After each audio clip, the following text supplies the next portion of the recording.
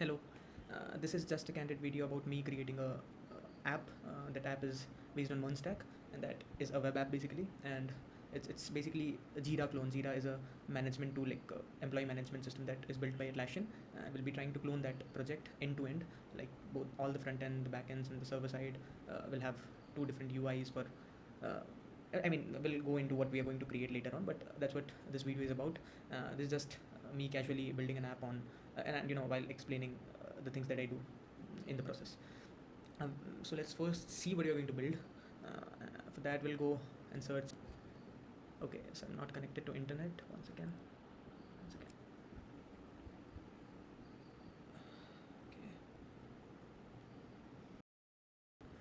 So we're back. There was a pain for some reason. The campus Wi-Fi isn't working. Okay, so this is basically the product that we are going to clone. Not the exact UI as such, but then the use case that it is providing. So this is the use case that Jira provides us. Now, these are basically the tickets that are raised by the team lead. Say you're working in what Jira is in the most layman term is a software that helps connect the users and the developers. And the only thing common between a user and the developer is the issues that the users are facing, right? So what Jira does is Jira lets the manager know the issues faced by the real-time users, and then manager raises the tickets raises the issues to the developers. Now this is the UI that the developers are going to see, so these are the issues that are to be done, and now this is set to them by the manager. Like these are the to-do tasks, and these are the tasks that have already been picked by some developer or the other, and it's in transit, it's working. Now these are the tasks that have been submitted by the developer to the manager, and now the manager is reviewing it. Okay, and now after reviewing is when it goes to the done section. That is how we get to know ki the issue is resolved. And likewise, this is the entire process that will be continued with each update. There can be issues which with each new device coming up in the market. There can be issues, there can be compatibility issues, there can be issues that are related to laws that are specific to a certain country. You cannot take, say, information, all the informations in all the countries so openly as we do in the countries like India, US, etc. So we'll have to comply with the rules and regulations, and those things are getting done using this kind of process. Now this is a never-ending process. YouTube, from its launch in 2008 till 2024, is being doing this every update that they push. So that's what this is about. And having said that, let's go to the actual system that we are going to build. Of course, we are not going to clone this end to end. I mean, of course, end to end as in functionality wise, this will have it all, but we are not monetizing it, so we don't want this sign in button, like not sign in button, like these kind of things here. So that's what exactly we're going to build, is what will be seeing now. Okay, so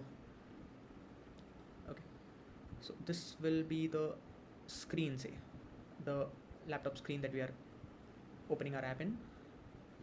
Our app will first have this nav bar. Okay, now nav bar will have a logo and then a couple of nav items. Say we have 3 nav items for now. We'll have this one, this other one, likewise another. Okay, now we'll have this. Okay, fine, let's write what is this actually. This is nothing but a logo, and then this will be, say, home. This will be, say, the issues, and this will be it can be auth, it can be login, logout basically. So if the user is logged in, this button will be like log out, or else it will be logged. So let's for now write this as auth. Okay, done. Now we'll go for the main part. This is how the tickets that are raised will be looking like.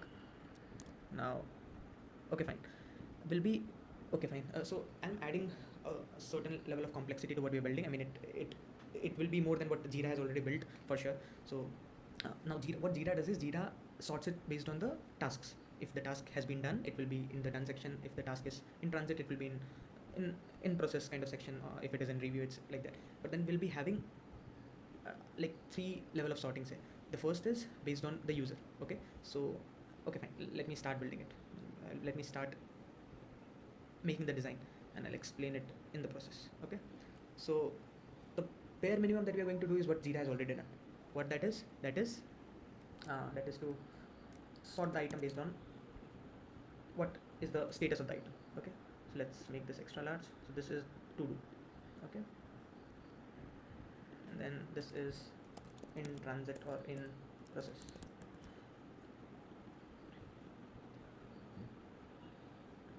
Okay, and likewise say this is completed. We can have other sections. So now we are just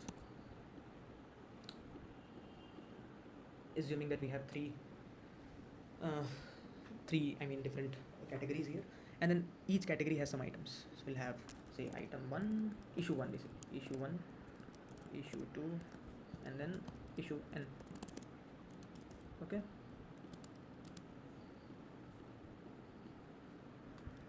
now this will be having that as well, and likewise this. Okay, so now this is what Jira has already done. Now we'll be having a addition to what Jira has done. That addition will be nothing but a different UI that can be used by the manager. Okay, and that UI is specific to this. Employee 1 is having certain number of, say, issues under him, right? And likewise employee 2,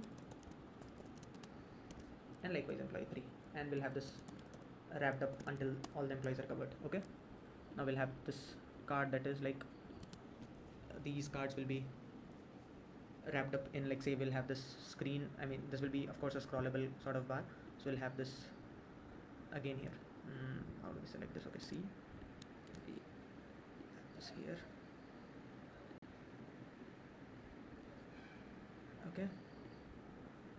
Okay, so we'll have this kind of setup. Okay, we'll have employee 3, and likewise we'll have this employee n.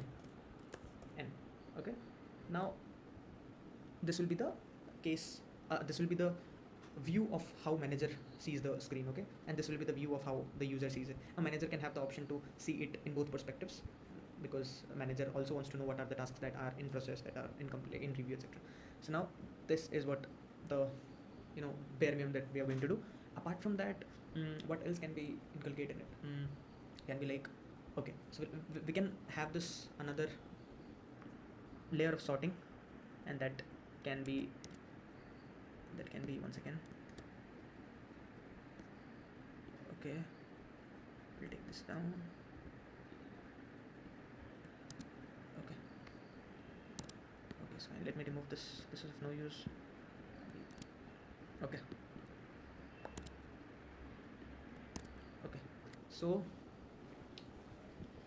yeah, a second layer of sorting that we can implement is based on the priority. Say this is a very high priority kind of task that is to be completed ASAP. Say you're streaming you're working in a company, say Hotstar, and it provides streaming services, and you have a match at, say, 5 p.m. and then you have some issues in terms of scalability. Say after the viewers count is more than 2 crore, your system starts to stall. So in order to avoid that, you place that issue at the high priority, so that before the match itself, the engineers basically sort the issues out. So this is, say, medium priority, and this is, say, low priority. Okay, so we can have this level of sorting as well. And can we think of any other aspect based on which we can sort? Okay, employee based, to do task. Okay, for now let's leave the front end till this much, and we'll start working on the back end now.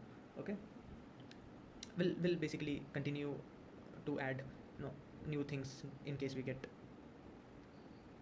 to know about something, some better ideas while we work it out. So let's start with now, how will our backend look like? So the backend, according to me, can be, okay, fine. So let's get through the data that are required for this.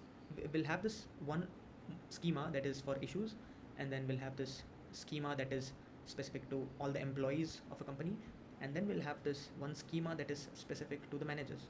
Okay, because not only a company has a single manager that looks into all the issues. So we'll have this issues specific to a manager, issues specific to a priority that is based on this priority level, issues specific based on employee, and then issues specific based on this the process at which it is right now at.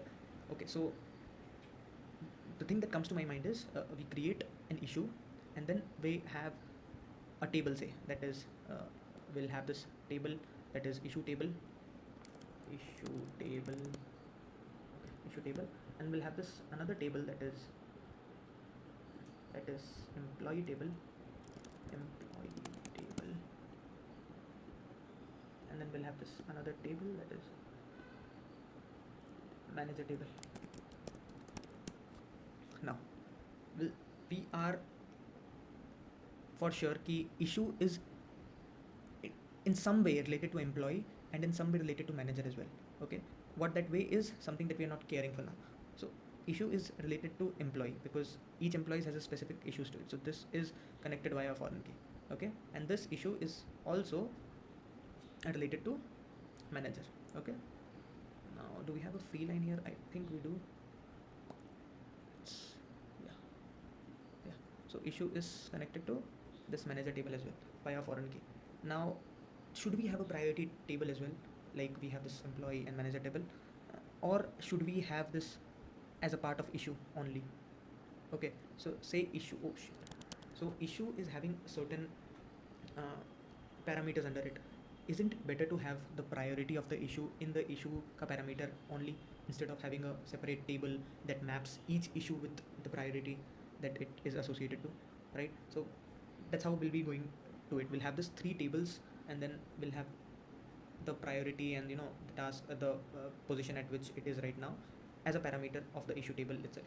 So that's how we'll be moving forward, and this is how our screens will look like. Of course, we'll try to make it a little beautiful, but then for now we'll focus on the functionality only, because that's what matters eventually at the end. We're solving a problem. Okay, so shall we now go on to create the backend part of it? If yes, then let's go. I don't know why I'm self-talking, but then yeah, jo bhi. Okay, so we'll be going to create a new app. Okay, so yesterday something really weird happened. I ended up coding the entire backend and recorded a video of say length 1 hour 50 minutes, 1 hour 40 minutes or something, but the screen wasn't recorded. Like the screen was stuck to the drawing board that I was drawing the system design on, and it was too bad. And I just woke up now and plan to wrap this up in the sense wrap the backend at least. I initially thought to skip it, but then since it's the vacation time that I'm in right now, plan to somehow just get through this project in front of the camera. So we'll code the entire backend again. It's too tiresome, but we'll have to eventually, because that's what we thought to. And yeah, let's start now. I'll delete the folders that we had created yesterday. Okay, so this was the folder that we coded yesterday. I mean, we'll start from the beginning. So let me remove this completely. Okay, and hopefully it's now visible. Yeah, it's recording the complete screen now. So the first step was to create the folder, the project folder. Okay,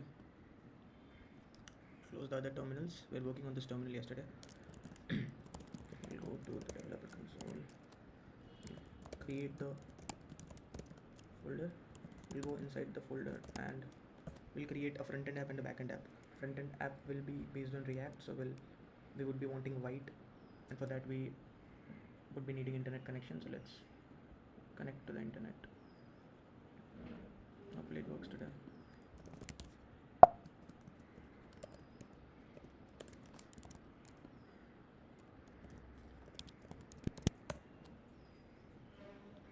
Yeah, it does.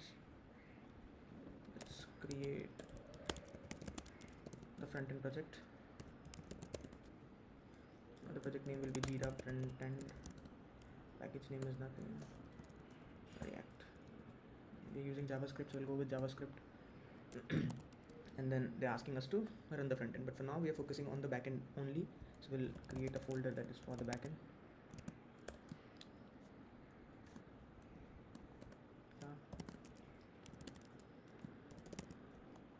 Okay, CD. Now we have to initialize this as a npm repository. I mean npm. We'll have to initialize this with npm because we're going to use third-party libraries that is given to us by npm. So we'll have to initialize that. So npm init, and we won't be going with the default value, so we'll type it ourselves. The package name is Jira, version is correct, description, description Jira backend with Express, Node and Mongo. Entry point is server.js, I guess. So typically the test command is nothing, git repository, nothing, author, nothing. Is this okay? Yes. So we have the package installed. So now we have the initialization done. So now we'll have this new file that would have been created, which is by the name package log.json. We'll see what that is. So we have this. Let's see what that is. Package.json. Yeah. So this is the file that will have all the third-party dependencies that we'll be using. Okay. So we'll be using dependencies like Mongoose, MongoDB. We'll be using GWT. We'll be using Express. We'll be using body parser and a couple of other things. So that's what this file is about. This will tell us the information of the packages, third-party libraries that we are using. Now, why is this important? This is important in case you share your code. You do not want to share the modules folder. So in case you just share this file to that guy, the guy knows, or the person you are sharing it to knows the dependencies, and then only those dependencies are installed. So helps with that. Now I've created this. Let's create a basic Express server. For that we'll have to go to VS Code to code things up now. So this is the coding editor that we are using. We'll file as server.js, and then we would be wanting nodemon as well, because nodemon is to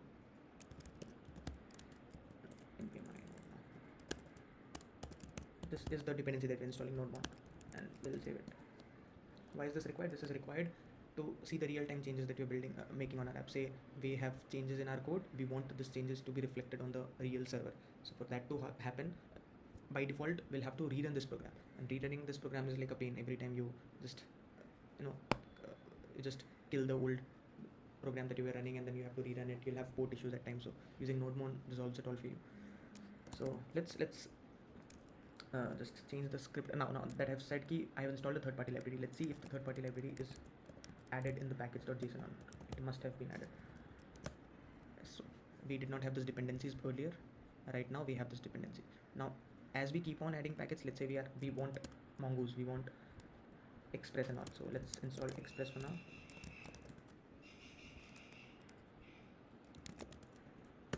You see Express as a dependency is added away. So let's create a small server now. Const Express, initializing the Express app.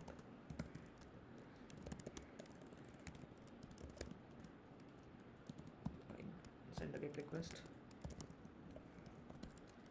I'll just send the response as I was invoked or something. I was invoked.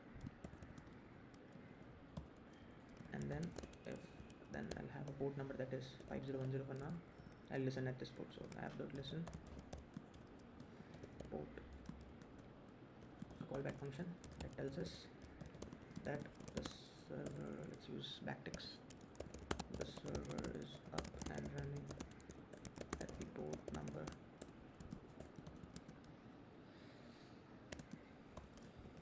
Okay. Now this is the server. So if I send a GET request, let's make this as all for now. If I send any sort of requests here, we'll be getting the console. In the console we'll get this, like the server is up, and like in the route we'll see this I was invoked. So let's try with the post request at first. Let's go to Thunder client, and actually I've tested most of the things, but I'll have to test it because of the video not getting recorded. So let's create a new collection. This is Jira backend, and now a new request that is a post request. Say post dummy post request, and that post request is http local post 5010. Okay. Now in the GET request also we get a response, but in the post as well we should get response. So why am I not getting it? Because I have not run the program. So let's run it. Nodemon server.js. Okay, fine. Let's change the script file first. We'll go here. We'll change.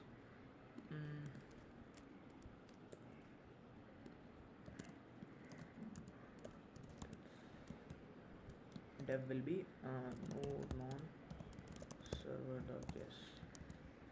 let's now run npm run dev. Okay, so our server is up and running at the port number 5010. Let's go and test it. We'll send a get request. Let's rename it as test, and then we'll send a get request first. I was invoked, so get request is working. We'll send a post request. You're not sending anything in the body. I was invoked again, so it's working. Let's check that on the browser as well. We'll go here. Let's close all this.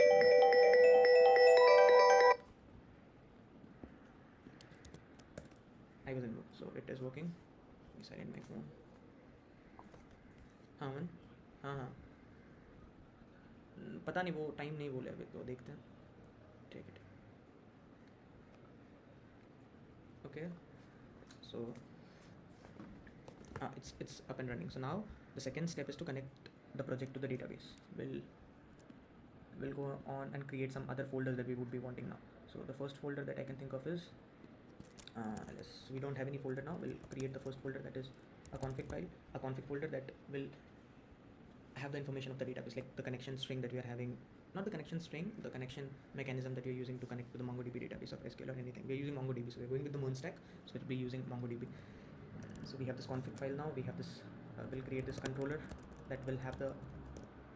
We'll first create the schema folder or the model folder, models, that will have the schema of all the tables that we are going to use.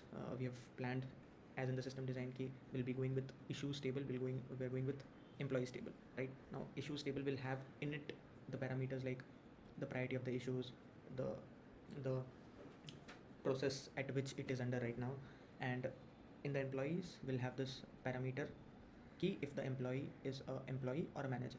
I mean, of course both of them are employees, but if it is an engineer or manager. So that is how we differentiate between employees. So instead of having two different tables, one for managers and one for engineers, we are having this one table by the name employee, and we'll have a parameter that will distinguish between a manager and the engineer. So we'll just create a model folder and then a controller folder that will have the core logic involved. Okay, so now let's go to the config folder. No, let's go to the config folder here, and for that we'll be wanting a connection. So for us to connect to the database, we'll have to go using not the local database. We're going to use a cloud-based database, that is MongoDB. Yep.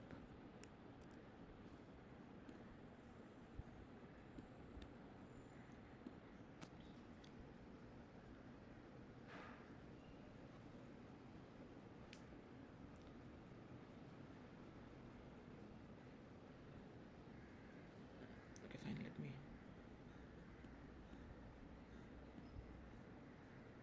We'll create a new project. We'll name this as Jira revamped or something, and then yep, for now we are the owner and create project.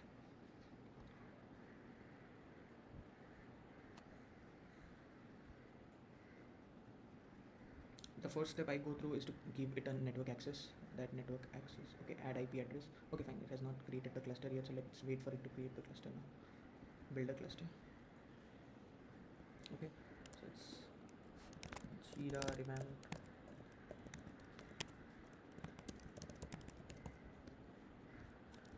Okay, done. Okay, cannot have spaces in here. Oh shit! No, wait, I have to use the free version. Glad. Then it asked me for the payment reset. Okay, reset. Fine, we'll re-enter the values. Jira revamped. Use the free version and then create the deployment.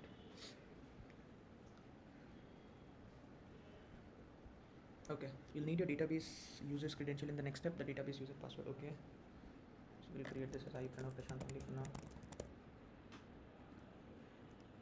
Okay, this is the permission. Now create database user. Fine, I've created a user and the ID and the password both, because we'll be getting a string now, and that string connection string now, and that connection string will have placeholder value of my username and the password, which will have to replace it with the actual value. That's why I've used a simple password. So I would be wanting to, so you can connect it using various ways. So you can connect it using Atlas SQL. You can have a environment for MongoDB specifically designed for like VS Code. You can connect it using Compass. This is like a GUI version of it, and we are using the CLI version and the cloud, so it's very easy. that way. So they're asking me to install MongoDB. That's the dependency that we'll be installing. So now let's go to the package.json again. You see we don't have a MongoDB dependency here, but we want that, so we'll install that MongoDB. Now if we cat this again, you see this MongoDB dependency getting installed. So we'll be also using Mongoose. So let's install it for now. Mongoose is I'll show you what Mongoose is. 1 second. So Mongoose is also installed. Done. Let's go and see first what Mongoose is, and then I'll tell you. Mongoose. So Mongoose,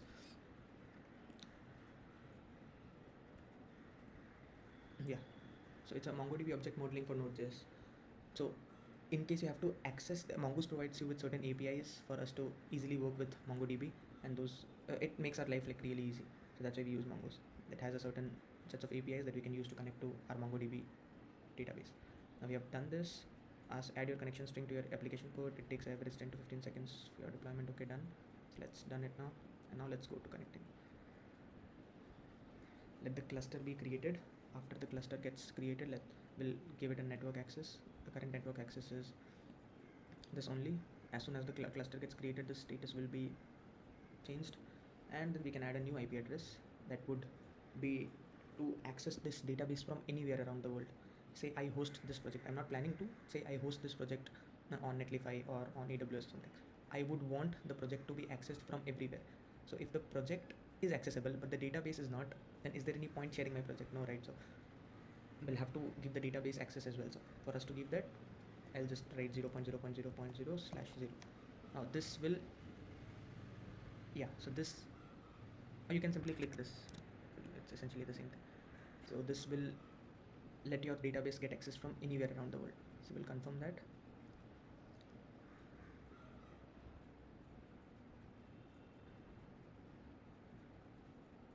Let this get active as well, right?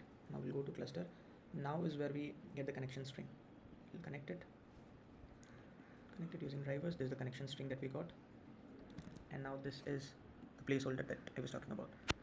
Now so it's a good practice to have a env file created that to put in the secure informations. So we'll be creating the env file, and in the env we'll be having Mongo URI. This is the Mongo URI. Let's replace this with the password. The password was ran off Prashant.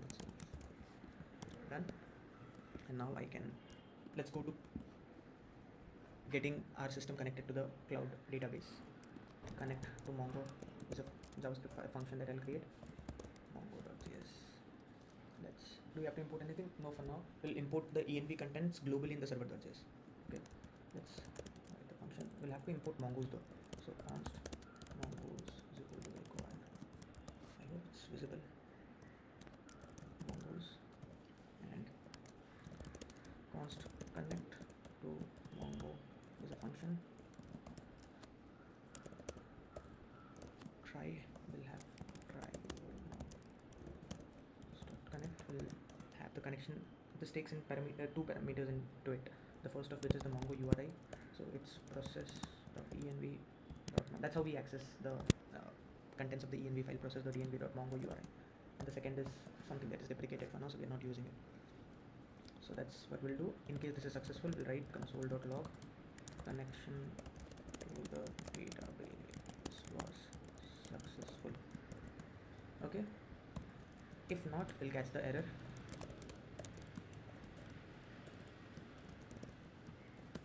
And we'll write console.log the connection to the database ended up with the error and specify the error.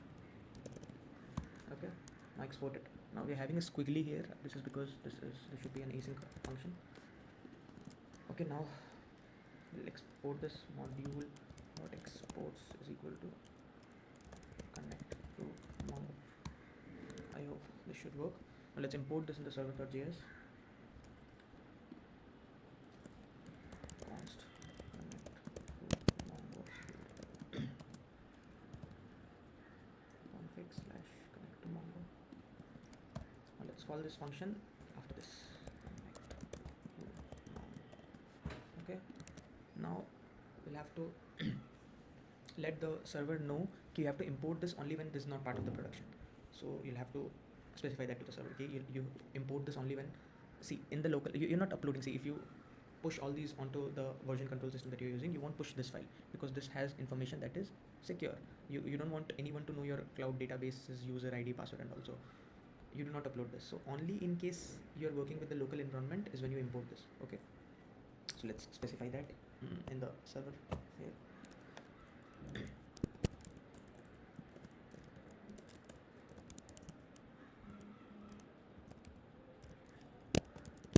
The node environment is not production, is only when you do production, is only when you require the dot env dot conf. Okay, but now you have to import this dot env in itself is a what do you say dependency that we are using, so we have to install the dot env dependency. So dot env, something that you installed it, and let's run the program. Okay, so I'm getting an error. So that's the benefit of using node mont. You were making changes and the changes were getting reflected here. So they're asking the server is up and running, the connection to the database ended up with error, the URI parameter to open URI must be string got undefined. Okay, I think it should run now. Let's npm run dev. No, I'm having issues because the port is changed. Let's change the port. Let's change the port to 6010 and then rerun it. Okay, server is running. Let's see if the connection is successful to the database.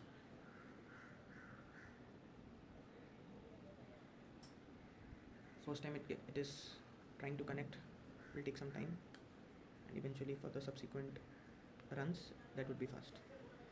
Let's see, why is it taking so long? Okay, so connection to the, okay, so it could not connect to any servers in your MongoDB. One common reason is that you're trying to access the database from an IP address that, okay, but I made sure ki I am network access. Yes, I have this set up already.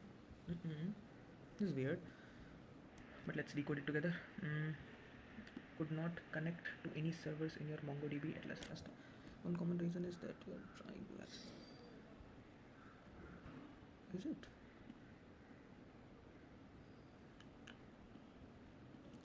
But I did let it access from. Did it not get updated or something? You will only be able to connect to your cluster from the following IP addresses, and 0.0.0 includes your current IP address, of course. This is weird. And let's restart it. Okay, I had this thing how I mean, we can see either change the port or let's have this one.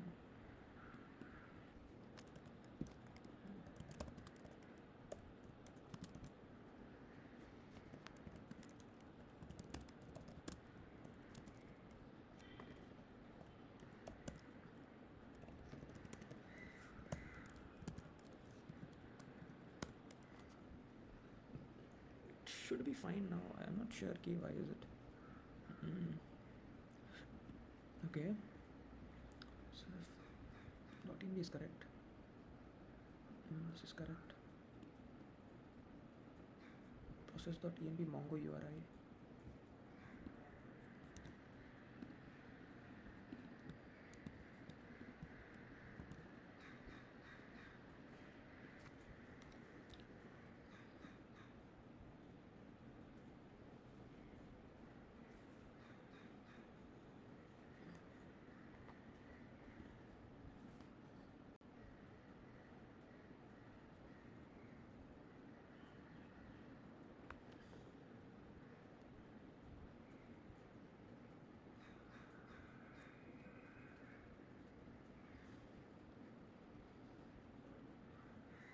एक second, the IP is already whitelisted, isn't it? So let's delete this first and then add an IP address, allow access from anywhere, confirm.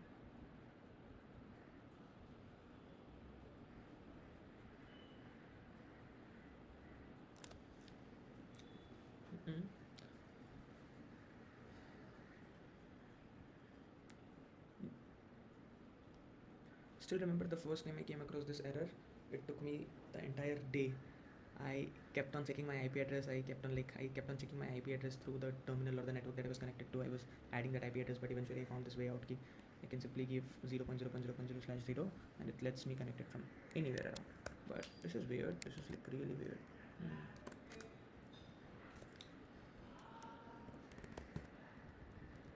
It's like really weird. Let's see.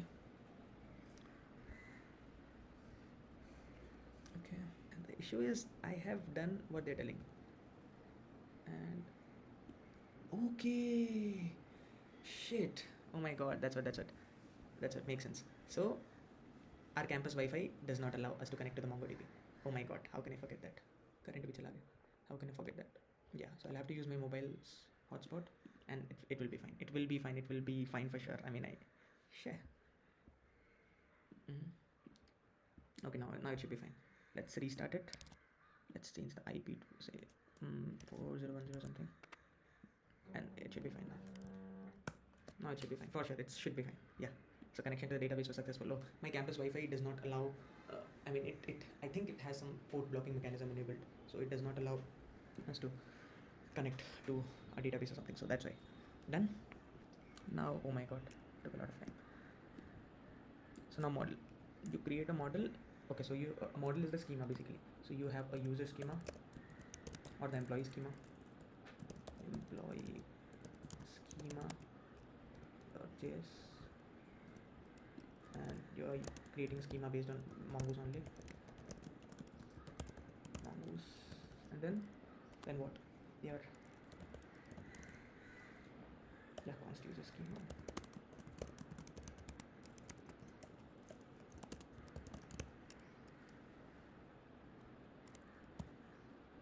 Mongoose dot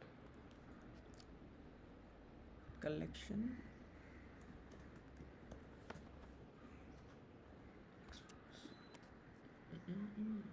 Let's see.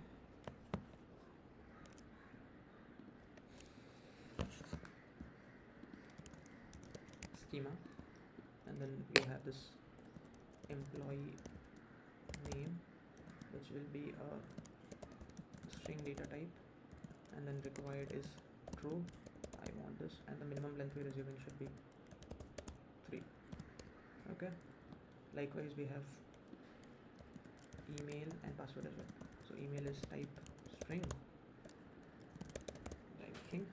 and required, it's a required field, so it should be true, and then it should be unique. So unique, true, and if it's not unique, the email is you throw an error key. Email is already associated with the organization. There can be two scenarios. Either change your email or proceed to signing in. Done. Now I have this password field. Password, which is again type string and required true.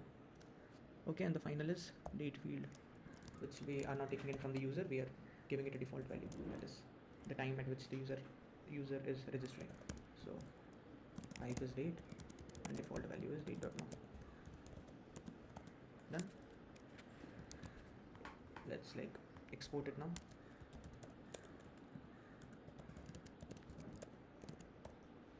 Mongoose.model. We're exporting user schema.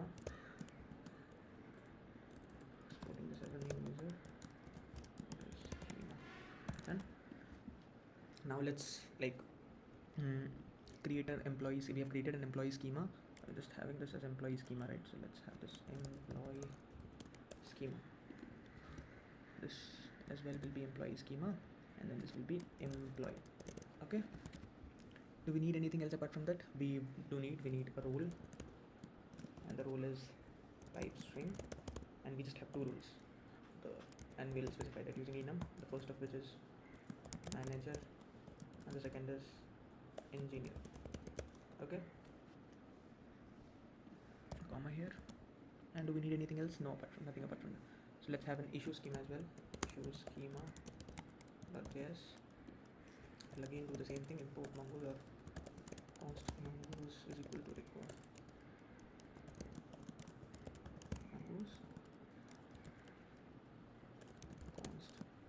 issue schema is equal to new mongoose.schema. Okay, so the first thing is issue name, issue title, issue title or like let's have this as small letter, and the type is string again, and required is true.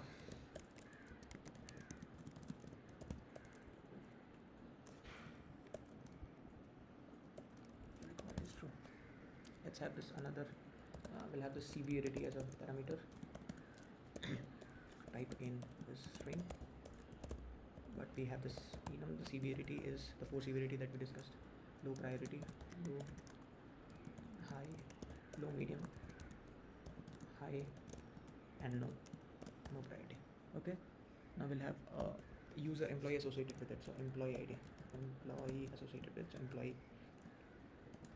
Now this will be again type string. So once again, we're not having an ID associated with the employees here, because MongoDB, you can do that, of course you can, but it's not a good practice to give the ID by yourself, because there can be cases when your algorithm doesn't function well and 2 users get a same ID, and ID being a primary key cannot be same. So it's better you leave this to the MongoDB to give a very long sort of ID that is unique for all. So we will and that ID will be given as a parameter by the name underscore ID. This is given by MongoDB, so we'll be using that ID. So that's what type string, and there cannot be any issue that is not raised by an employee, so there it should be a required field, because there cannot be an orphan issue basically. So required is true. Do we need anything else apart from it? Title ho gaya, issue ho gaya, who raised the issue ho gaya, and okay, we'll have it. One more, that is status. So status is again type string, and enum to do, in transit, in process, to do, in process, in review, and done. These are the 4 statuses that we are sort of defining now, and yes, I think it's done. Employee raised by and employee allotted to. Shall we have 2 different parameters? Employee raised by and employee allotted to, or the employee that has taken up the issue. We can look about that later. We can think about that later. So let's now go here and export it like we did here. Let's just copy this issue schema. We'll just paste this issue and then issues schema. Done. Now I've created models. Let's go on to create the server now. This controller now. So the controller is the main brain where all the logics are written. Let's have a user controller. .js. Okay. So for user controller, what are you planning to do? You're planning to. So let's go through the roadmap once. We'll go to Xcalibraw. So this is the user. Life cycle of what happens. So first, user signs up. In case of signs up, what are the things that user will do? User will give some attributes: email, password, name, etc. Now you have to first hash the password, and we're going to use tools like bcrypt and bcrypt. That's a library, JavaScript library that we'll be using, and that's an npm library basically. And the second is we'll have to send back the token to the user that is in login. So we'll hash the password and then save it in the database, so that even if our database gets hacked or something, we'll have the password saved in title. You're not storing the password as Pranav Prashant. You're storing that with a very we're encrypting it and storing, so it's like ZSH and all will be there. So we'll see that right now, but that's how we'll be doing. And then we'll return the user. Return user to the front end. So that's what happens when user signs up. Now, second operation that the user controller will do is to log in the user. So first we'll have to create the user, that is done by the sign up, and then we'll have this login wala thing, in which again user gives us 2 things, that is email and password. We'll have to first decrypt the password not decrypt the password essentially, we'll have to compare the password, compare the compare the password with the encrypted pass. Okay, we're doing that, and then having done that will be if the user exists, does not exist, doesn't exist, we throw error. These are the cases when we throw error. Or else if the user exists but the password doesn't match, we throw the error again. Okay, and then in case these are not the case issues, what do? We'll create a token. But creating a token takes in two parameters, the first of which is an object and the second of which is an secret key. Okay, so in the object, the first is the user ID and the second is the expiration time. So we'll have to create the expiration time first. Create an expiration time, date or time for the token, and then you create the token, and then you give this token, one second.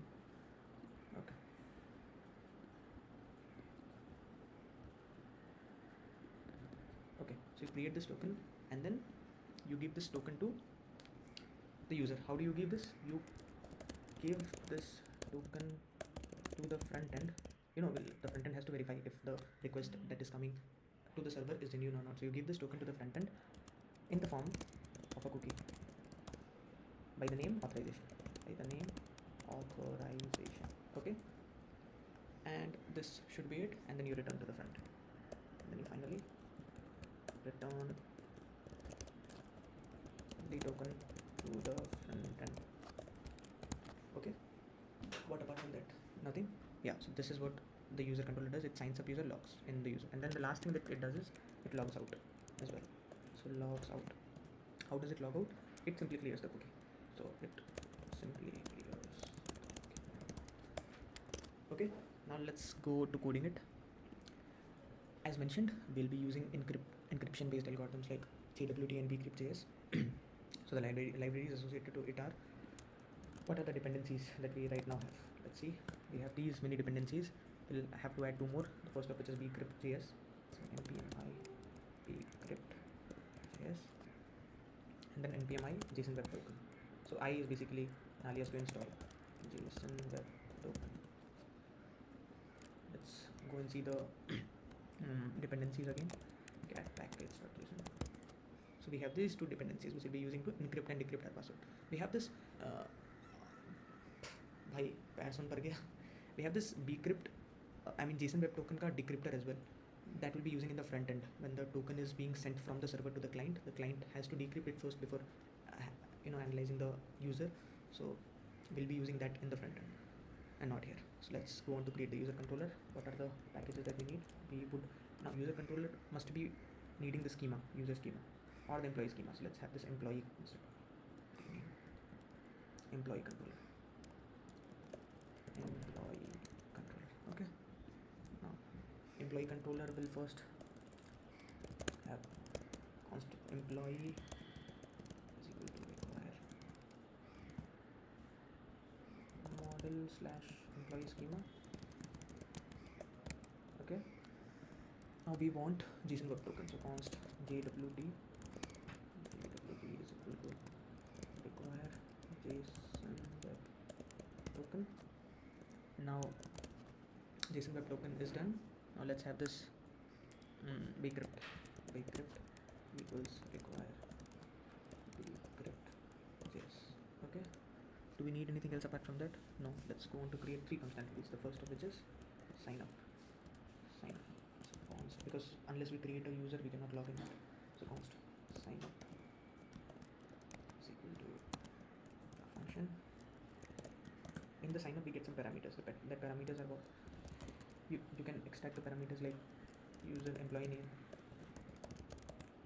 equal to request dot body dot employee name, and likewise you can have this 4 things which are with respect to the 4 parameters that is associated to an employee: employee name, email, role, password.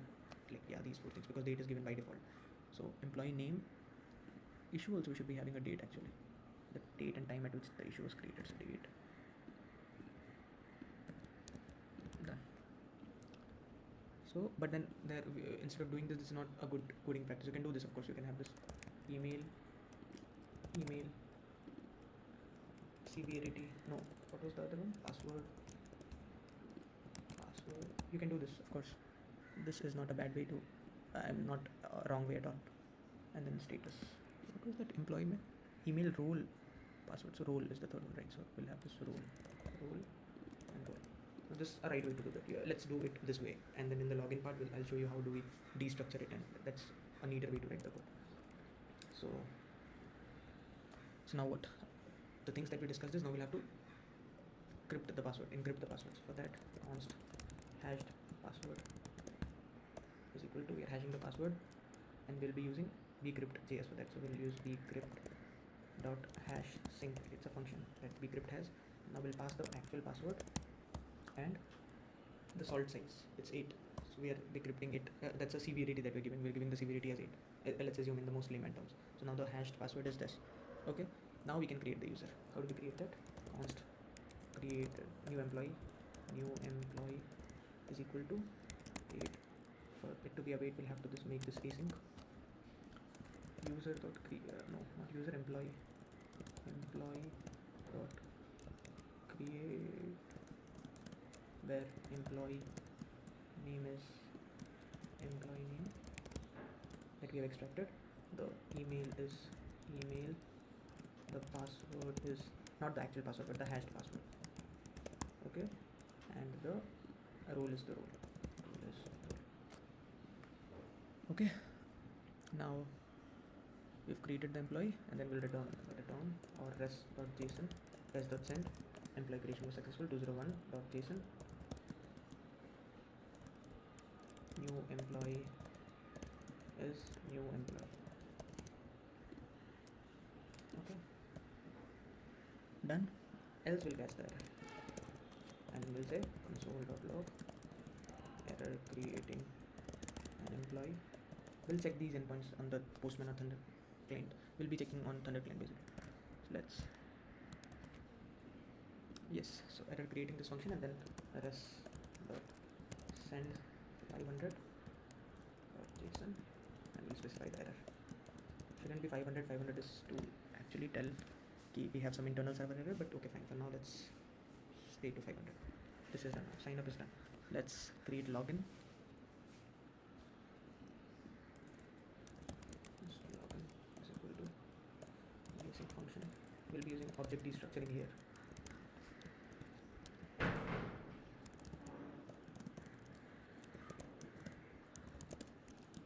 Const username, and not username, email and password is what we're using, right, to login. So password is equal to request the body. Now see how beautiful does it look. I could have done this instead, but then that's a little messy. You know, 2 lines of code. Likewise, if we have 7-8 parameters, you'll have to spend 7-8 lines of code. So it's a better practice to keep your code as small as possible. So that's why we're squeezing this to just a single line. This is known as object destructuring. Okay, now I've taken this email and password. We'll have to, now this was a lengthy process. You'll have to compare if the password is equal to the encrypted password that you have stored in the database.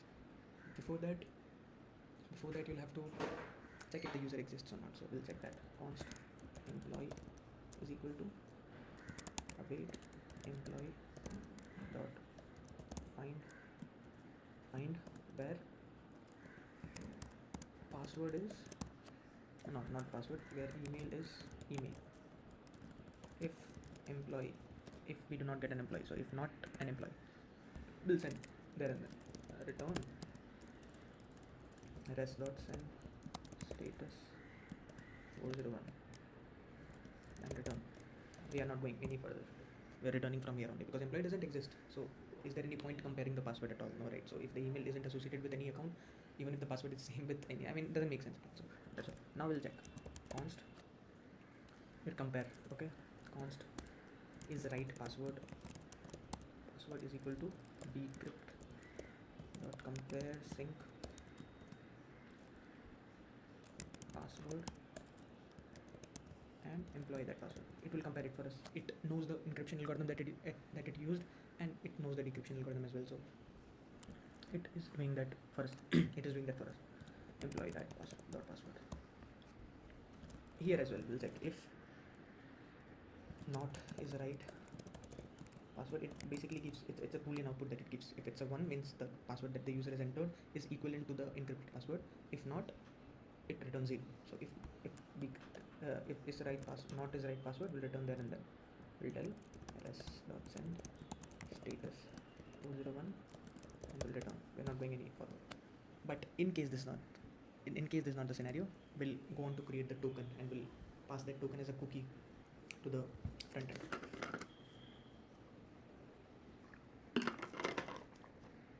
To create a token, we want to have an expiration time as well. So we'll create the expiration time,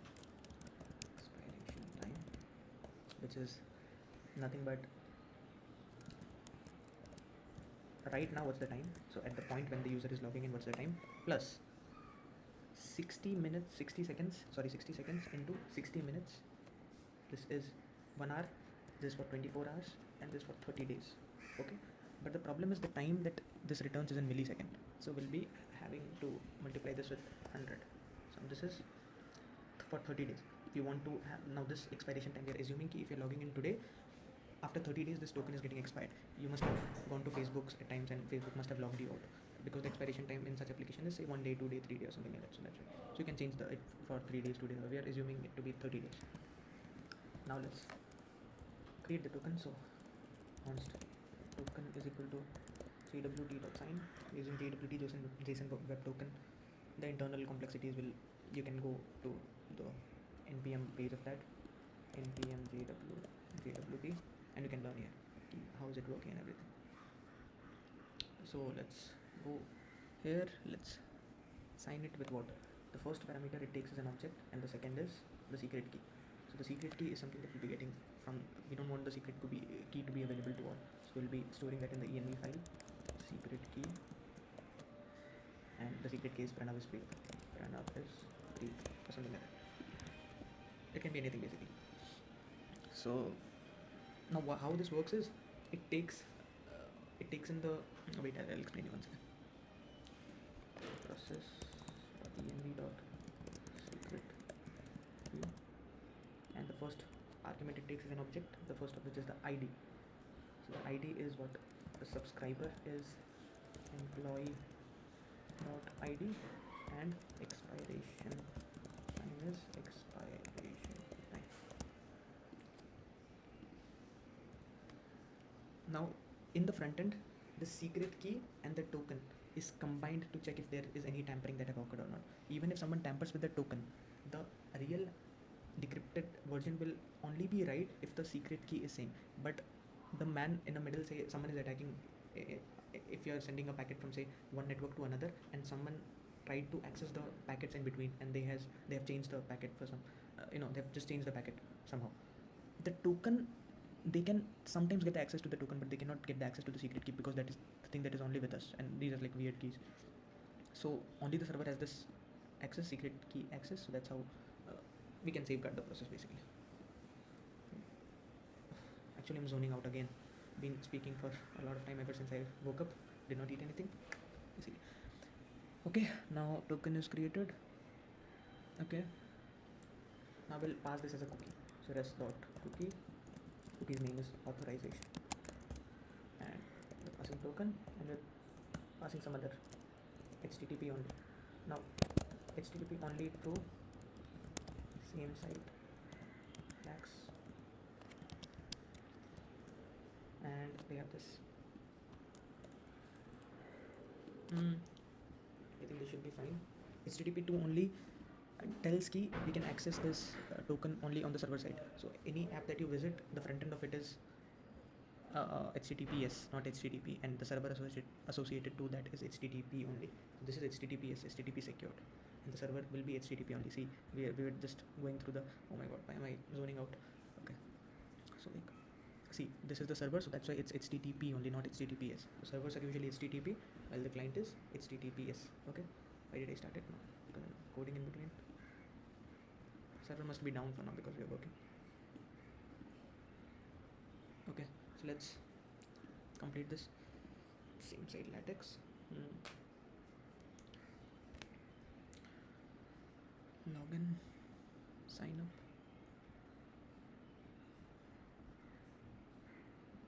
and then after that we'll send the token. Rest.json, we'll send the token to the frontend. In case there is an error, we'll just tell console.log error logging in. Done. Now we have this logout only. That remains logout. This is the easiest. All you do is you clear the cookie. So rest.clear cookie authorization log success. Oh wait, I don't want a console here. Catch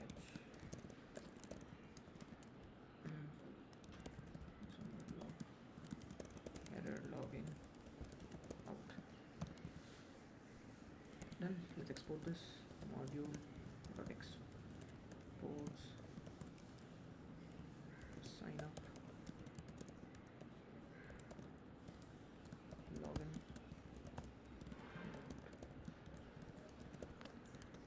Okay.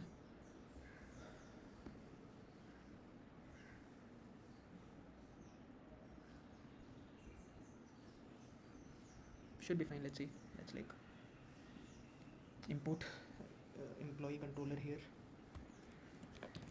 Const employee control.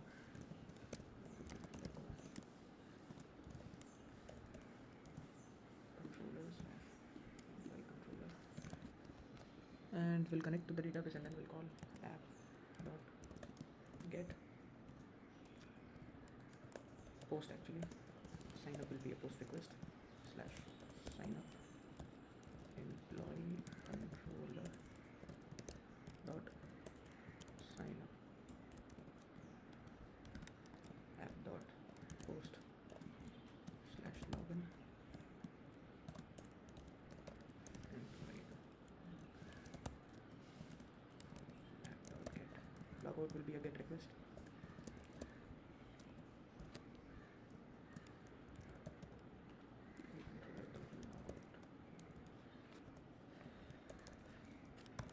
Okay, shall we try this now? This is correct. Let's go on to create a, let's close all this for now.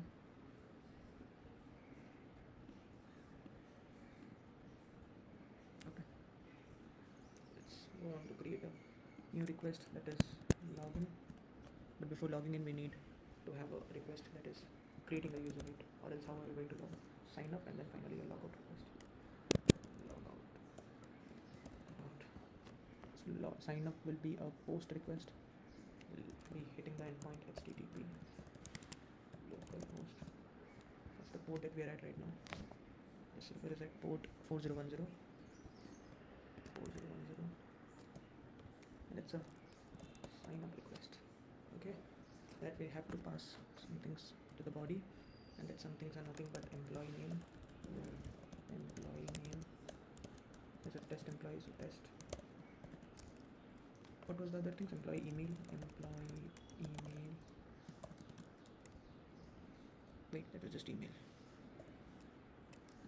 So test@gmail.com, and role manager. What else? Date was something that was given. Employee name, password. So password was test. Okay, test. And what else? Nothing.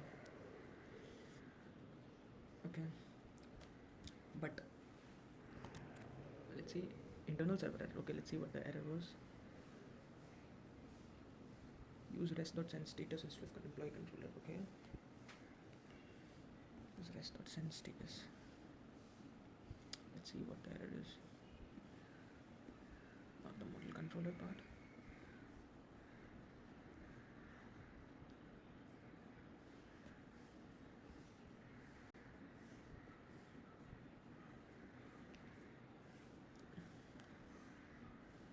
In which function did it specifically cause an issue? Sign up.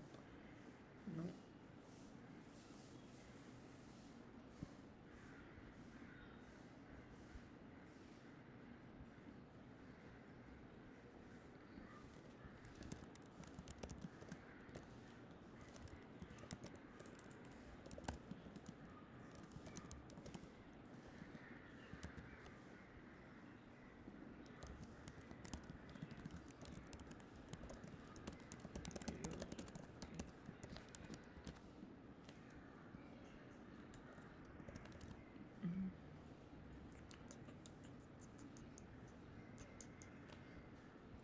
Sure of one thing is the RDS function.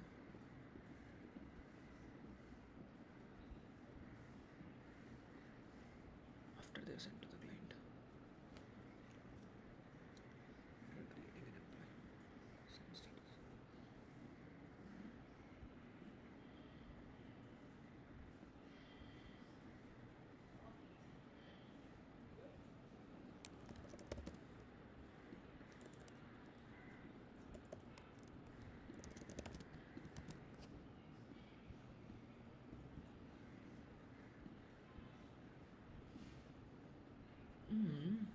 Res.send status.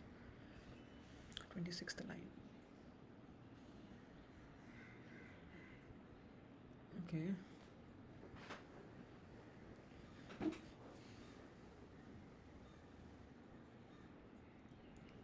Not employee return res.send.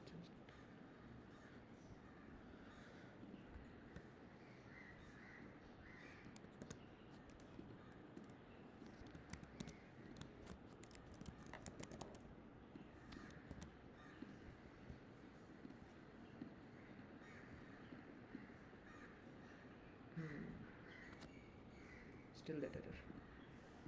Okay. Should be an error actually. That's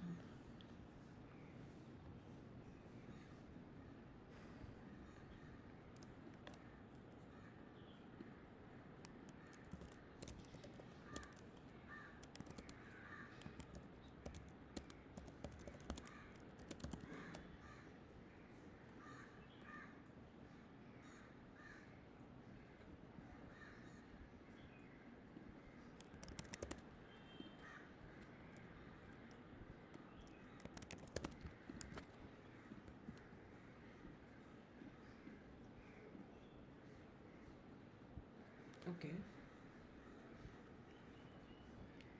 I remember coming to this. I remember getting this issue once more, but then res.send status.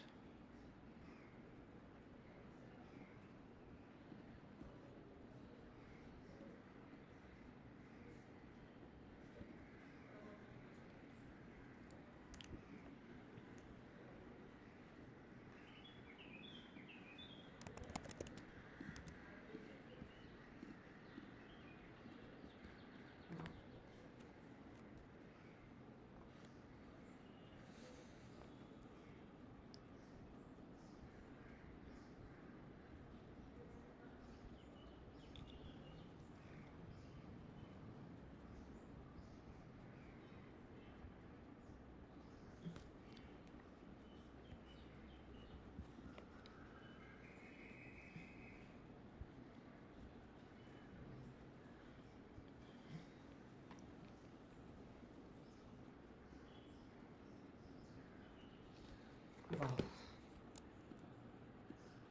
Very good. That's not status now. Status.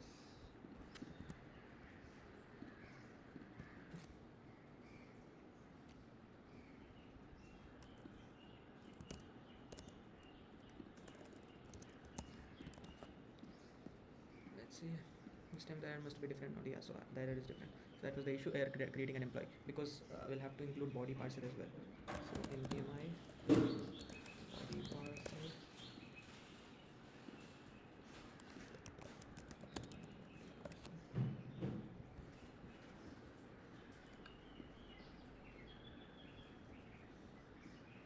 So we would be wanting this as well over here.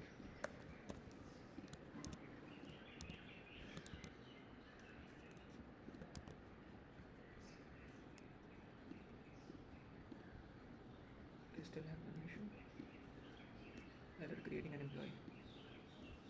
It's like, okay, what are the parameters that it is expecting? Employee name, email, role, password.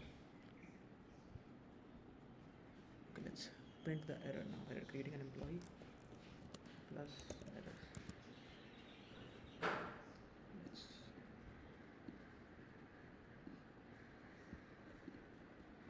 type it. Cannot read properties of undefined. Employee name is undefined. What?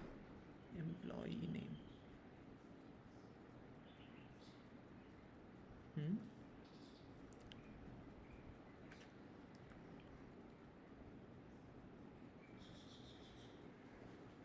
Okay, let's print the rec.body once.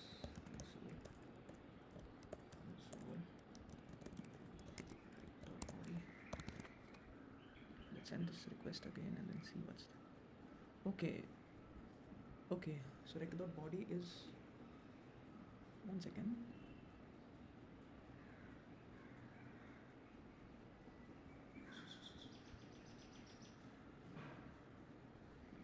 Okay,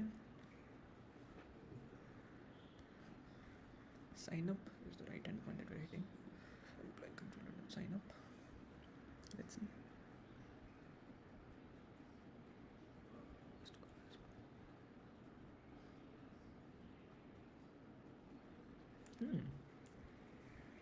Interesting.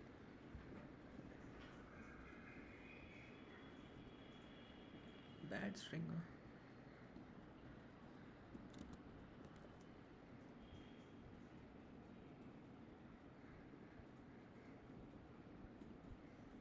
Okay.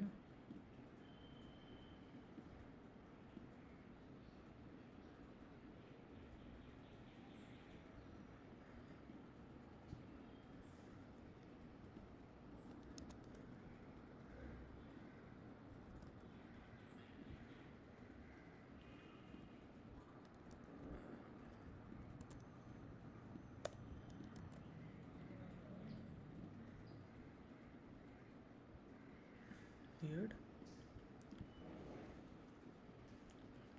Cannot read the property of.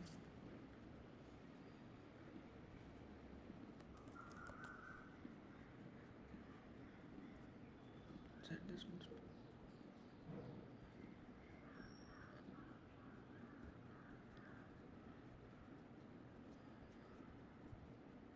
Okay, I don't have a body here.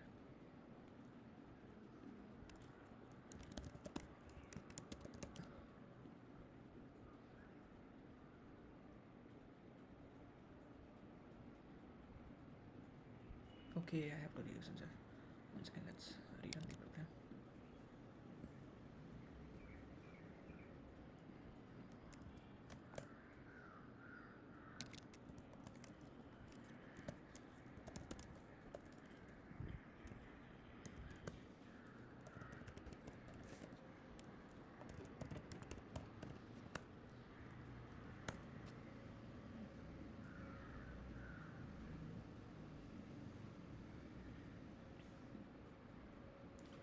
Okay.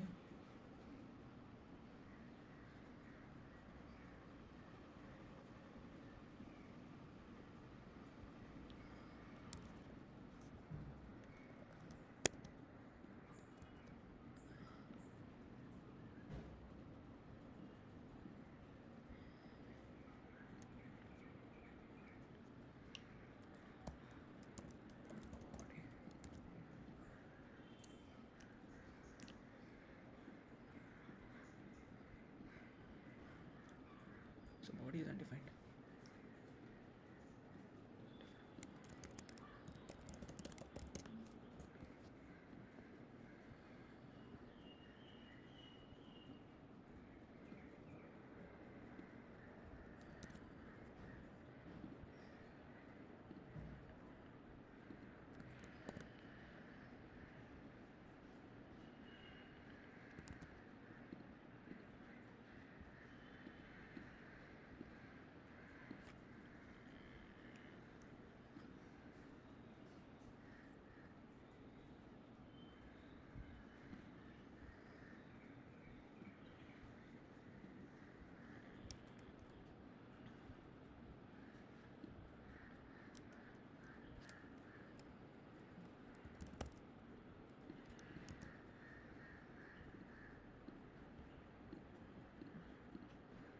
Okay.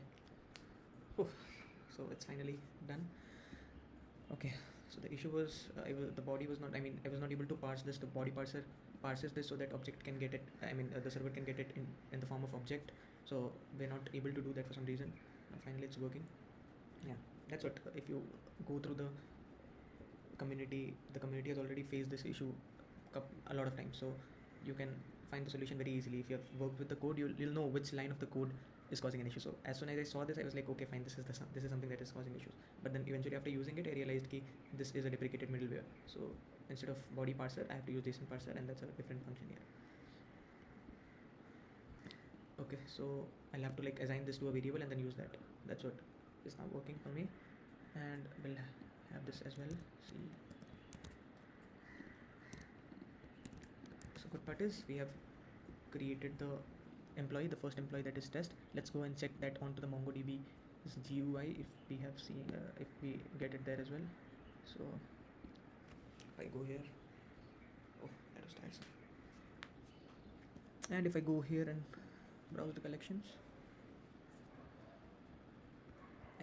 I get to see a new employee by the name test and test. Let's now, you see, if the password that we have written was test, but it is now hashed with an hashing algorithm. So let's log in and see if this works. Let's go to the login endpoint and http localhost login. This will also be a post request, and in the body we'll pass email as email as test@gmail.com, the password as test. Let's log in. Okay, fine, I've used once again. I know where the issue is coming from. I shouldn't await this.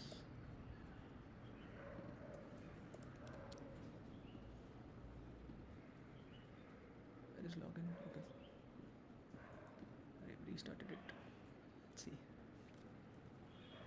test@gmail.com, password is test. Strange error logging in. Let's see what's the issue. Let's debug it now.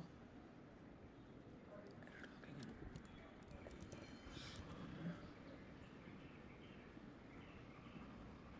in. Illegal argument, string undefined. Okay, is it? Okay, let's see. So what are we passing as a string? Passing if employee is equal to await employee of const log employee.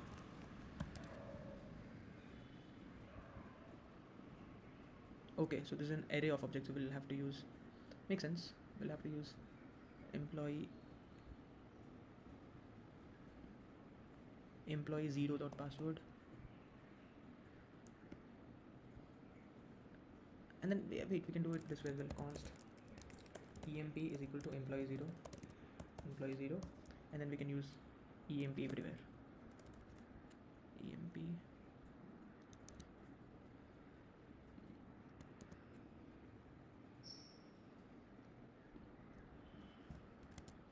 let's see now. Lax is not defined. Let's remove that.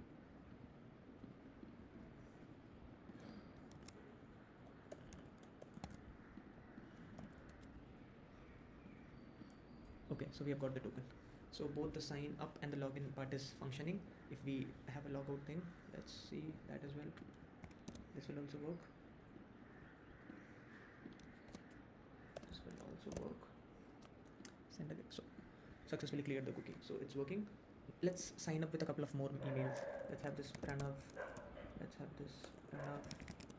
Let's have this as an engineer, and then this password is Pranav only. Let's sign up with, okay, engineer is not a valid enum. Okay, fine, engineer. So okay, I have registered myself as engineer, one manager, one engineer. So let's have an issue that is corresponding, or let's create. Okay, so let's complete the rest of the sections now. So the current agenda will be to start with the issue controller, and we'll go I will test the issue controller's API using Thunder client again, and then we'll go and explore the front end a bit. Front end might be a little challenging, but we'll focus less on designs. We'll focus more on the functionality.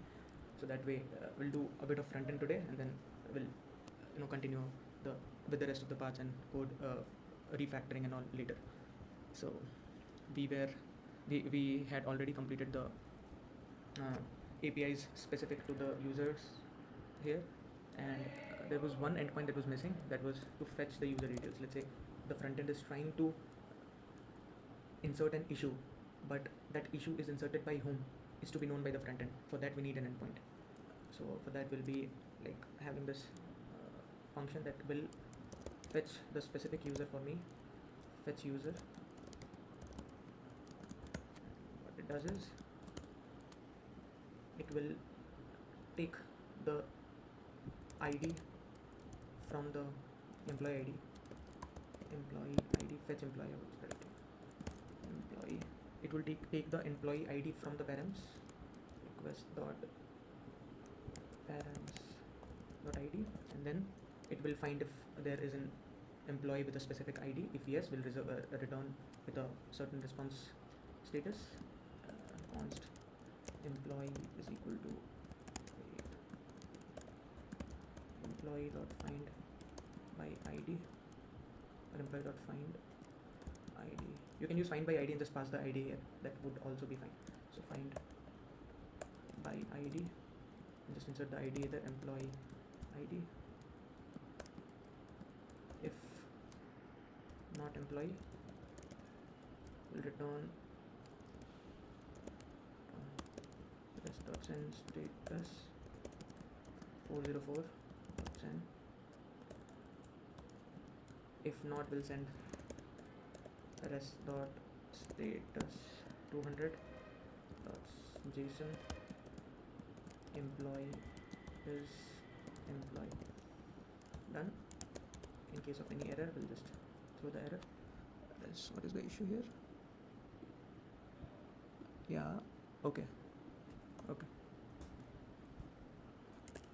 Else console.log error fetching the specific user, or the ID doesn't exist or something, and then rest.status 500.json error.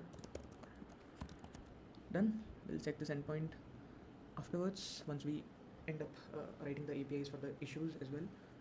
We'll see there is something that is missing. Yeah, this brackets here, bracket here. Okay, fine. We need a one. Okay, fine. Now it should be fine. Save it. Yes, there should be an async function. And yeah, it's all fine now. Let's just test it firstly. Let's test. We'll write this fetch a specific user, fetch employee, and let's go and get the ID of an employee. Let's create a new endpoint that would fetch all the employees for me for the time being. Const employees, const fetch all employees is equal to async request. This will fetch me all the employees. So that way, instead of me going back to the GUI and getting the employee ID from here, it's better to just fetch it there in the Thunder client as well. So try fetch all employees, right? So const employees is equal to employee dot find, and if you do not specify a condition, it will fetch you all the employees, and then we'll return. This will be an await employee dot find. Done. And then rest.send 200.json employee list is employees.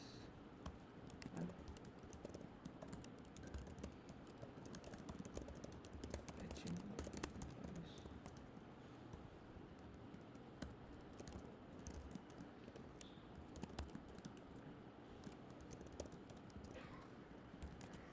This will fetch me all the employees. Let's go to server.js and write an endpoint specific to that as well. App.get a specific user. So get a specific user means, what would that be? Get employee slash ID. Employee controller dot. Okay, I did not export that. Let me export that as well. Fetch employee. Fetch employee. And fetch all employees. Fetch all employees. fetch employee. Let's change this to fetch. So there is an consistency with the naming. And then we'll have this fetch all employees. So let's copy this and paste it again. This would not require an ID. So fetch all employees. Fetch all employees. Fetch all employees. Should be fine. Let's go and check that in the Thunder client. Fetch employee. We'll rename this fetch specific employee. Specific employee. Before that, let's have a new endpoint that would fetch me all the employees. Fetch all the employees. So now this would fetch me all the employees. Let's try it. It's HTTP. Is my server up and running? No, it's not. Let's just. No, my server is running at 4010 port. So HTTP. Localhost. Fetch all employees. Okay, so I got an okay, but I did not get the employee list. Wait, did I not return that?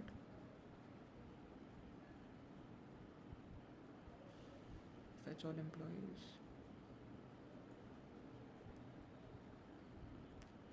Okay, 1 second. Yes, so I got it. All the employees are here. Now it's better this way, so I can copy the ID and then fine. Now the second endpoint that we created was to fetch a specific employee. Let's try that out. That is also a GET request. So HTTP localhost 4010. Now this has to have an ID field. So this is an ID that is specific to test user. Okay, let's go here and let's send this. I am not getting it. Okay, so there will be fetch employee. This endpoint. Let's try it. So I got a specific employee. So this way my frontend can know which specific employee has raised an issue or resolved an issue or marked as review or whatever. So fine, we've got this.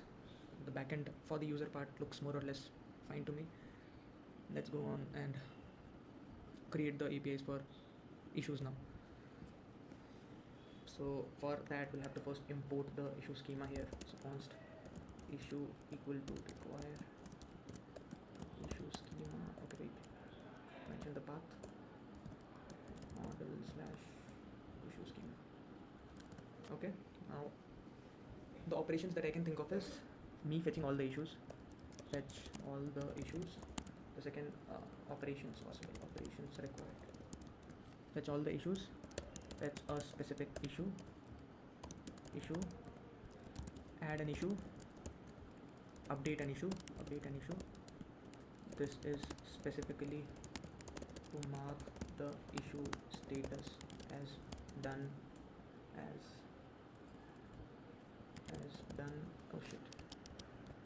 done or in process, etc. Why is this auto completed? Okay. Update an issue, delete an issue. Okay, add an issue, update an issue. Okay, fine. Let's start coding it one by one. The first of which is to fetch all the issues. For that we'll have to create an issue. Let's start with creating an issue. Create issue.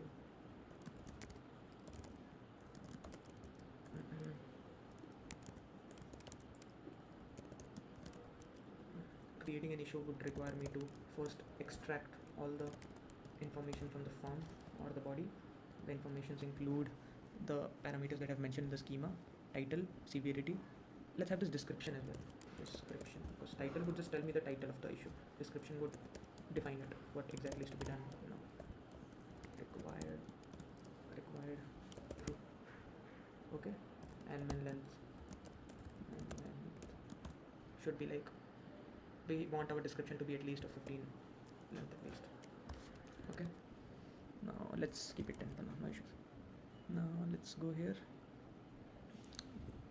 That was what? Title, description, severity, employee, status, date. Description, severity, employee, status, and date will be given by default. So we've extracted those information. Let's complete this. Console.log. Having done all that, if there are still issues creating, if there are still errors while creating an issue, we'll just throw that. Console.log. Errors creating the issue. Okay, now we'll have to create an issue. So we'll just create we don't want to hash anything, we just have to create it as it is. So const create new issue is equal to await issue dot create, title is title, description is description,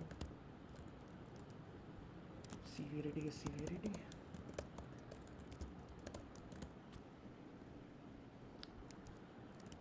employee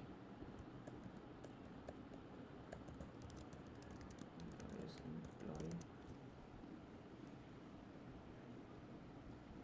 Okay, and status is status is okay. Now this should create an issue for me, and I'll read the return rest.status rest.json created new issue is create new issue. Okay, now the first one is done. The third one is done.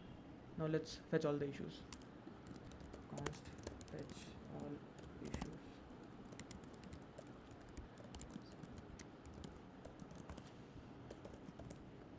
This will fetch all the issues. So just like we fetched all the users, it's plain simple. Issues is equal to wait issue dot find rest dot json issues is issues, and then this will remain as it is. Okay, now we have fetched the issues. Let's fetch a specific issue. Const fetch specific issue. In order to fetch a specific issue, we must be having its ID. The ID is usually given by params. So let's take the issue ID from the params, request dot params dot ID, and then we'll find that issue. Const issue is equal to issue dot find by ID, and that is issue ID, and it should be fine. So let's define issue specific to the ID is this. Wait, once again, I can enclose this into double quote and it should work. Yes. If not, the error remains the same. Errors fetching the issue, fetching the issues, fetching the specific issue. Done. I don't know, my obsession with exclamatory mark. Okay, so this is done as well. Let's update an issue and finally delete an issue. Let's delete first and then we'll update. Const delete issue.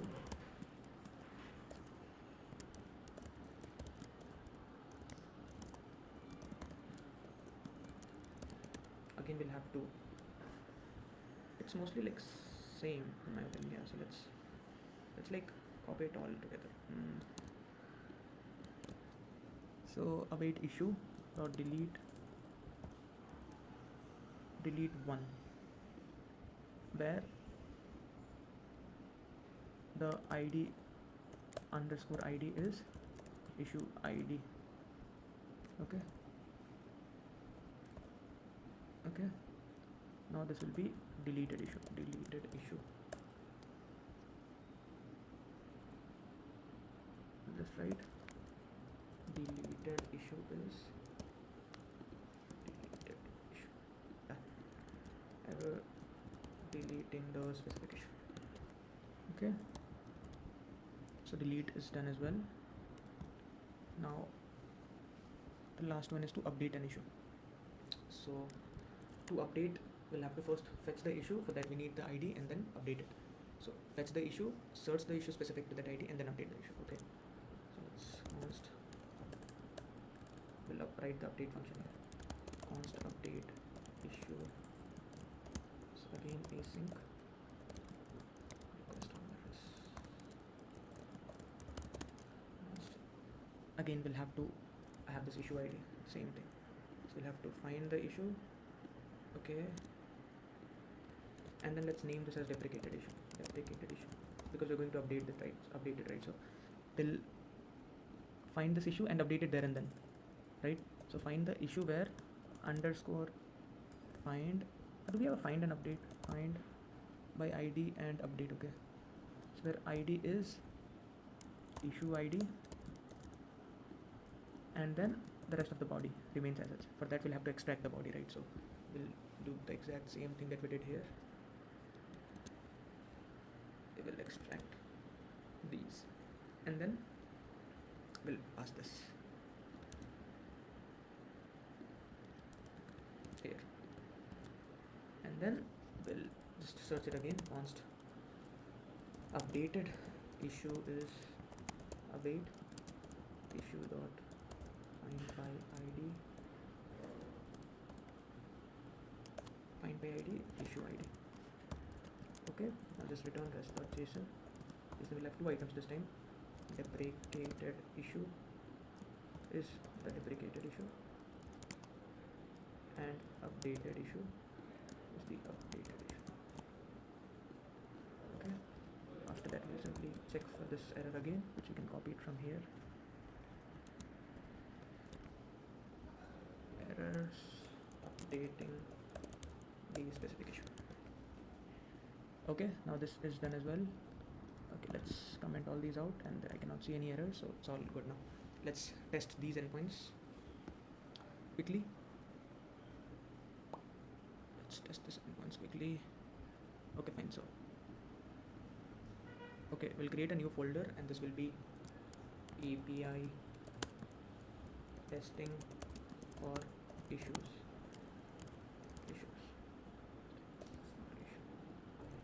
Testing for issues. Okay, in this folder we create a new request.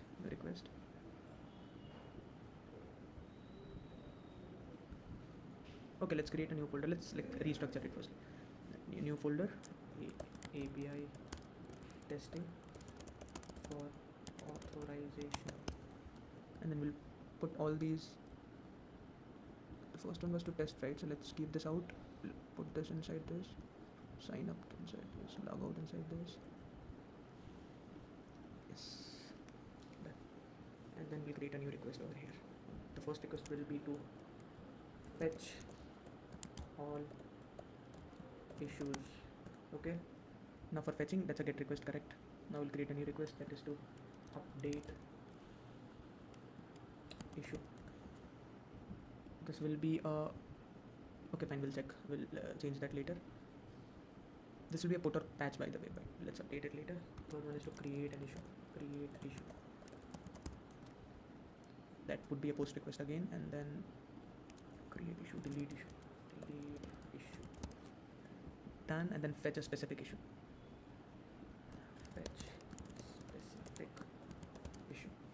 Okay, we have this 5 functionalities. Let's recheck it. Where is this issue controller? 1, 2, 3, 4, and 5. Done. Let's export it. Module.exports. Module.exports. First one was create issue.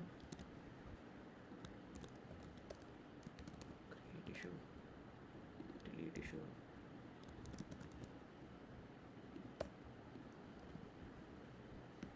Update issue.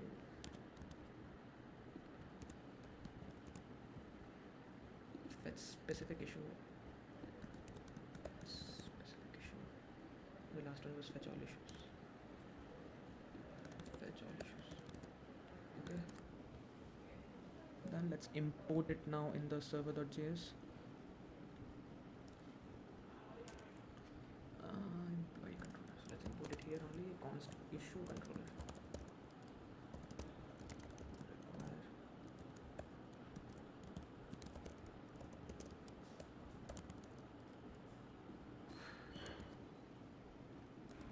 Let's comment here. API call route specific to authorization. Routes specific to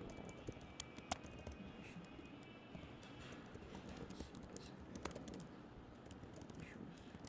The first one was, we have this 5 routes that we want. The first one was, let's say, create an issue. So let's app the post /create issue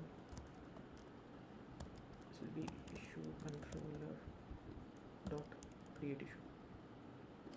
Okay, the second is to fetch all the issues. So fetch all issues, issue controller dot fetch all issues. The third is to fetch issue specific to a ID. So fetch specific issue slash ID, issue controller dot fetch specific issue. Okay, this will be a get request, this will be a get request as well, and one is to update and the other is to delete. So app dot put, let's say put or patch can be used to update issue, issue controller delete issue, and the last one is to delete. So delete issue, issue controller. Okay, now that is done. Let's go and check the endpoints if it's functioning all well. We don't want this, we want this.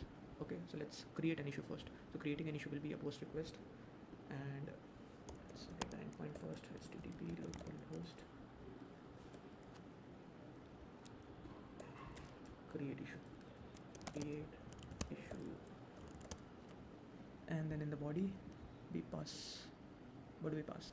We pass that is specific to we want title, description, severity, employee status. Title issue 1, description, this issue is to test the issues API endpoint. This is more than length 10, so it's fine. Third one is severity, which will assume it to be high. Let's see, what did we mention that in the model issue schema? Med high. Okay, let's keep this high. And then fourth is the use. Okay, so I'll have to have a user ID as well. So glad that I created that endpoint, which will help me with the user ID. So the ID of this employee is this. So Pranav is going to create this issue, so I have this as the ID. And the last one is title. Okay, description, severity, user, and then in process or something, status. Okay, status to do. So see, what did I mention here? Status is to do. Okay. So to do. Now I have to be clear here, because in case I've written this of enum type, so these are the only possible values that status can hold, nothing apart from that. So case sensitivity can be an issue. So let's create an issue. They tell there's an error. See, res.send status. Okay, in issue controller.js. Res.send status. Okay,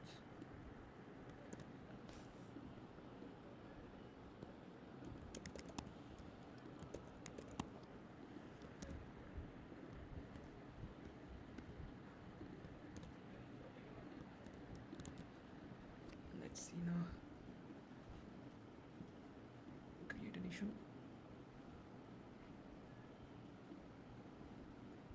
Errors creating the issue. Let's see what the error is. Update issue. Errors. Creating the issue.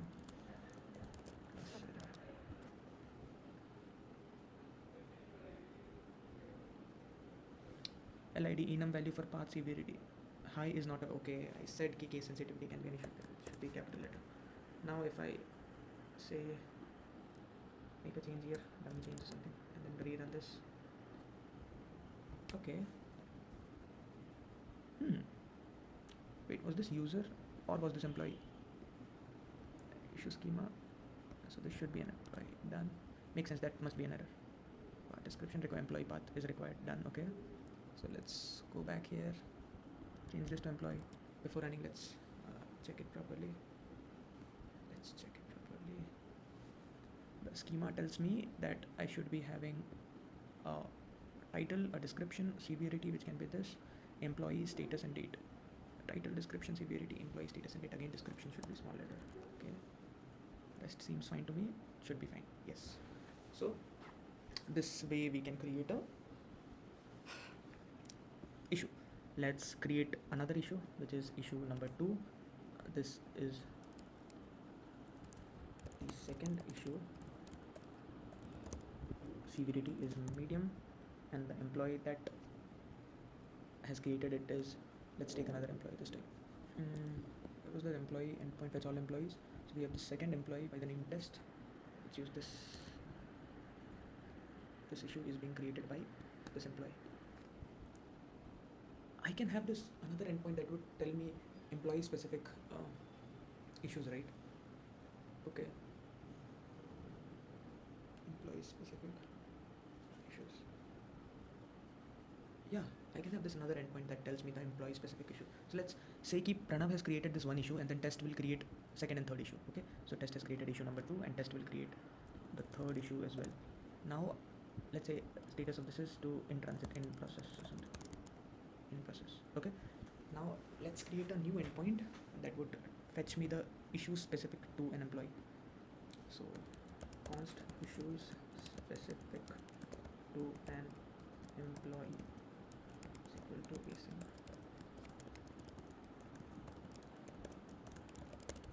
employee. This time we'll pass employee ID as the params, but then for that we would be needing the employee schema as well. So employee is equal to require model slash employee schema. Okay, now let's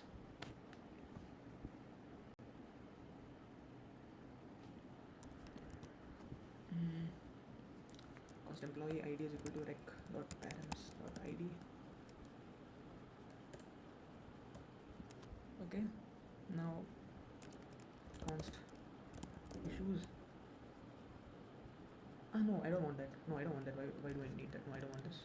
Let's get rid of it. We're not searching on the employee list. We'll be searching in the issues list only. So issues specific to employees, issues is equal to await issues issue dot find where employee is employee ID. Okay, I'll just send this issue specific to the given employee ID is issues. Let's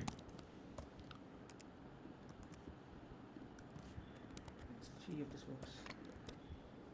Virtual issues specific to access.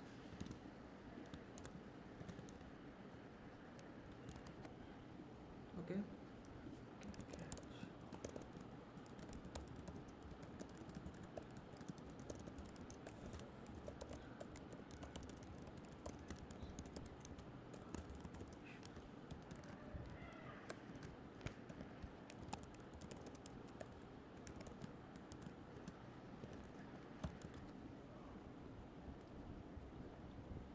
Actually, you know what? I can have a second layer of verification here. Say I import a employee schema here, because there can be a case where user tells me to find all the issues specific to a specific employee, but that employee doesn't exist. In that case, instead of finding this, I can, or wait, do I need it actually? I mean, what I'm trying to tell is, instead of going to this step, we'll discard the request here itself if the employee ID doesn't exist in my employees table. So we can do that. Const employee is equal to await employee dot find by ID employee ID. If not employee, the rest dot send status 401, telling employee doesn't exist, right? And in case that's not the scenario, we'll automatically reach here. So I think we should be fine.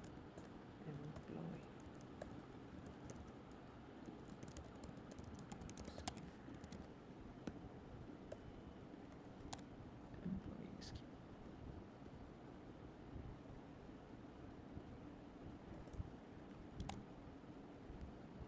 Okay, let's see if this works. App.get employee specific issues issue controller dot employee issue specific to employee. Okay, let's test this endpoint now. Mhm. Just employee specific issue.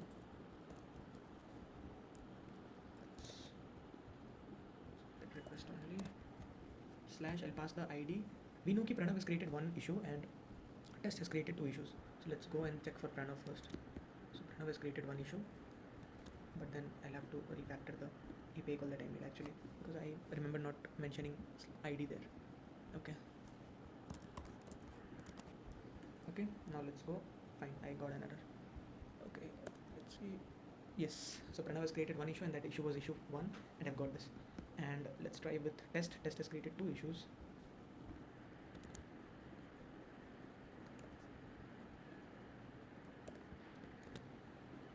Okay, fine, so test has created two issues and we have got that. Let's see if the user doesn't exist. Okay, so let's change the ID. We'll just write something, some random ID here, and then yeah, it will end up telling key error fetching employee specific issues now. Makes sense. Now let's cancel this request and fine. This endpoint works.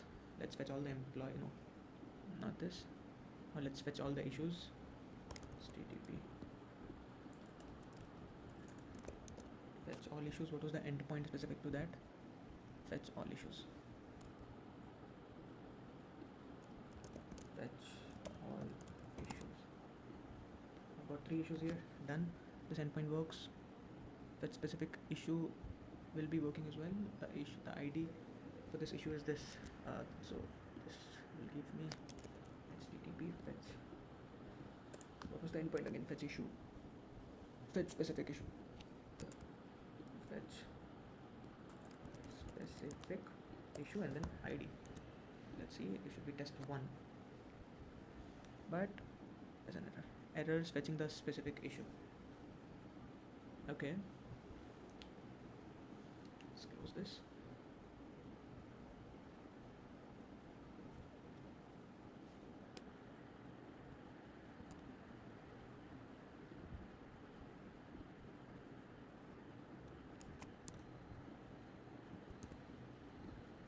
Should be running. So this is not working. Is there any problem with the ID? Fetch all issues. Fetch all issues. The ID of this issue is this. Fetch specific issue. Fetch specific issue. Okay. Okay. So let's debug again. Issue controller. Fetch issue specific to ID is issue. Okay. Yeah, so it's functioning now. So let's go and try with the issue 1 again. And it works. So this endpoint is done, this endpoint is done, create is done, we'll update it. We have fetched all the issues. So we'll have to test these. So let's delete an issue first. So HTTP localhost, delete issue. Delete issue. This has not deleted. Okay, this should be a post request, right? Oh wait, it should be a delete request. Okay, delete issue is not working. What was the endpoint again? Delete issue, and then ID. So let's go and delete this issue again, and then we have got it. So let's fetch all the issues. We'll get one issue less than what it was. So we just have 2 and 3 because 1 is deleted. So delete works as well. Let's update the issue. We'll update issue 3 to issue 2. No, wait. We'll update. What do we update? Let's say we'll update the description of the first to something very random. Issue 2. Update the description specific to issue 2 to something very random. Let's do that. It is a put request that will send HTTP update issue, update issue, and then ID, and then we'll update that to very random, something very random. Let's go and check. Where did we create an issue? This was the issue that we created. Okay. Update issue. The title of the issue remains same, that is 2, because the ID is specific to the issue 2 only. Okay, let's update issue 3 then in that case. Because let's update issue 3 then. Fetch all issues. Issue 3. Let's update this. Okay. We'll change the title to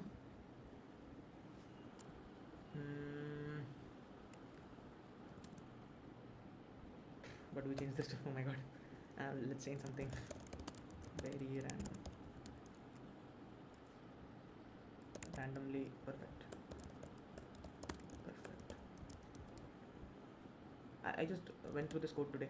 Something perfectly imperfect is imperfectly perfect. Something perfectly imperfect is imperfectly perfect. Tongue twister. Okay. So this is the issue. Let's see if this works. It did not work. Let's see, how did we call this? Update issue should also have an ID. Let's go back and check if this works now. Done. So our issue is updated. You can fetch all the issues again and check. This is perfectly valid. So update works, create works, delete works, fetch specific. So we are almost done with the backend.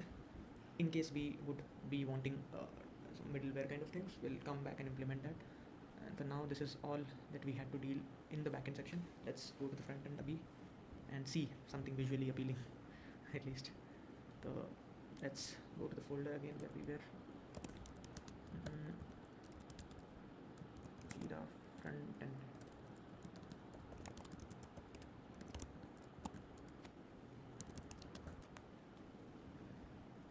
Okay, let's see what the app looks like right now. This npm run tab. Okay.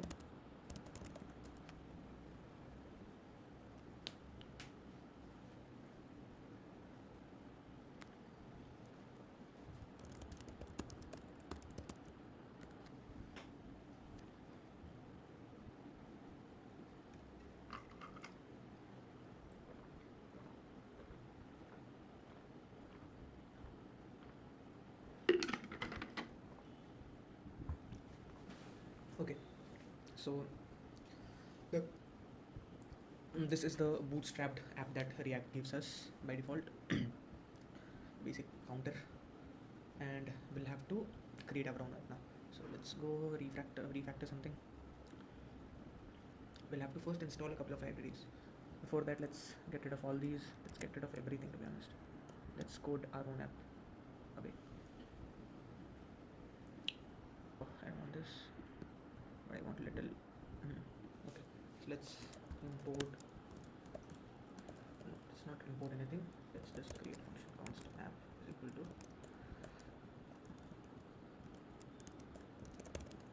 relative element hello world.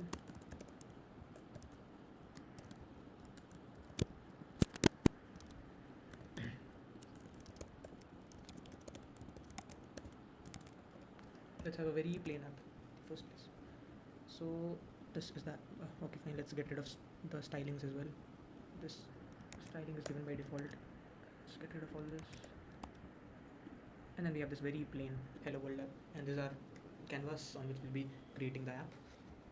Okay, so let's set up the environment first. Let's install a couple of libraries. The first library I can think of this now. Like we had package.json in the backend, we have this in the front end as well. This will tell me the dependencies that we have. We have certain dependencies that React by default requires. So we have these things installed, dependencies, and these things, dev dependencies. Above which we'll add some other packages that we would be wanting in the process. Let's see. React is done. React router down. Let's install React router down. What else? We would also be wanting Tailwind CSS.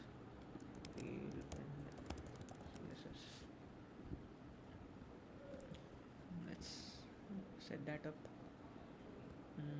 Where is that? Docs. So we want framework guidelines. We're using White, and they asked me to create a project. Okay, created that. Now they're asking me to install this. Done. We'll do that. And as soon as we do that, you see the file structure will change a bit. We have these many files, we'll have one more config file that is specific to Tailwind CSS.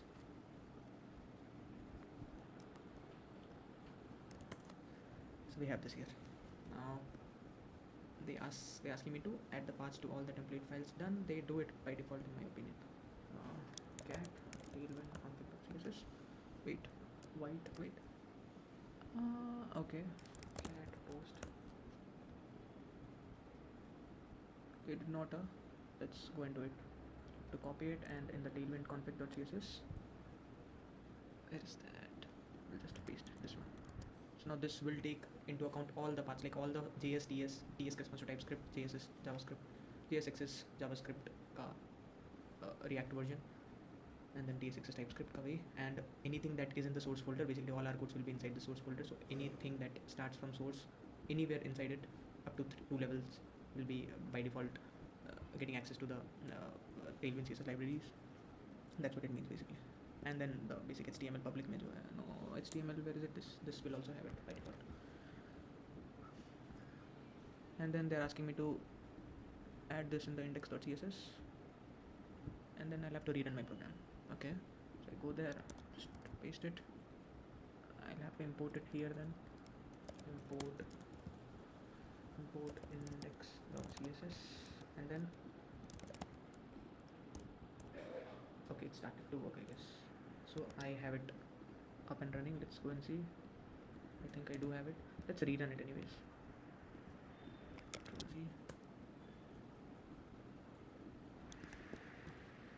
5174 it is. 5174. Okay, fine. You see the change in the text format. The texture was a little thinner before. That's what Tailwind ka style has come in. So I can use the Tailwind libraries. So the setup was successful. Now that we have it ready, let's go and create a folder that will have our components. So we are creating these now. Let's go here.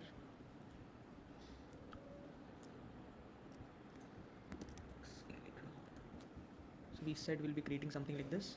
So we're going to create these will be individual components in itself. So we're going to create those now. So we'll have navbar. Let's create a login logout page at first. Let's create. I mean, that's a pain actually. It's not so easy. But let's go on creating that. Components login.jsx. Then we'll have, before that we should be having a sign up page, right? So sign up.jsx, and then we should also be having a navbar. So navbar.jsx. Let's create a navbar. Const navbar is equal to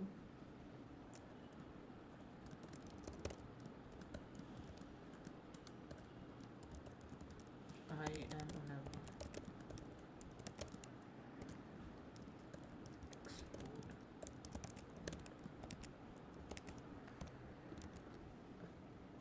Let's import this in the app.jsx. Let's get rid of hello world now. Let's go and see. I have this here. Let's go on to style it now. So navbar will have a logo here, and then okay, fine. So this will be the right section of our navbar, and then we'll have this left section as well. Okay, now this will only have this one thing, that is an image. Okay, now source of the image is what can be the source of the image. Let's leave it as it is now. Now this will have some nav items, other nav items like home. So it will be home, then we'll have something like issues, and then we'll have something like login logout. So login or something like that. For now let's leave it to login. Later on when we'll do state management, we'll make sure if the user is logged in, this button changes to logout and vice versa. Let's find an image now for the navbar. Let's find sample image hamburger icon. Let's say let's copy image address.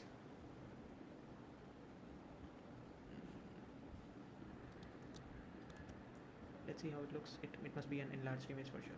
Okay, fine. We'll make make sure that it's fine. Let's start to style it. Let's start giving it styles now. So height is say 3 and width is 3 as well. Let's see if it looks fine. No, it's too small. Let's give height as 7 and width as 7 as well. Kind of looks nice, but let's give it 10. Yeah, perfect. Now let's keep this a class. Let's wrap this all together in a big container.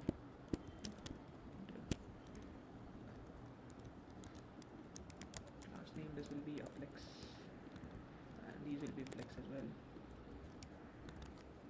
See, okay. Now we'll just give it justify between something. So I have this sorted. Now we'll have this horizontal space. What was that? Space x. This is y axis, this is x. Space x 5 something. So I have this here. Let's keep the space as 10 for now. So it's fine. Now let's give margin right as, or padding as 5. Cool. Padding as 5. Let's give padding onto the main container only. So let's remove this. Okay, now this looks fine.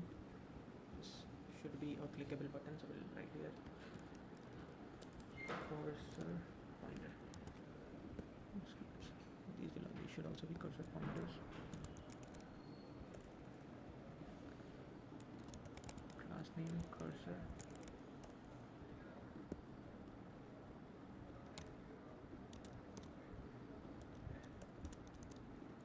Okay. We have this things ready. Now we would be wanting what did we plan to actually do? This will have no functionality for now. We'll have this home that will redirect us to the home page.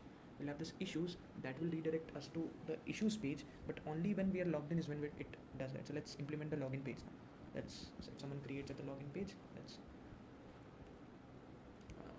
let's navigate them to navigation this page, login page. So write an on click here, handle login navigation something. Let's have this function defined here. Not here, but here. Login navigation is equal to navigate to /login. For that we'll have to import a library. Wait. Yes, it's fine. For that we'll have to import the library and import. It's a named import. Use navigate from React router DOM, and then const navigate.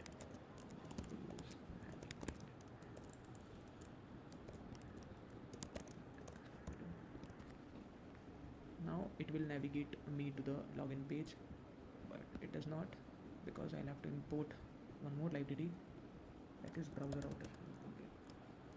React router DOM. So I can just, since React router DOM is already installed, I can go here and import.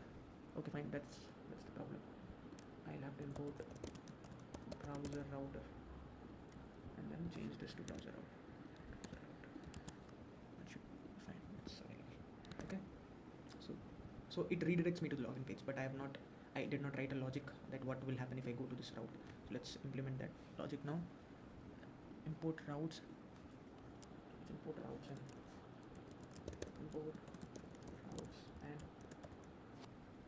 route. What is that route? From React router DOM. And then these will all be wrapped inside a route. So routes, and then these will have a specific route. Okay. But then irrespective of which route we are at, we want the navbar to be seen. So we'll just enclose it outside of this, and we'll have this footer section as well. Footer. Let's create the footer component now. Footer. Let's just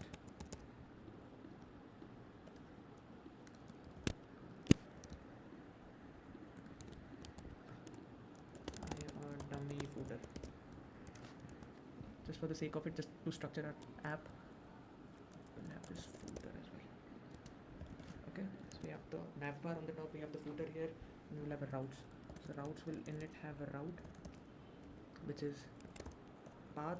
If given as home, you do nothing, right? So you just no path when given as login, you just show me the login page. Okay, so element is a login page, so we'll have to import the login page now. Let's do that real quick. Login. So we have this path login here, and let's see if this works. So footer is here, I mean ignore it for the time being. If I go on to click here, I don't have a login because I did not write anything inside login, I assume. Okay, fine, let's write something in the login page. Let's like welcome to the login page. Done. So if I click home, it should redirect me to home. Let's write the logic here once. Handle login navigation. One second, but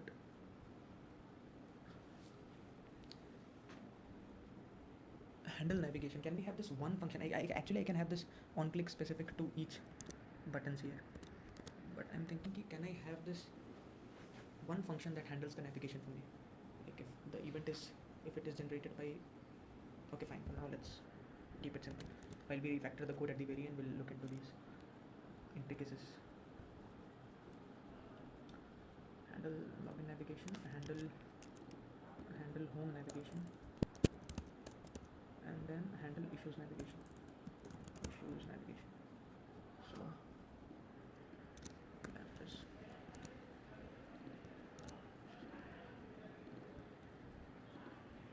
Let's have this issues navigation here. Let's have this home navigation here. So this will take us back to this route. This will take us to the issues route, and then done. Go back to app.jsx, write other routes.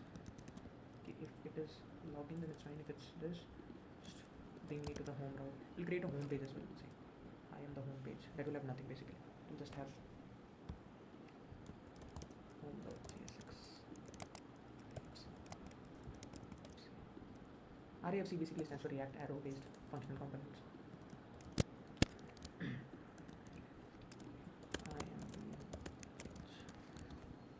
Welcome to the Jira clone. Proceed to login in. Okay, and then let's have this button here. Login.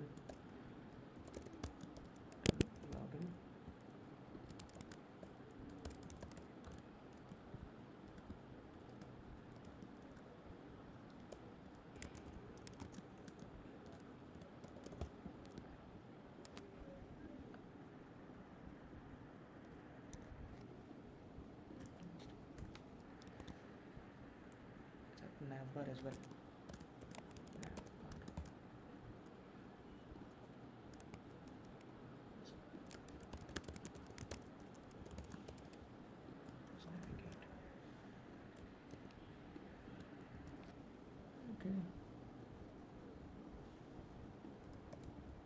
Okay, so done. Okay, let's not have a filter here. Let's leave it. Okay, so the login page doesn't have anything. Wait. Okay, so let's import the home page first. Home page. And we have this another route that is issues. Which will have this issue page. Okay, wait. Let me have this issue as well. Okay, issue page is not defined. Let's have it. We're just making the structure clear. Abhi to. Issues.jsx.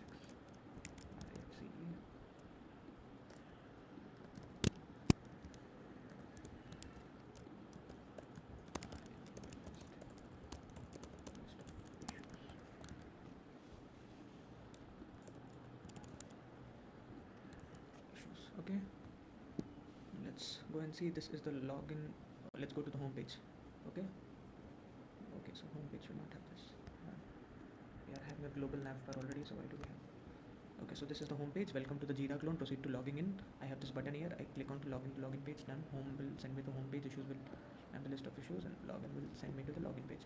Let's now go to the technicalities. Let's login page will have this another option for the users to be directed to the sign up page. So let's have that route as well. Sign up.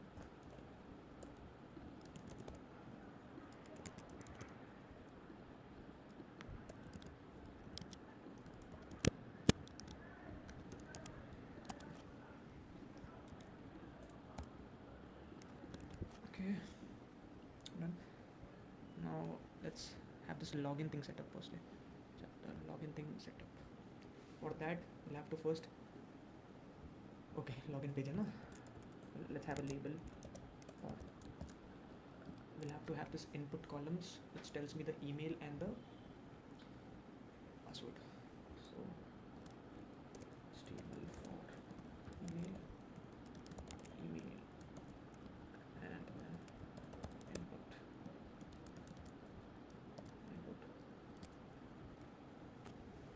This will have an ID of email,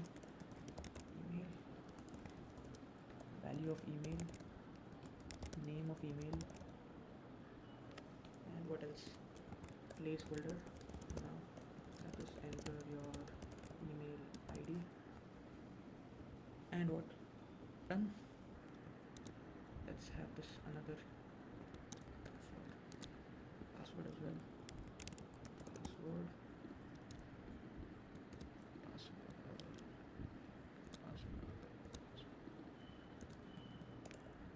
Let's have this type as password.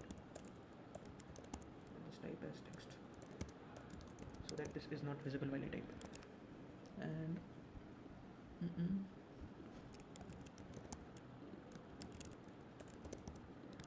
okay, now we'll have a button that will have this login thing and submit. On click, handle login. So it'll handle the login for me. Let's import some things here. Import use state, import use state, and what else do we need? That's it for now. React const email set email use state. It will be empty initially, and const password set password.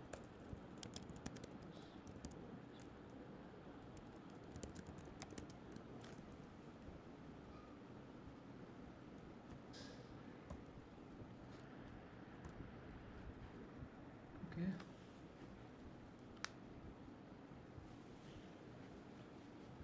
Let's have this on change button here. On change, handle email change. Okay. And then let's have this on change here as well. Handle password change. Let's have this function.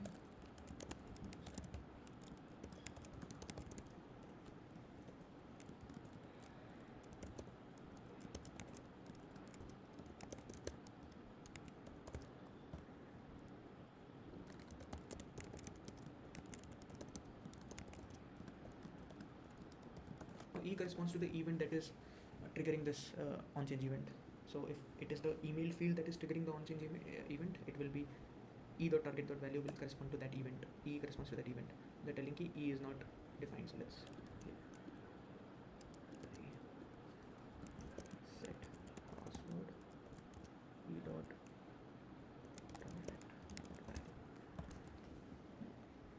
the value will be in the curly braces and not in the double quotes.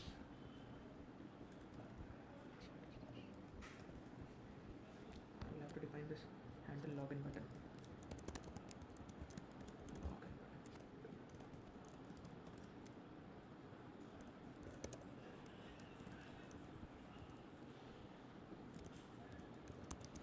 let's not have a try catch here. So for now, since we're not doing an API call, let's leave it.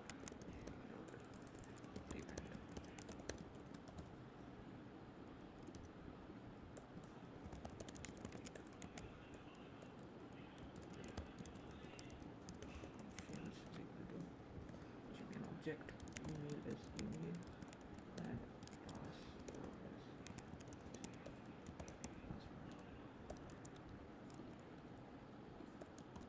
password.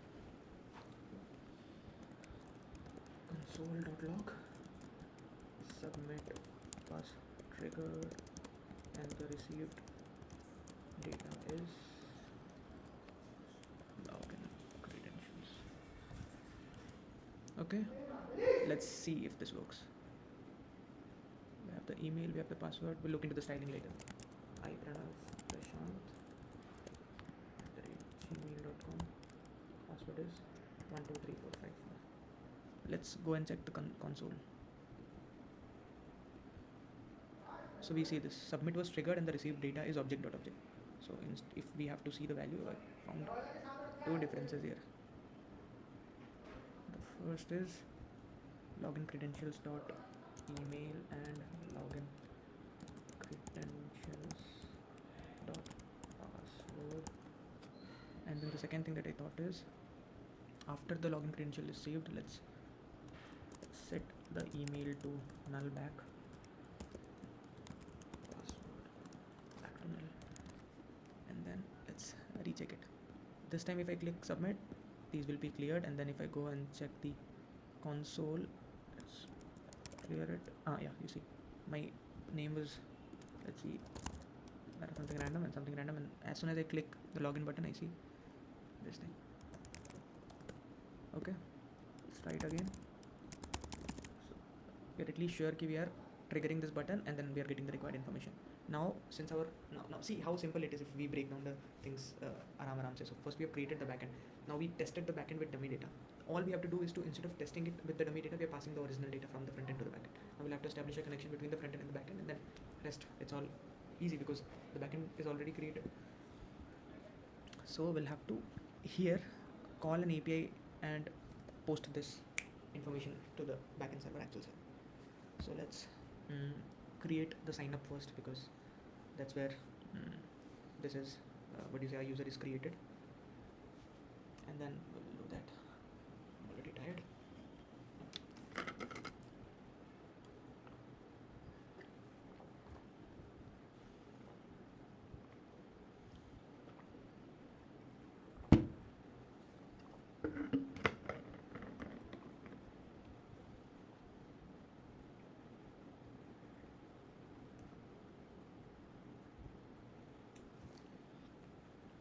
Okay, so let's create the sign up page, and let's install the Axios tool that will be using library that will be using to talk to the backend, like talk to the API, make API calls. Axios. Let's import Axios and other dependencies here.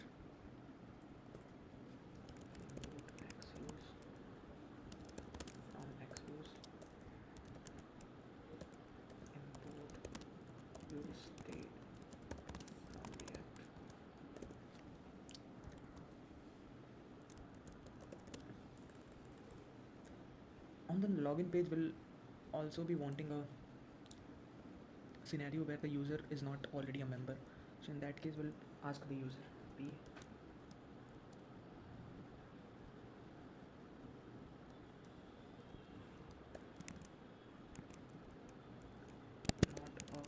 not an employee, become one. It's really weird, but whatever it is, become one. Thank you. And then we'll have an href, or let's have this as a button. And then on click we will navigate this guy to the sign up page.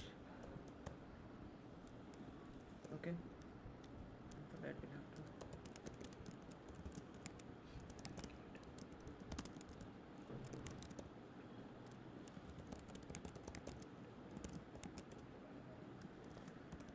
okay.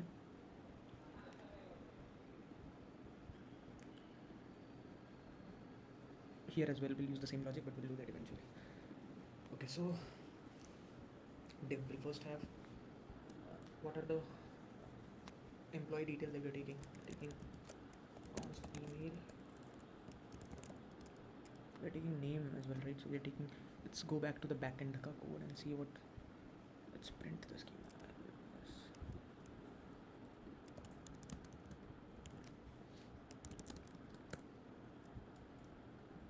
Yes, I meant that.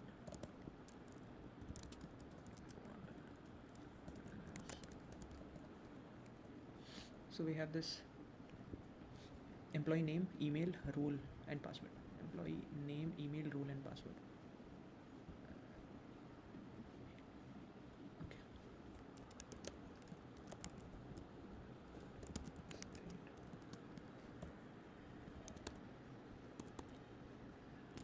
Name, email, role, and the password.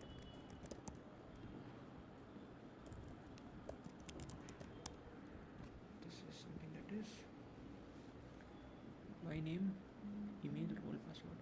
Date is given by default. So let's make this employee name, set employee name. Okay. Now we'll have an input field here. Input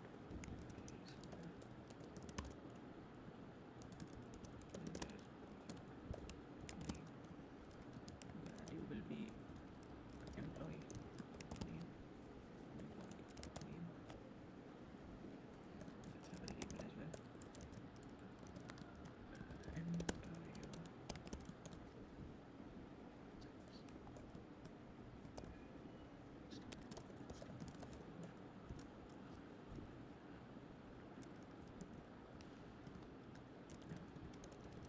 Now HTML for the label is the ID of the input, so it will be employee ID. Okay.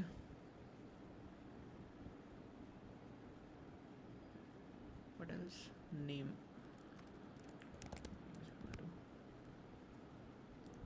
Employee name. Should be it ID, placeholder, value, and name. ID, placeholder, value, name. And a type. Let's have a type as well. Type is text. Let's copy this for 5 more times. Why 5 more times? Because we have a confirm password or a section as well. 1, 2, 3, 4, 5. First one is for employee name. Now let's have this for email. Type email. Let's have this login. My type is email. ID.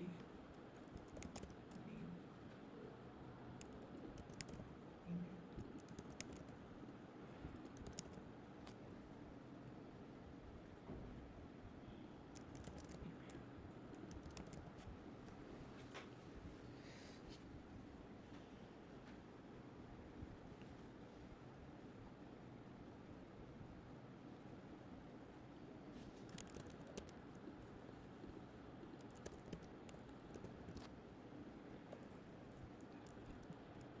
Okay, so let's have this a radio type.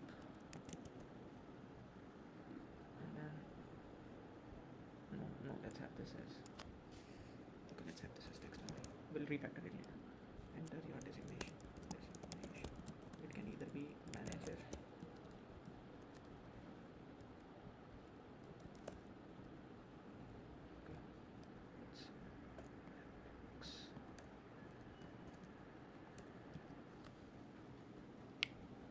okay, let's have this single foot here.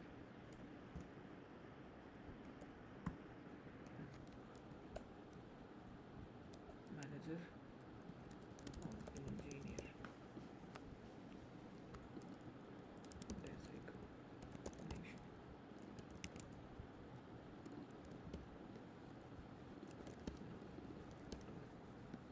That's what we have here, right? Okay. And then we have this password and confirm password.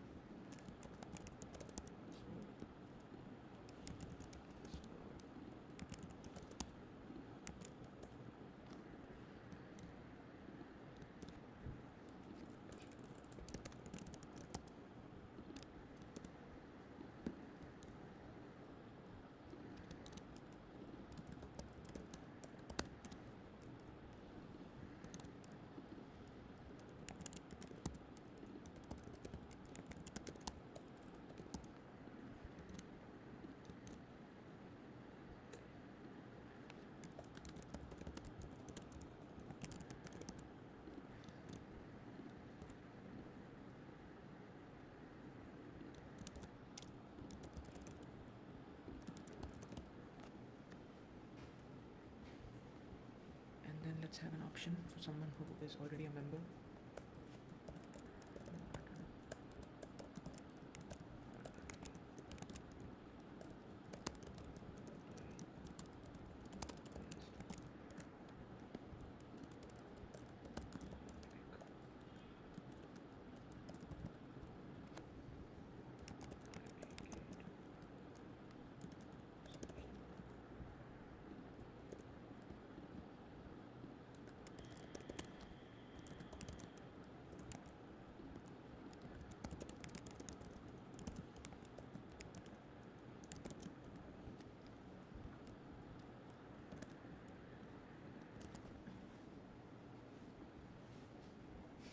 Okay.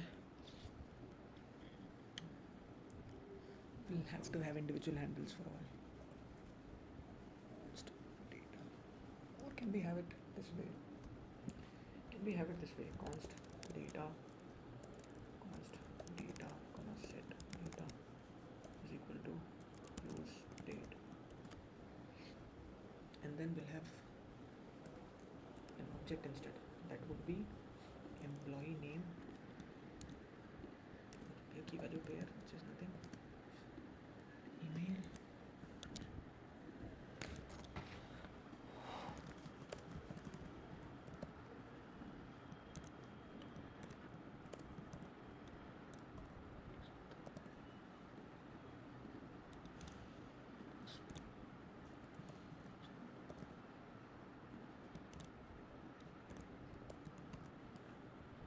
the benefit of this is I can have just one handler that would handle any click change for me. I can have a what do you say, a dynamic kind of setup in which the event that is triggering that function will have a name associated to it as well, right? So everything has a name associated to it. So if employee name has triggered that event, we'll only change the employee name while copying the rest of the other values. So okay, fine. Let's see if it works. We'll do that in the login part as well, agar it works properly. Else we would have had to create a handle change for all these 5 parameters that we are taking: employee name, email, role, password, and confirm password. This way, with just one handler, we can basically we can have a shorter code. That's it. Functionality wise, both are same. Handle change.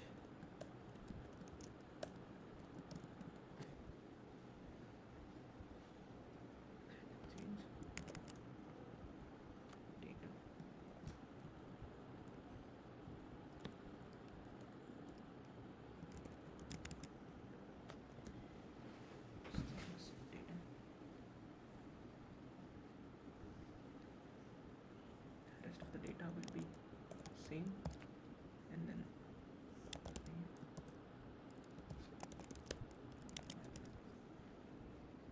there's definitely something that is wrong, but can only be used in template files.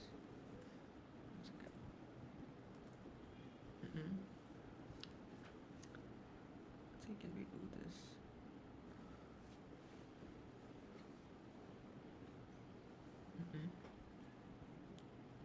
Let's add this to all the functions. Change.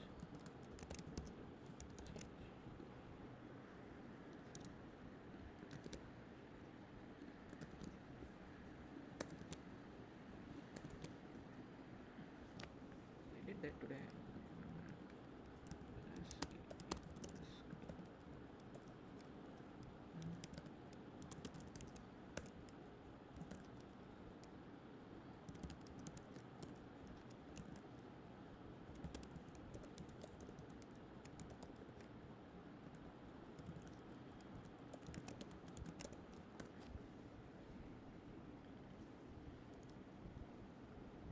Okay, this will give me the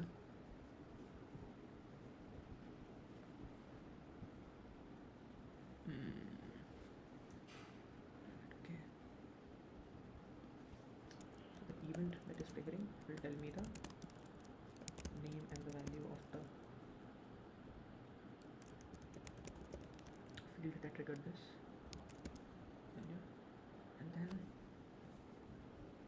I can actually change this as pass the previous data.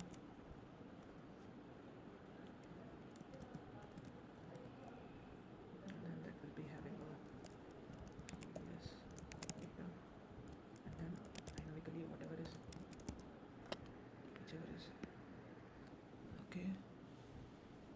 value will be data dot employee name. Name is correct.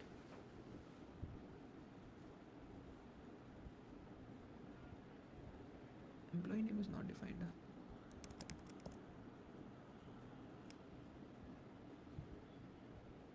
Okay, why did the name change?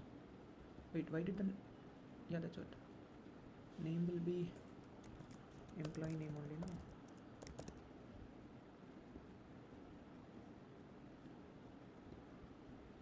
Yes.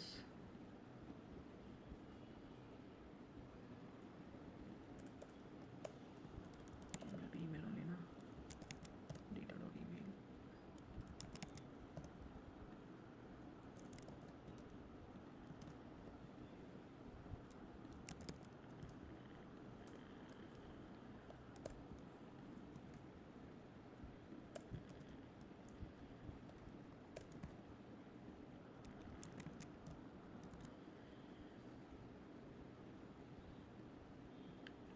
So we are at the login page, become one, we are taken to the sign up page. We'll click here. Okay, let's write that function as well. Key handle submit. We'll have another button.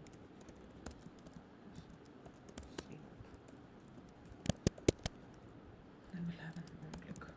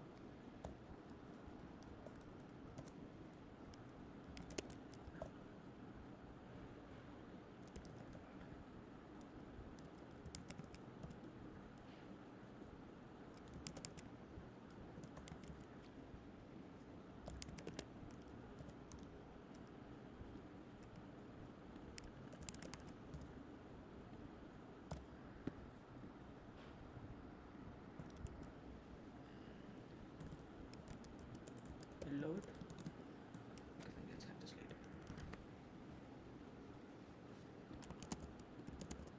Okay, I'm not able to write it. Why? Value is data dot employee name. On change, handle change. Handle change.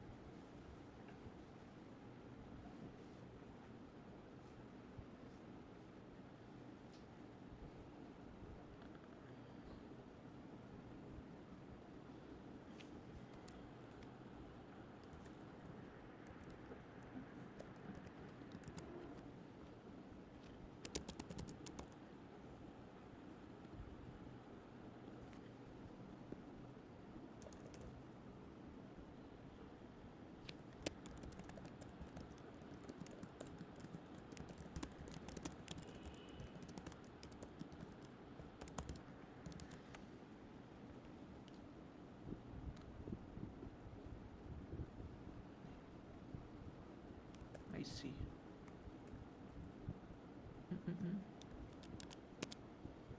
See.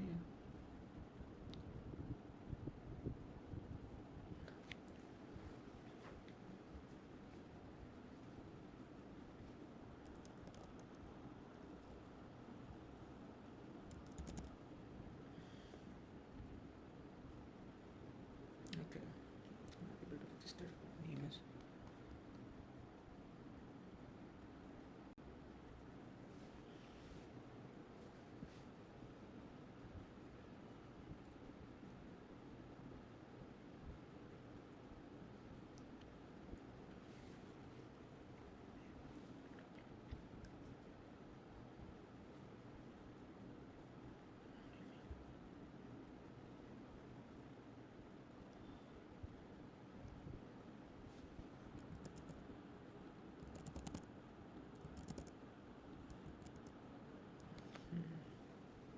it's not able to register. What did I know back then? Shit. Could I be so wrong?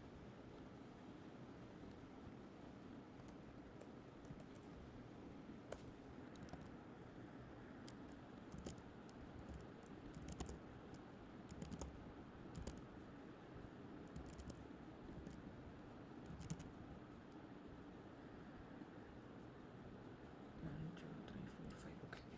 So we are finally accessing the data that is in the sign up form. Let's get rid of this. Now this way we did give a lot of time to it, but we escaped to write 5 different functions to handle employee names change, emails in and all. So we just created an object instead, and what this spread operator does is it copies the older data, and then the only value that is changed, for example, if you are at this field, you're only going to change the name and the rest of it will remain same. So once you trigger this, the rest of it will be copied as such and this name will be changed. So this square brackets represents that this is dynamic, that is taken by here, and that's okay. This is working. Now for signing up, we'll do the sign up and login part today, and then we'll do it baad mein. So let's tell ki user has successfully signed up, employee has. You can proceed to logging in. After this is done, before this let's check here ki if data.password is not equal to data.confirm password, return telling, or console.log return telling ki I don't want to send a status here because it's a front end. So let's return, let's just write console.log the passwords do not match, kindly check before submitting. Okay, and you can wrap all these in else block, else you do all this for me. Return, I cannot. Okay, wait, we can once again. Return, else you do all these for me, else you have created a payload. No, we already have a payload as data, else we just have to call the API now. Now what was the API? Is that backend on? The backend is on. Let's call the API abhi. The API was const rs is equal to await axios.post request, and we are posting that to create a user. What was the endpoint again? Let's just Jira backend. For the authorization part, what was the sign up? It was this. So we are just creating a user.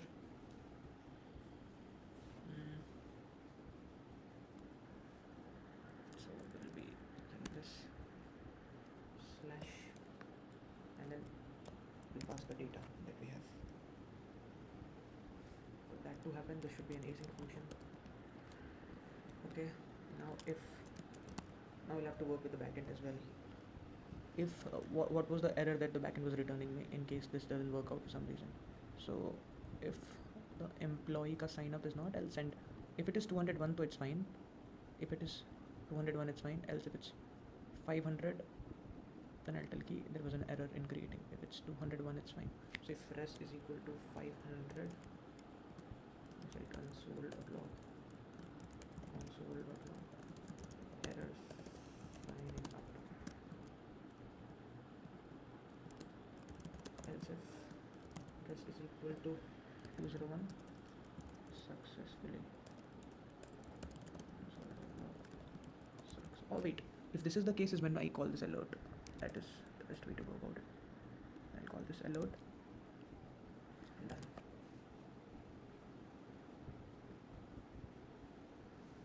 Okay, let's wrap this as well inside this, and then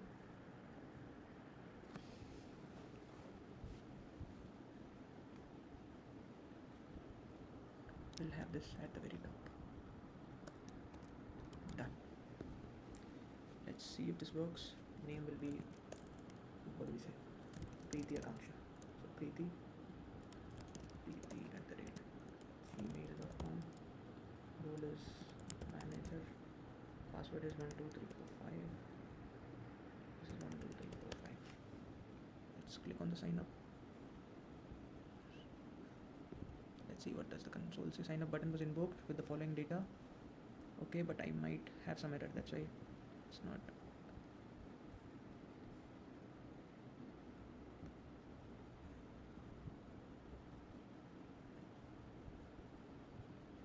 Okay, what is the issue?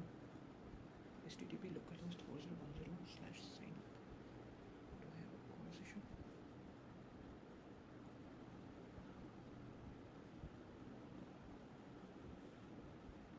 There's definitely some issue because I was reached here. I got the data, meaning I reached this line of code. This was not executed. Okay, why do I have this? I don't know. So remove it a bit.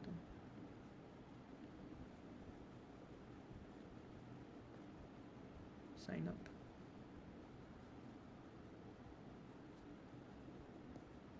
Getting an error in the backend.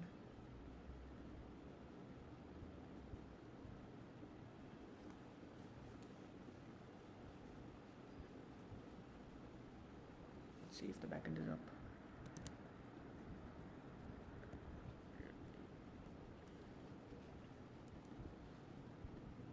Testing for authorization. Sign up. Employee, email, role, password. Okay, wait, why do I pass the confirm password? But employee should ignore it. 1 second.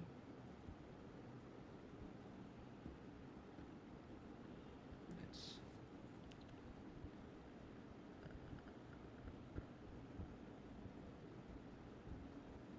employee name.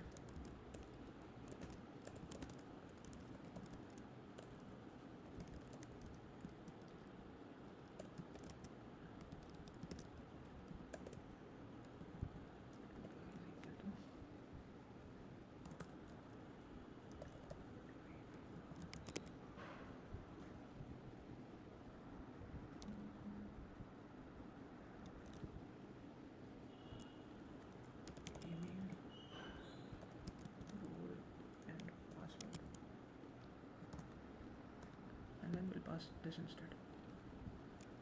New employee. Okay. Still not working. Oh, do we have a course issue? We might have a course issue.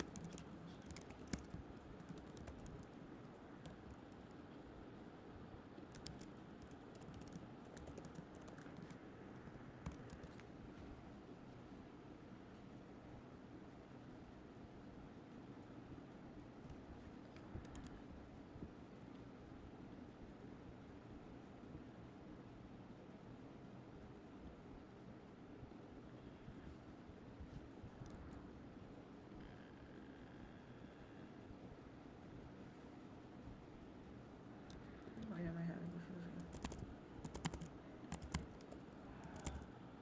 1, 2, 3. Oh, wait. Okay. Wait 1 second. It's 500. Rest dot status. Wait, if I console log the console log res. Okay, I got the issue. 1, 2, 3. 1, 2, 3. Sign up. Still have this.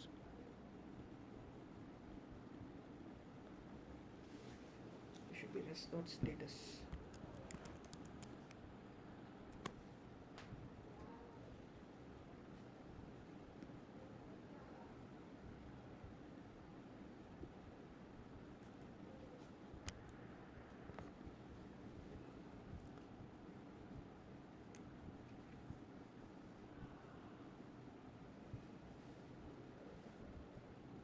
Okay.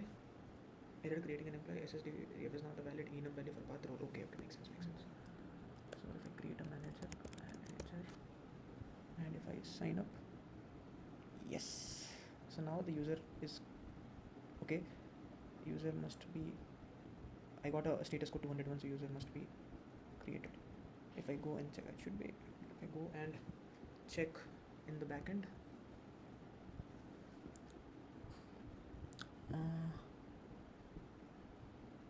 fetch all employees. Good one. So we have this Preeti that is created. So our front end back end are talking with each other, and user is created corresponding to Preeti. Okay, and then the other dummy user that we created. Done. Let's. Oh.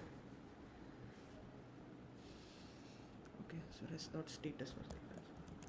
Status employee successfully, and we did not get an alert because rest.status nahi tha idhar. Ab hoga. So that's why we have this.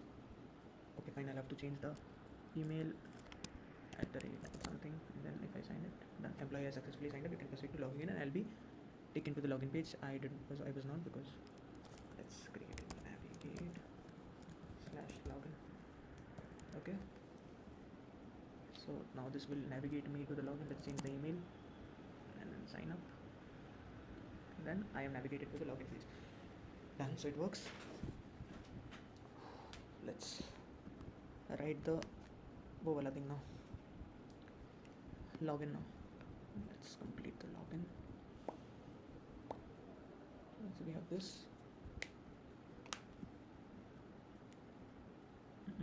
I'll have to send a login request to the user, and then they'll send me a authorization token. I'll have to set the authorization token onto the front end. Okay, so this is the login credentials.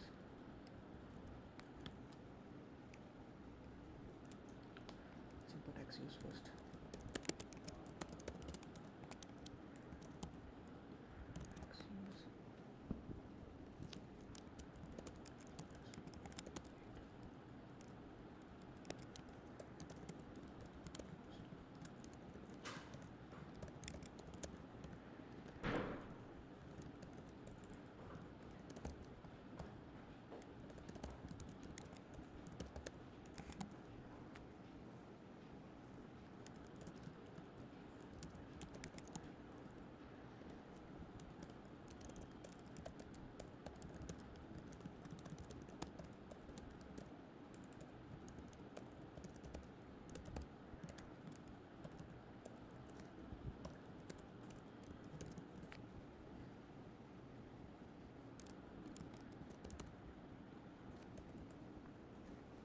Else let's do local storage.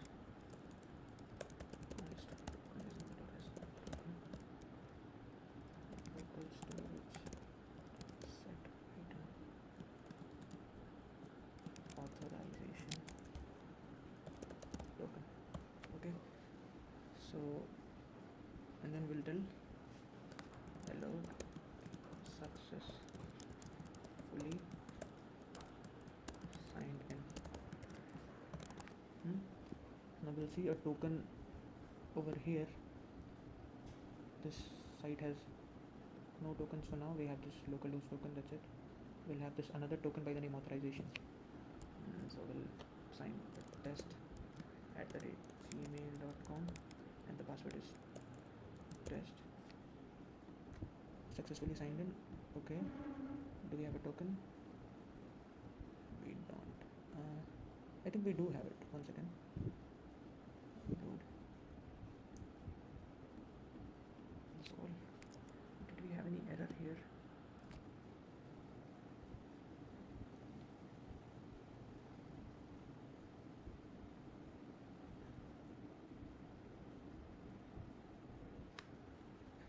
So let's have this debugger here as well. In case of sign in, let's have a debugger.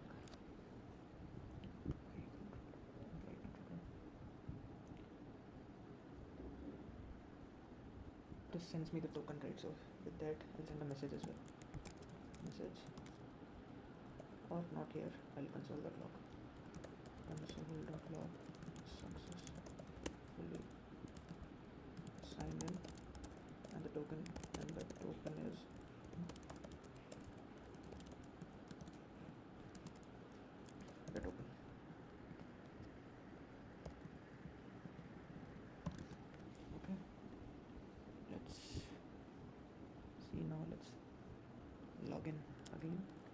test@gmail.com. Password is test. Login.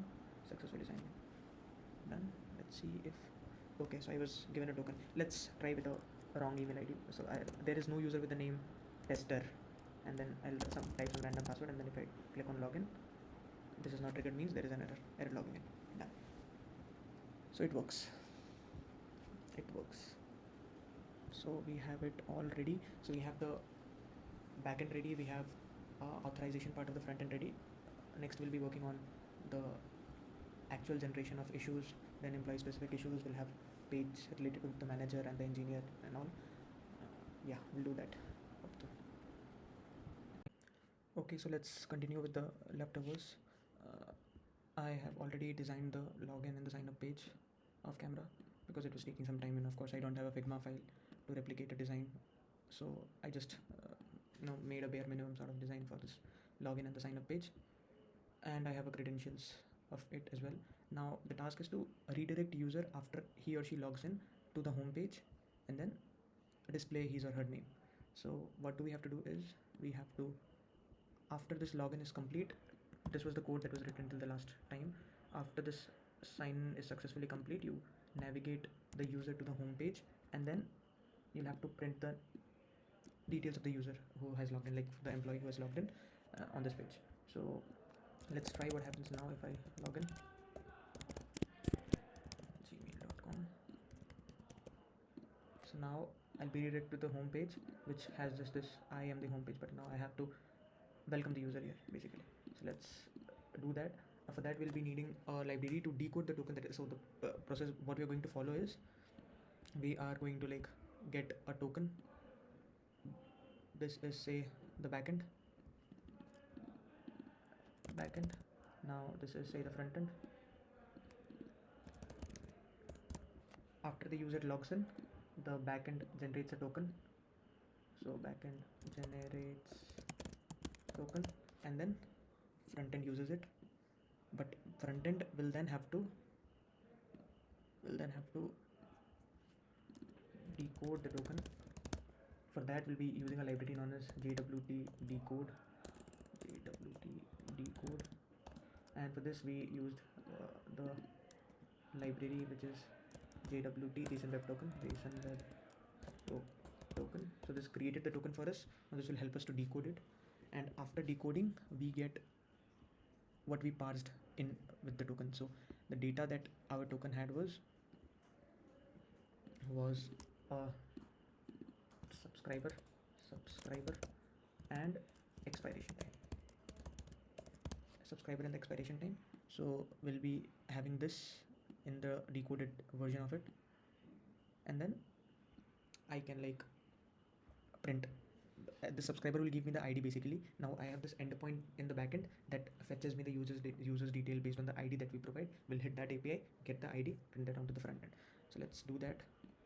Let's first go to Chrome and install that token. So it's JWT decode.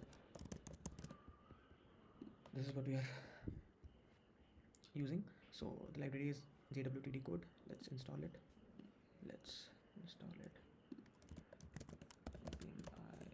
JWT decode. Oh, we already had this installed, so it's up to date. Now let's go to the front end and import Axios and JWT decode here. Import JWT decode from JWT decode, and then import Axios from Axios, and import use state and use effect from React. Okay, now I am the home page. Will have the actual details. So let's have this const user data or employee data set employee data is equal to use state null. That's the default value that it will hold. It won't be having any user. Let's create this function const fetch employee details. This will do what? This will essentially do what? It will decode the tokens. For that, it would be needing the token first. So const token is equal to, we have stored the token by the name by logging in. So we have stored the token onto the local storage as a cookie, and the name of the cookie is authorization. So let's fetch that local storage dot get item. We have set item there, so we'll get the item. Which item? Authorization. So this is the token that is encrypted. Now we'll have to decrypt it. We'll be using JWT decode to decrypt that. So const decoded token is equal to decode token. Now this will have our subscriber ID. So we'll have const employee ID is equal to decoded token dot sub. Now we'll hit the API that will fetch me the user. So fetch employee was the endpoint, if I remember it right. Let's recheck it. Jira backend. So the employee controller was to fetch employee. We had this. Let's see, fetch. Okay, so that was fetch employee and the ID corresponding to that employee. So let's do that. Const employee const response is equal to wait axios dot get http localhost port was 4010 slash fetch employee slash employee ID. So we'll have to use backticks because that's the value that we're passing. So let's use a dollar symbol. Let's get this as well. And now this will give the response will have in it the employee details. So we want the data part of it. So we'll set employee data as response.data, and we'll have to make this function as an async function for it to be awaited. And then we'll have to call this in use effect hook, which will call this every time the page refreshes, because the dependency list has no dependencies in it. Now fetch employee details is what we're going to call.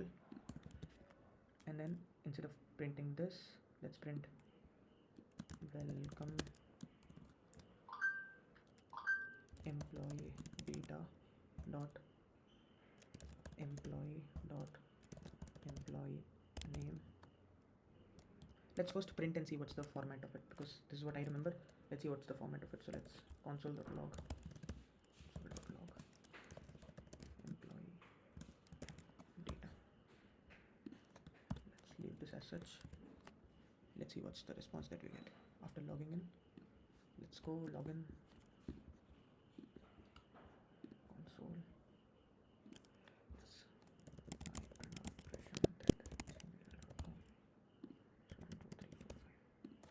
So we have this token that we printed. Okay, decode token is not defined. Let's see what decode token is. Okay, so decoded to okay, JWT decode. Let's relog in it. gmail.com. So we have this token, we have triggered, and the received data is, and the response is null. Why is that the case? Because okay, set employee data response.data.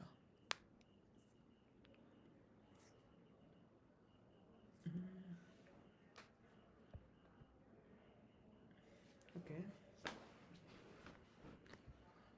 why am I not getting? Let's console.log response. Okay, so response.data is something. Okay, should be getting it. Let's wait, why didn't I get that?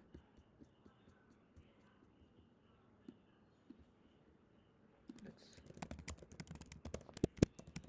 gmail.com. Is the token and is the data. So response.data is something that we want. Response.data is something that we want. Okay, response.data.employee name. So this is the hierarchy. Response.data.employee name. Okay, so let's do that.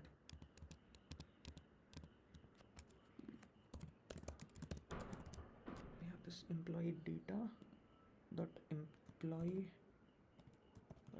name. If this exists, then this, or guest. refresh it and see welcome Pranav Prashant is something that I get. So it's working. So welcome Pranav Prashant to this Jira clone. So I'm getting the information. Let's test with the test user again. test@gmail. Don't worry about these errors. We are going to rectify that eventually.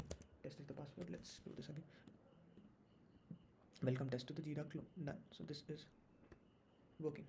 Okay. Now this is done. Let's go to the issues section now and fetch the list of issues. Okay, so we'll fetch the issues from here, but we would be needing a container that would help me print all the issues. Okay, so let's go and create one issues card.jsx rafce. Let's create that issues card.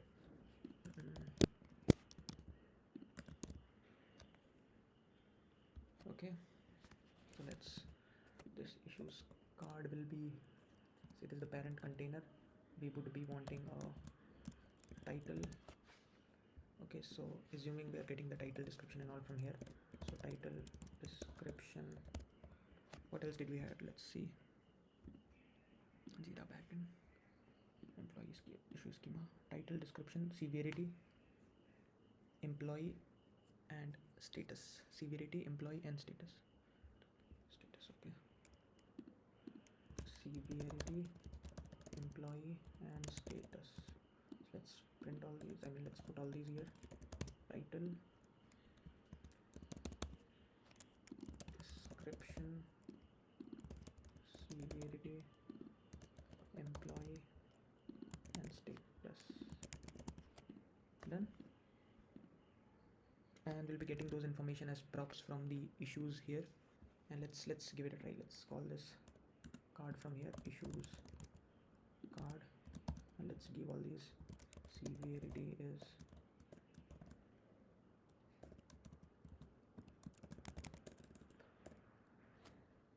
severity is 1 2 3 1 2 3.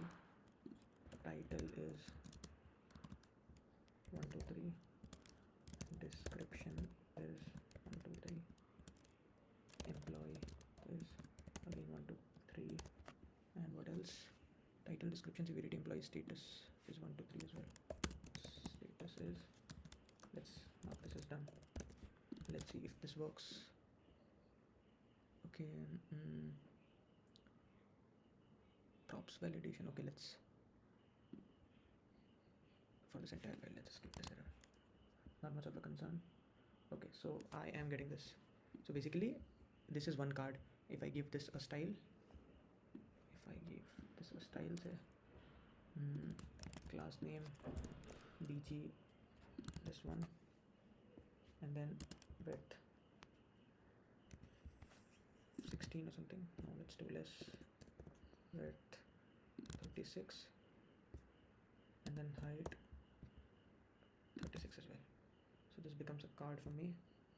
Okay, let's give it a larger width. Let's give it 72 as well. Okay, and height 72 as well.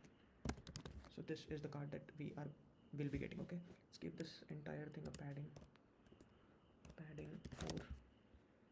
Okay, that would be for all the other cards. Let's give padding here itself. Class name padding 4. Okay, so this is now separated. Let's give this padding here, padding 4. So I get a padding here as well. So done. We'll be having cards like these and then a couple of buttons here. So here will be send.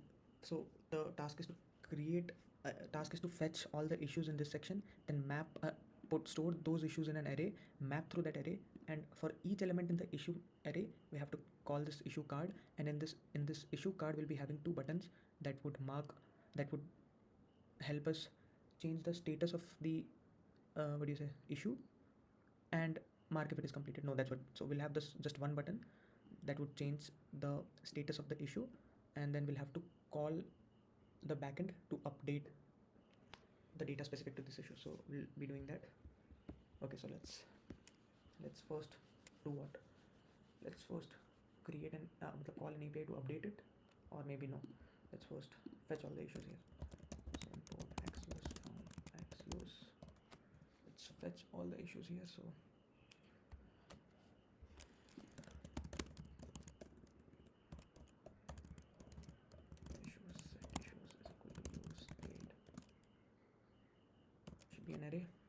issues that we'll be getting. Let's fetch issues.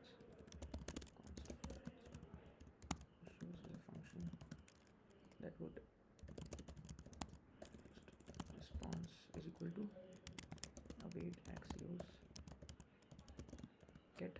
What was the endpoint again? Not this. The endpoint was to fetch all issues. Okay, so fetch all issues, but then we have this fetch specific issue as well, specific to id. We'll create that as a, so let's create that as a what do you say, navbar item. So let's create this as a navbar item. So we'll have this issues. So let's have this all issues, and then issues specific to me. Issues, let's copy this.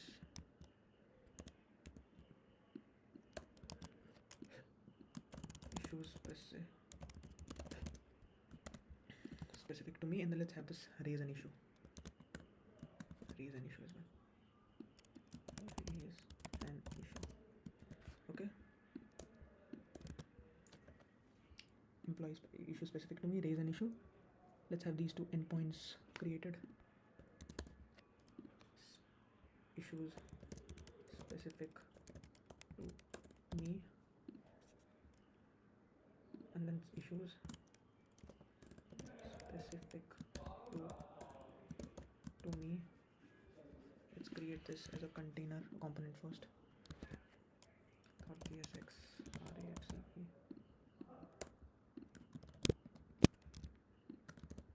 Okay, so this is the issue specific to that particular employee. Let's, okay, now the other route that I'm thinking about is route path is raise an issue. Okay, and the element is raise an issue ka form. Okay, so let's create that element first. Raise issue form .jsx.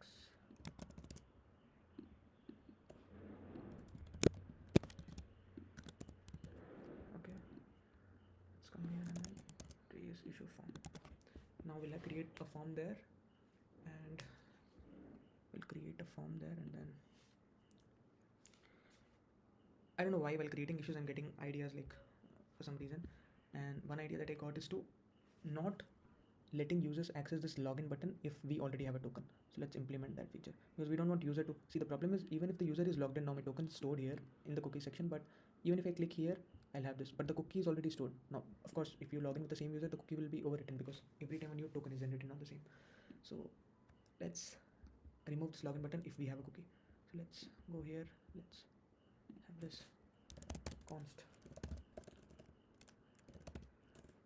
is logged in, set is logged in is equal to use state false, and then we'll have to check if it's logged in. So const check if logged in will fetch this item const token is equal to local storage dot get item. This is authorization. Now if to it is null, if not token, there isn't any token that is found, we'll mark set is logged in as false. Basically we won't mark it. Okay fine, let's mark it else set is logged in as true, because we found a token there. And then we'll wrap this up in our use effect, so that every time this page is reloaded we have this thing checked there and then. So let's call this check if logged in. Okay, now only when the user is not logged in, let's import this as well, use effect. So only when the user is not logged in is when we have this button enabled. So this is the login button, right? Not login button. Wait, where are we? We are, oh shit, we are not in the navbar. Okay fine, we'll have to write this in the navbar, not here. So let's put all these navbar. Okay, let's import use effect and use state.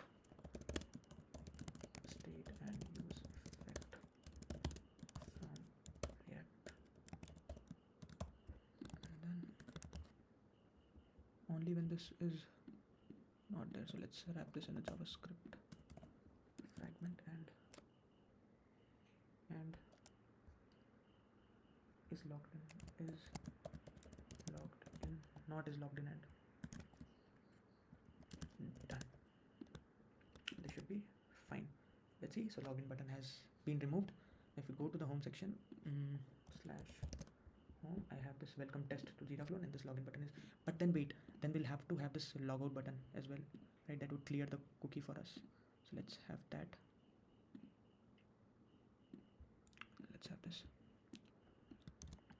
Okay, is logged in. अगर is logged in है तो you have this. अगर नहीं है तो you have this. Even better. Handle logout navigation. Handle logout navigation. नहीं handle logout. And this button is logout. Okay. Let's define this function now. Const handle logout.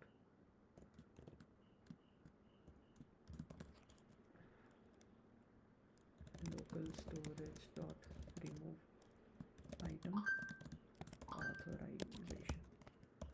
Okay, so now this should be fine. So since test is logged in, I can log out, and this is not letting me go anywhere, so we'll have to redirect to home as well. So let's navigate to home, or let's have an alert first. Successfully logged out, fully logged out, and then let's have this. Let's have this what? Let's navigate to the login page, and then if we go to home, we should login. Okay, so let's prashant@gmail.com. I am successfully signed in. This should be changed to log in, should be changed to log out, but it's not changed. Why did it not change? But if I refresh it, it will be changed for sure. Okay, so shall I reload the page after I log in? That could be a okay, because I'm just okay. So after login, I'm just navigating here. So after navigating to home page, every time I come to the home page, isn't it better in this function that I reload it every time? So let's do that. Windows.reload.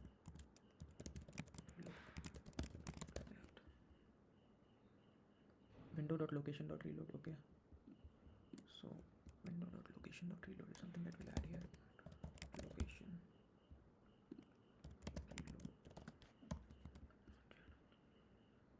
reload. Okay, wait, नहीं ऐसा नहीं, just once. So can I like login में navigate and then do this? We'll call this in the logout page as well. Let's see if this works. It works out here. prashant@gmail.com. I was redirected here, but okay, wait. Yeah, this got changed, right? Okay, of course this got changed. Oh no, wait, it did not. So let's write this here as well. So where is this? What was that? Navbar, right? So navbar handle logout.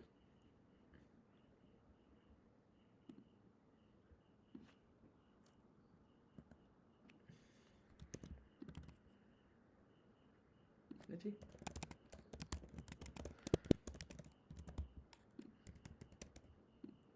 So I am signed in, and this changes to logout, and if I click on logout, I am logged out, and this changes to login. Done.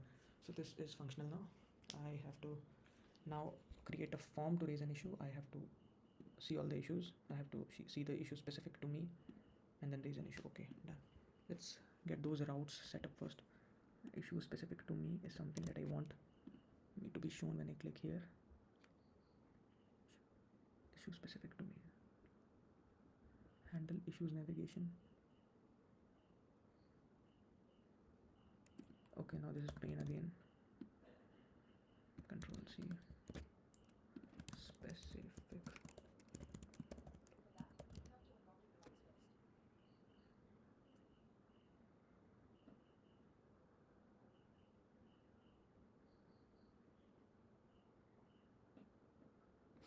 So issue specific to me, issues specific to me, and then we'll have this called here, and then we'll have this raise an issue.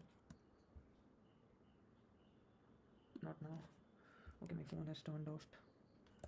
Let's have this raise an issue handle, raise an issue abbreviation.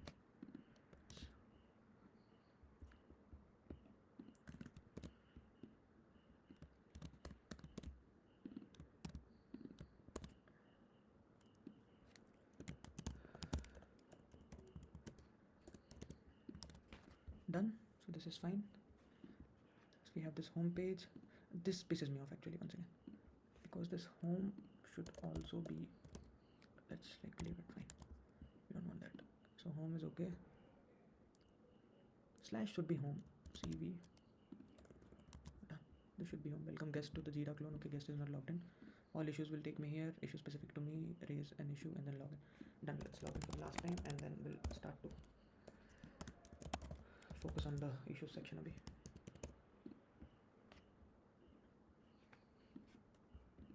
Okay.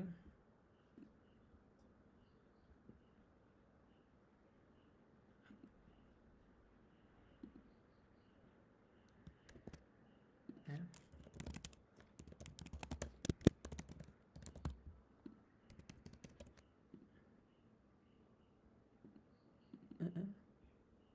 Okay, one second. I see internet. Let me turn my phone on. Got discharged.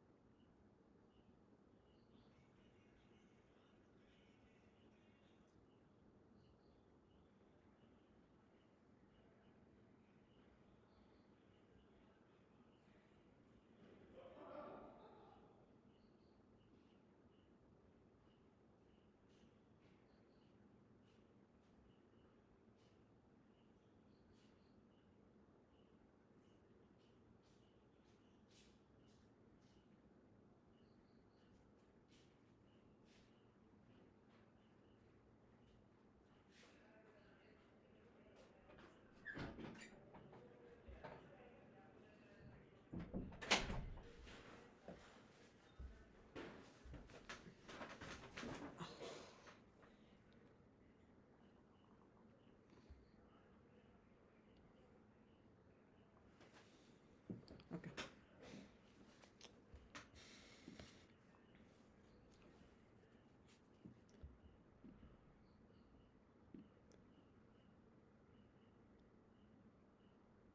Okay.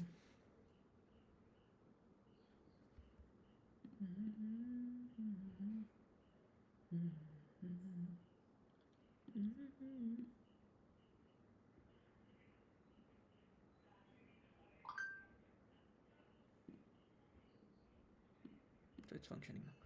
Let's go, let's log in, and it's successfully signed me in. Okay, so this is fine. Let's go to issues now. Let's fetch all the issues here. Access.get. What was the endpoint again? Fetch all issues or what? Fuck. Fetch all issues.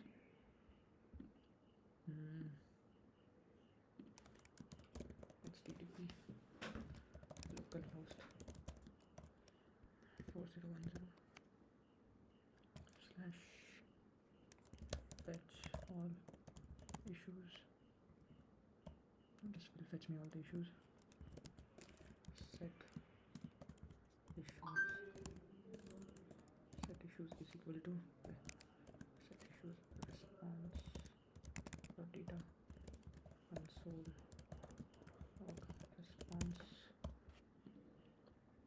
see what this is about. Does it fetch me all the issues? Why is this not functional? Use state is not imported. Okay, import use state. We'll have to import use effect as well. Use state, use effect from React, and then use effect, and then we'll have to pass an empty dependency list, and then call this function fetch issues, and then do nothing about it. Fine, let's see if this works. It gives me an object. Done. So I have this data, and data.issues is an array. So data.issues is something that I have to response.data.issues. Okay, now I'll have to let's console.log the issues here, and then let's fine. So I have these issues here, so I can map through the issues and pass these information over there. Let's do that. Let's do this. We'll have this issues dot map element comma index, and then we'll return issues card for all the here where I'll pass key as element dot underscore id. Do I need an index? I don't think so. And then title as element dot title, description as element dot description, raised by as employee as I can have this raised by, right? So raised, or wait, employee as element dot employee, whatever the other detail, employee severity and status, severity status as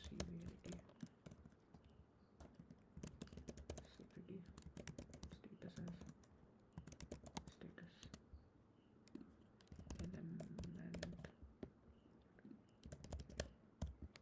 Okay, let's see. So I have these two issues and I have the data specific for that issue. Let me add a little bit of margin in here. Issue card should be having a margin of 6. Okay, let's have a flex display, not here, sorry, let's have a flex display over here, flex, so it's horizontally. Okay, done. So I'll be having employees raising an issue to me and I'll have the data specific to that issue. Okay, so now one more thing, I don't want the employee ID to be here, I want employee name to be here instead. So okay, that I'll have to. Okay, so employee should not be element.employee. So let's have this another function, const fetch employee name. I have the employee ID, right? So this takes an ID, employee ID, right? So employee ID and const response is equal to get localhost 40 employee.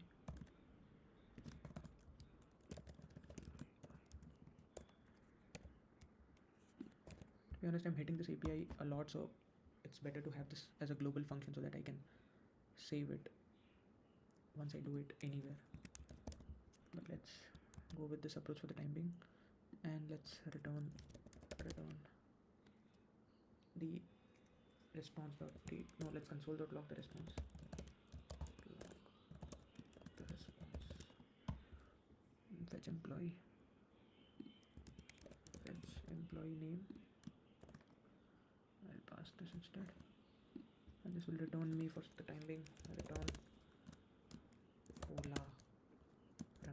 Ola Preet. Okay, तो issue आया.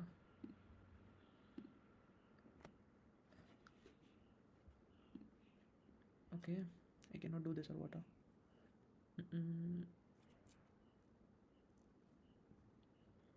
Okay, I'm not sure. I'm using this. I'm doing this for the first time. Can I not call a function here? If this tells me the employee ID and I response is an object, that object will have a data dot employee name, data dot employee dot employee name. So return data dot employee dot employee name doesn't work. Employee dot employee name doesn't work because response dot data dot employee name should be working actually, because when I do this I have this.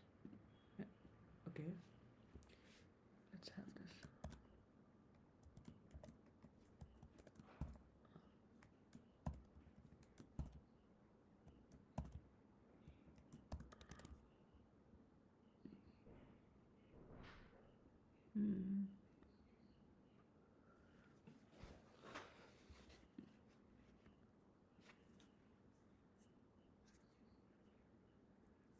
Or wait, can I do this?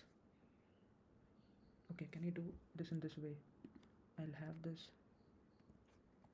passed like this and I'll call the function over there instead of here.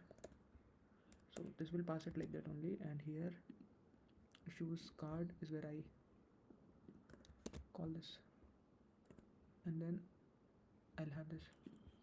1 second, let's try if this works.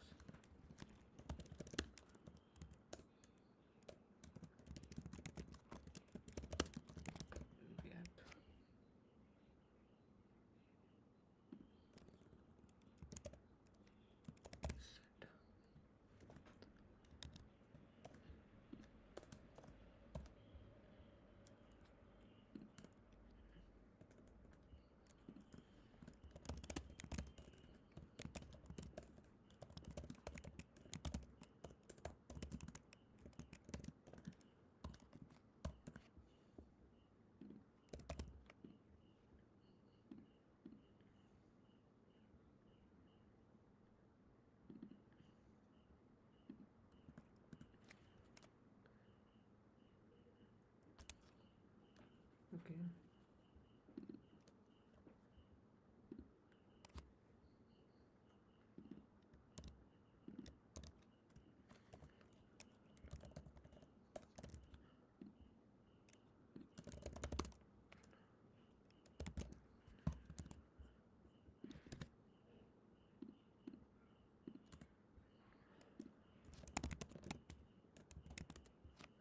Liquids, all issues still have this problem.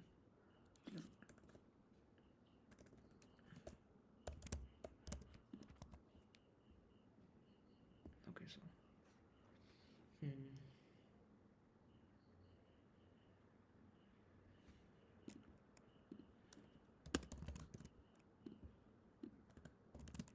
let's see if this works.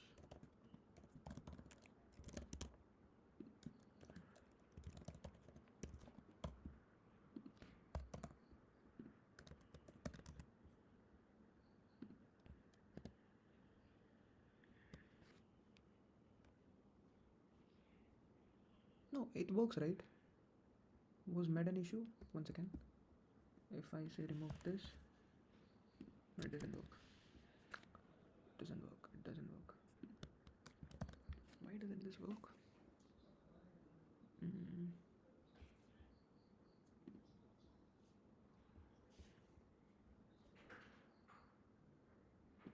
Okay, is this an issue? How this isn't running?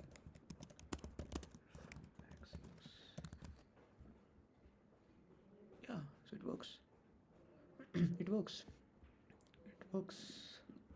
So this is fine. Whoa. So will it work like this? Let's see. X, control B. Let's not have anything over here. This doesn't work. Okay, makes sense. So this works. I have this test user who has created this issue, and this works. Okay. So now let's have this button that will change the state of the button. Will let. Okay. Now complexity aa raha hai.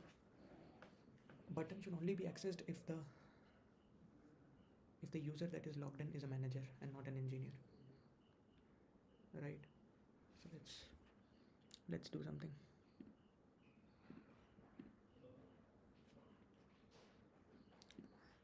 Let's fetch issue specific to me. Let's raise an issue and all.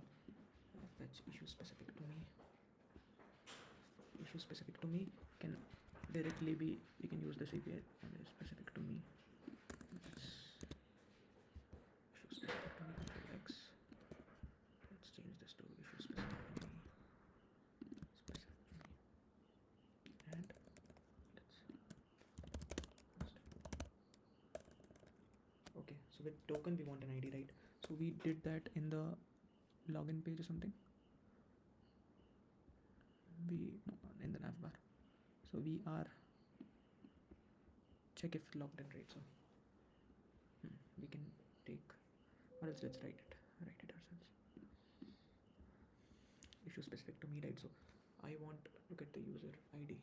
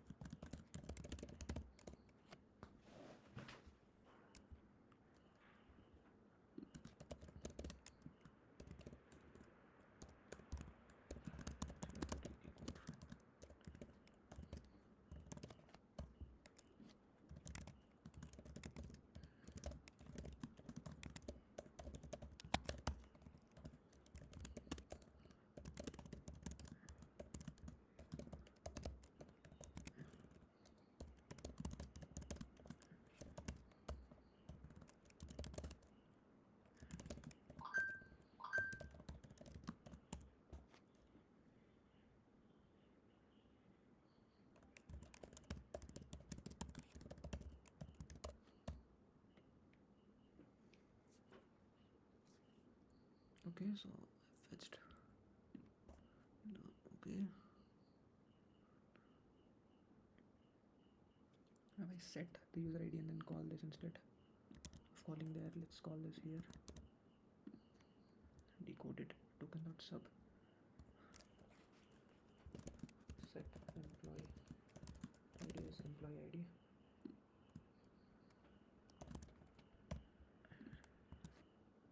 And then call this function, and this will have a response in it, and that response we can have const issues. We can set, that is like const set issues is response dot data dot issues.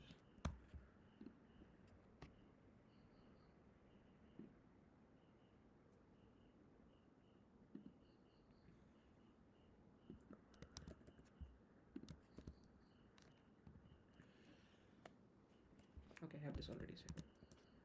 Let's employee ID to hai used. So let's make this ID. Now this should fetch me all the issue specific to me. Let's reload this. It did not. Let's check the error.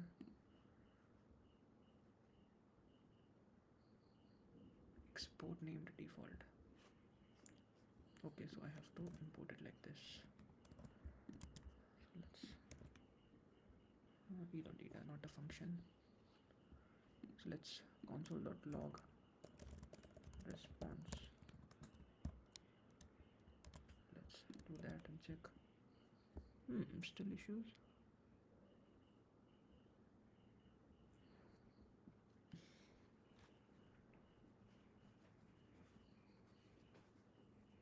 Okay, so this is fetch user specific issues. Wait, the endpoint was different. Let's see what the endpoint was. Backend fetch specific issues, employee specific issue. Okay, so this is the endpoint. So employee specific issue. So fetch all issues, nahi fetch employee specific issues. Still error. Let's see what that error is now. Fetch user ID is called token. We got the token, decode it to done. Set employee ID. Fetch issues. We call that function fetch issues employee ID. I don't want this.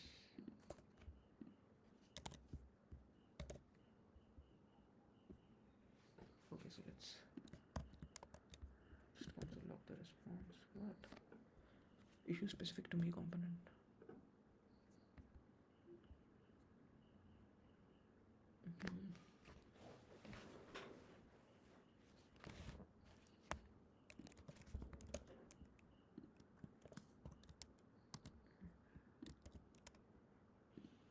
Data dot type dot index of is not a function. Data dot type.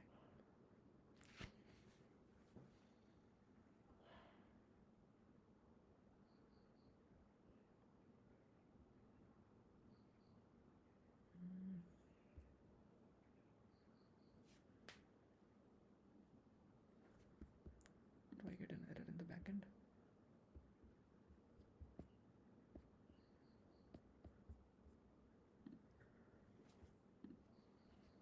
Okay.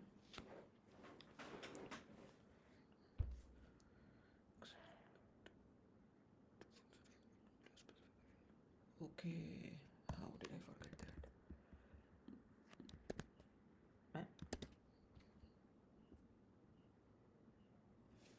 Slash used.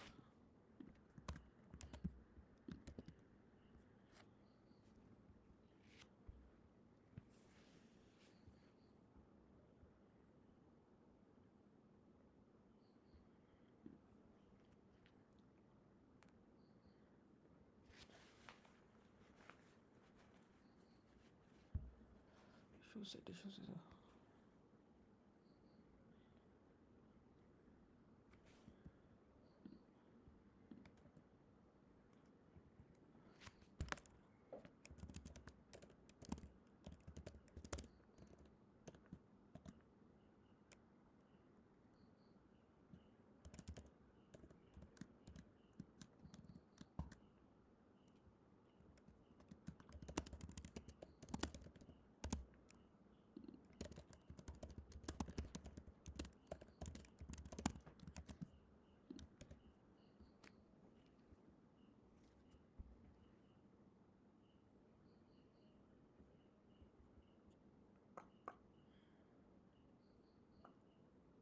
oh shit, authorization का spelling गलत था क्या?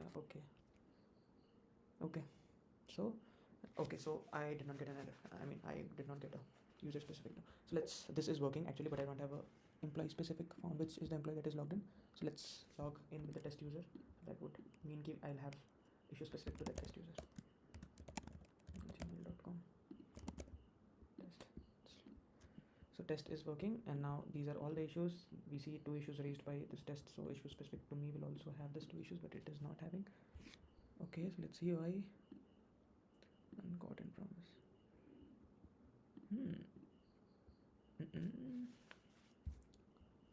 Okay, so I'll have to.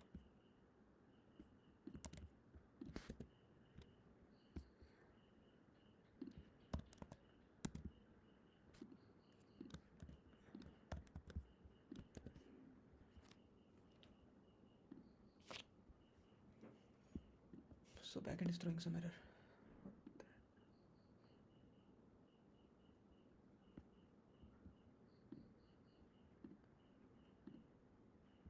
Okay, should be working. Let's see why it is not working. Let's console ID. I have this ID. Let's see if this this works in the backend.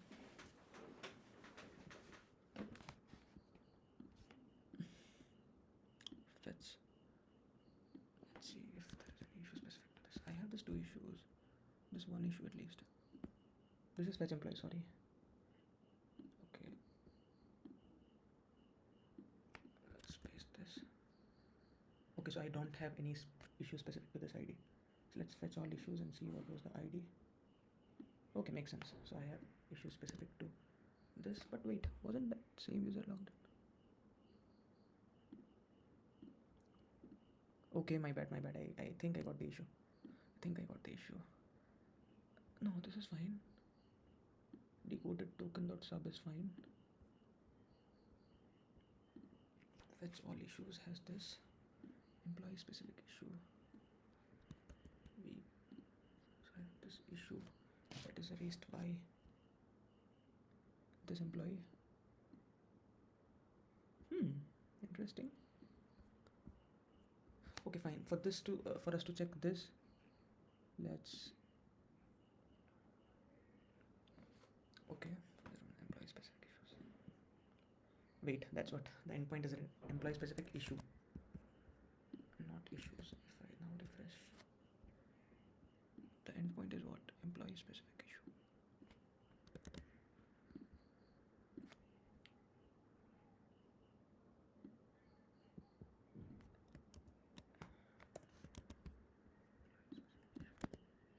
So I still don't have any issue specific to that employee.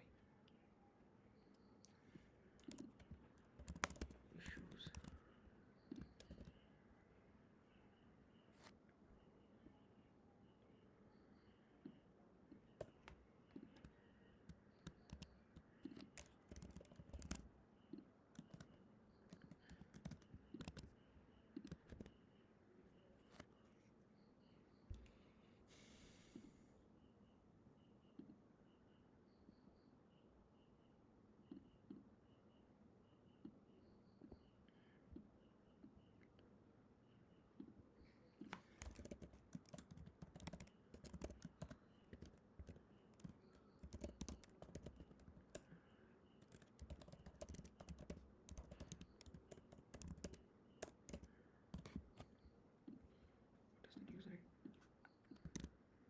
You know what?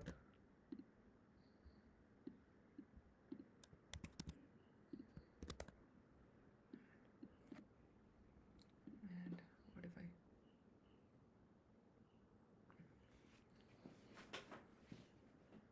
Shit, I was hitting a wrong API. Employee specific issue is not tested or what? This is to fetch all the issues. This is to fetch specific issue is to fetch that employee specific.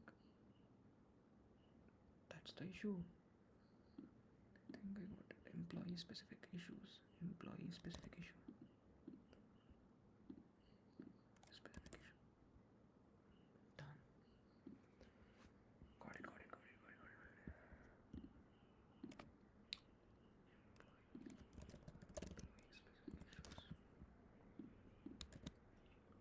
What?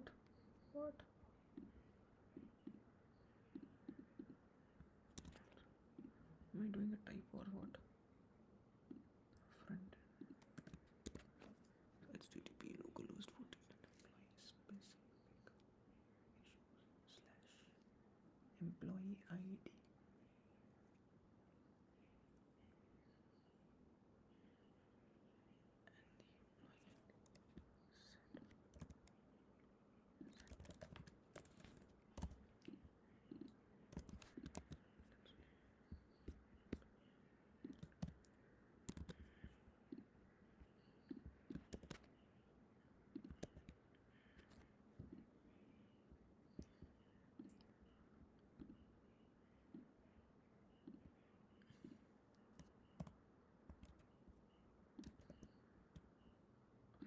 Data.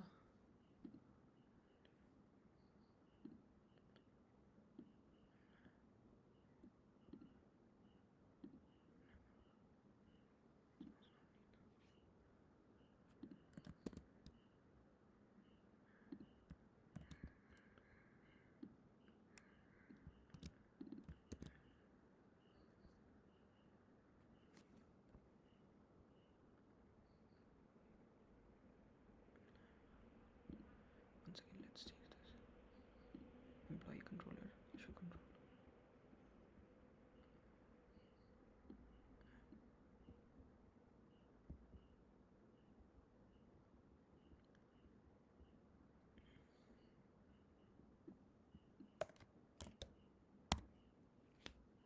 Now this will be fine now. So I have this data issues. Okay. Whew, finally.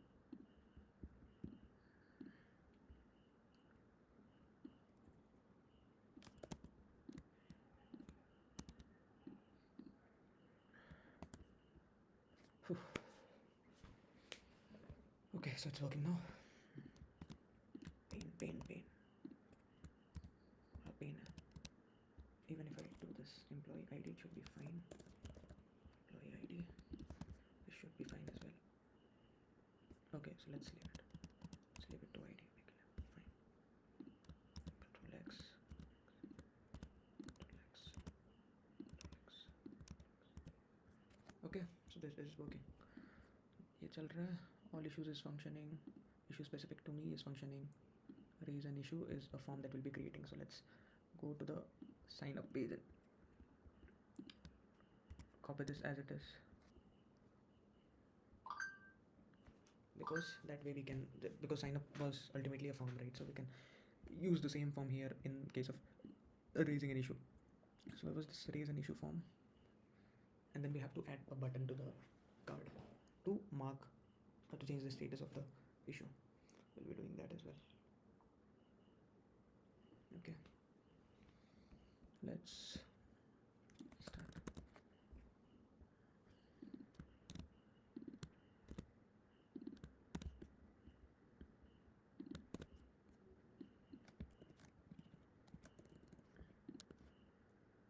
Okay, so now the data is issue.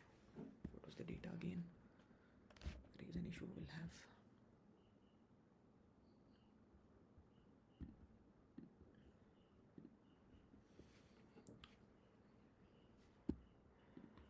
title, description, severity, and status.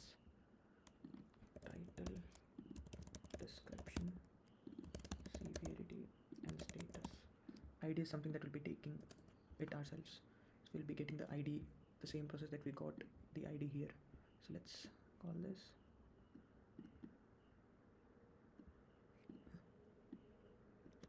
we'll fetch the, oh shit, no.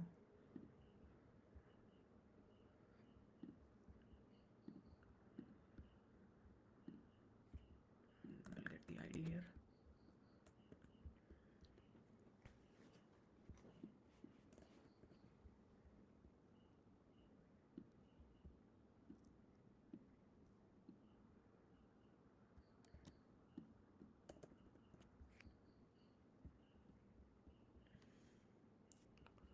We'll get the ID with this code. So basically let's keep it as a abhi ke liye.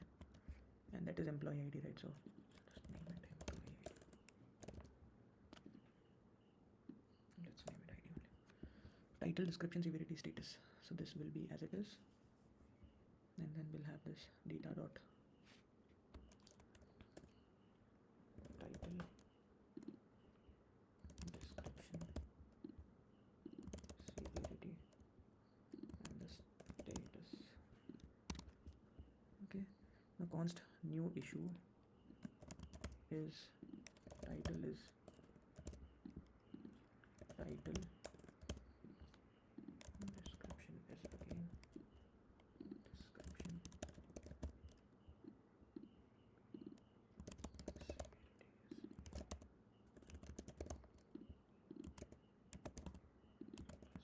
status, and that way we've created a new issue, but then we want an ID as well, right? So we'll pass this severity path employee ID as, what's the case sensitivity that we've used? Employee. So let's have this employee as ID. And this ID will be getting from where? We'll be getting it from here. Let's uncomment it. Let's have this here, and then let's import JWT code.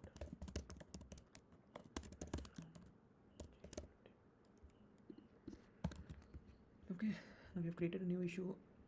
Let's remove this check. Let's remove this check as well. remove this as well. Error raising an issue. In case this all fine, issue has successfully been raised. And navigate to where? Let's navigate to the place where I can see all my issues. Where was that? That was issue specific to me. So navigate to this path.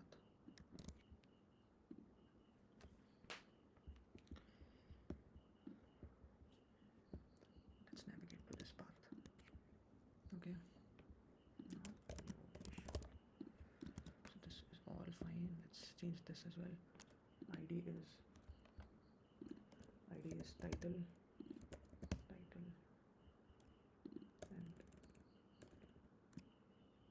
issue title and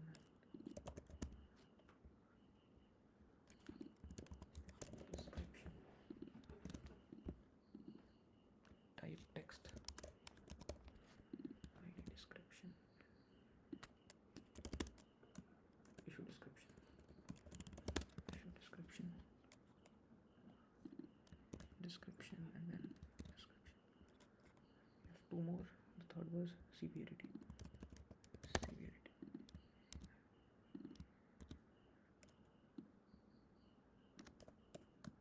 Issue severity. Let's high. Right.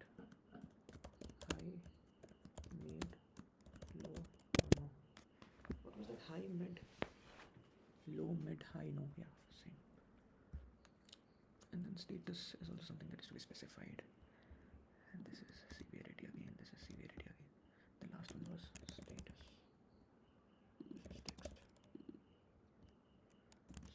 This is text.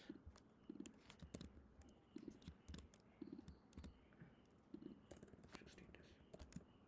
Issue status was this.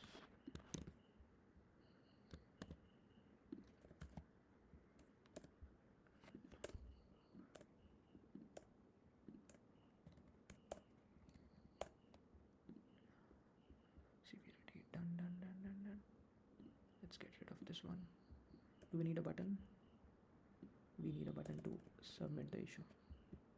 So let's submit issue. Handle submit issue. Handle submit, and let's get rid of this button. Okay. Anything else? Status हो गया. Role नहीं है, ये severity है.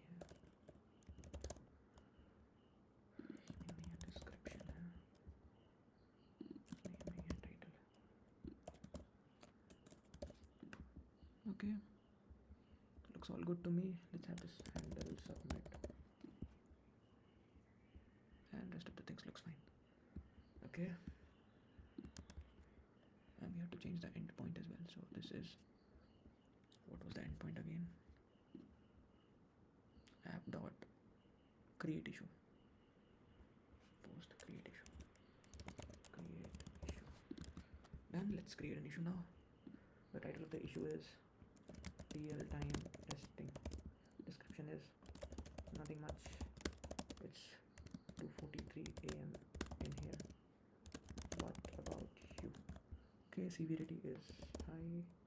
Okay, so severity and statuses are changing at the same time. So let's see. Did I not give two different names in there? Severity. Okay, so this should not be severity. It should be status. Status. Done. So now I can give it a different value, high, and then this is to do. Let's submit this issue. Item has successfully been raised, and then I have this issue that is issue specific to me because I have raised it, and then all issues maybe this has come. So I was successfully able to raise an issue, and let's log in with a different account and raise an issue there. Gmail.com 2345. So Pranav has been logged in. I have these issues, but none of them are raised by me. So issue specific to me should have no issues that exist. So this has no issues in it. So let's raise an issue. This is my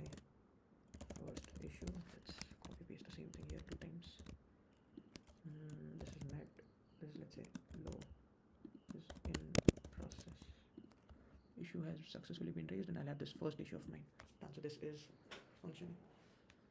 Okay, now we have created an issue. Now let's add a button here to change the status of an issue from in process to do or anything of that sort. So let's do that now.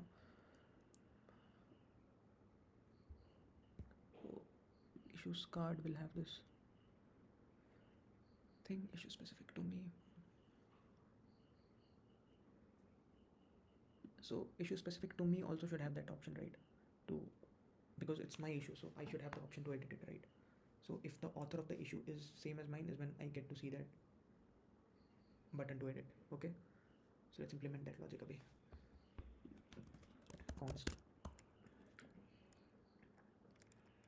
show button, set show button. This is basically edit button. Use state false. Initially it's false. Now okay, so wait one second. No, this section should essentially have an edit button in all the cards, right? Because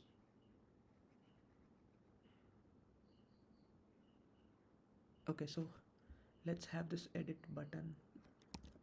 So let's not implement it here, let's implement it here. Card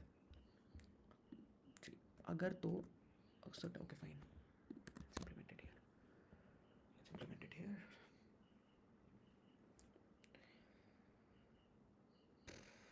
If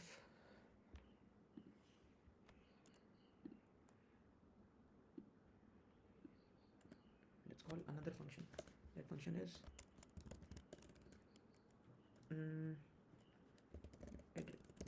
edit option.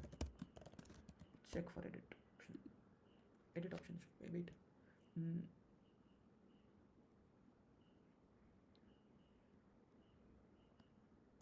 Edit option. Let's stick with that. Oh, I'm very bad at giving names. Const edit options is equal to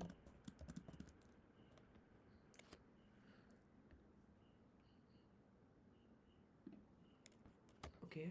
So show the button only if employee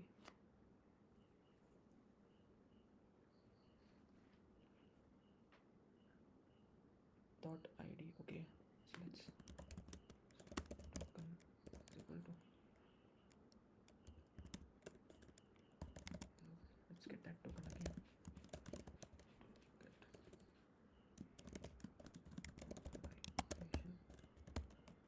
In case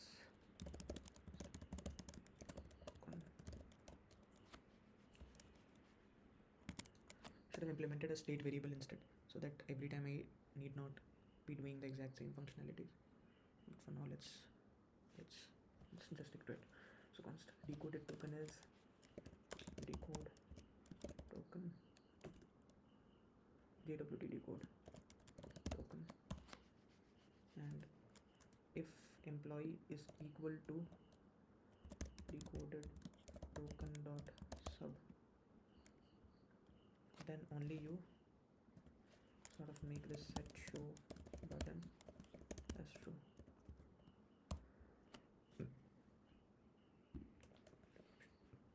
Okay, else set show button false. This is the logic. Let's have this show button and button edit on click, handle edit, and let's have that function as well.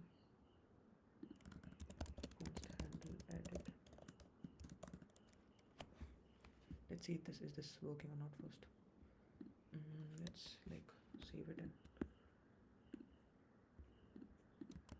save it and okay, handle edit is not doing anything, so okay, so let's give this button a style. See its visibility. Class name bg this. Okay, so I have this edit option here. because this is the only issues that is raised by me, and this, of course, this will have the edit button as well. Okay, so makes sense. I have this edit button over here. Let's go and like implement the logic.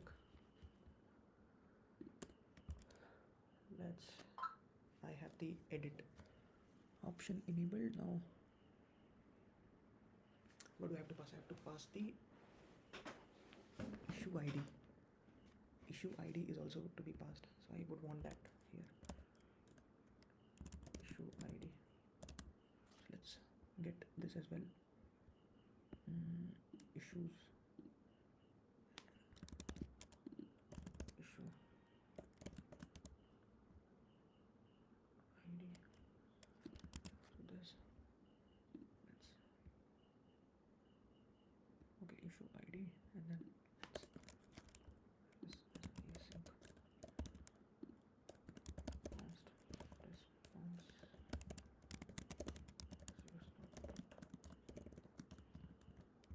Compost. Slash. Okay, so I was update an issue. Let's see what was the endpoint. Jira backend. Update issue slash issue ID. So update issue. Let's this update issue slash issue ID. Let's enclose this in a backticks. And okay. With this I'll have to pass in the new data, right? So data const data updated data is equal to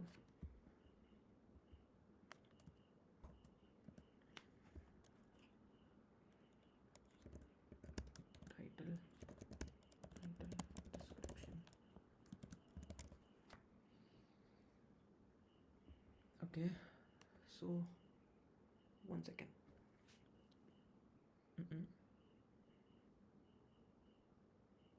Let's create an object, and then okay, I can use the same logic that I've used here, presumably. Okay, so this is the data. Let's go here, and this is the data that I have.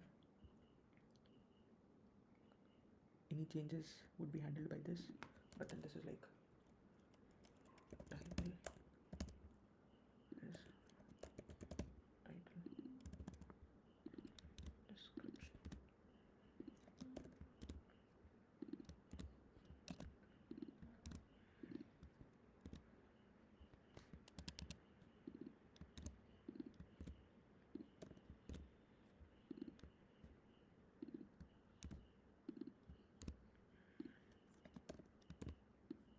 I have this handle change, right?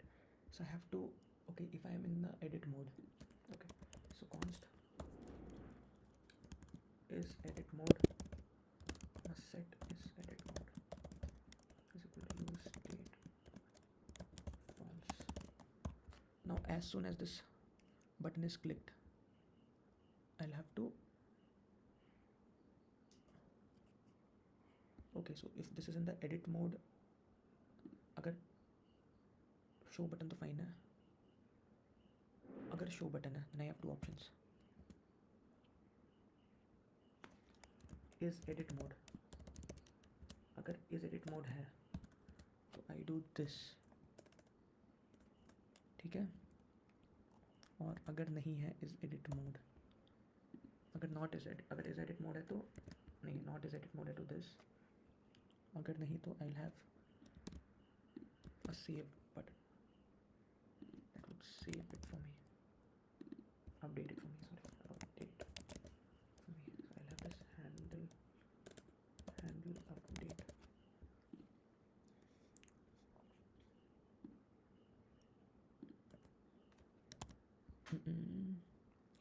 Show button है,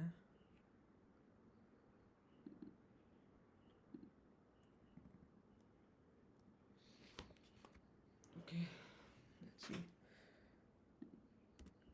sure उसमें problem है, brackets में problem है. अगर show button है और not is edit mode है तो एडिट का बटन डाल दो, ठीक है। अगर एडिट मोड में है तो अपडेट का बटन डाल दो, ओके।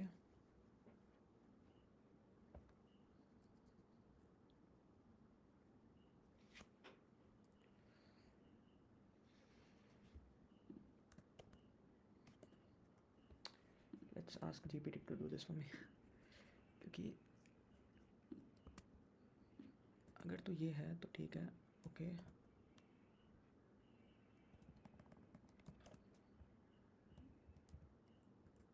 अगर तो ये नहीं है तो ये है, ठीक है।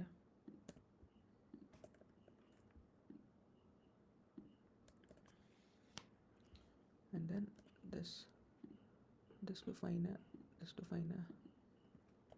Let's wrap this inside this, let's have one more this. अगर शो बटन है टू डू ऑल दिस, अगर नहीं शो बटन है तो don't show button, let's have this done. We'll have this new function that is handle update. Let's change this to handle update, and then let's have this const handle edit, okay. This will handle edited data, and let's go and from the form itself get all those things.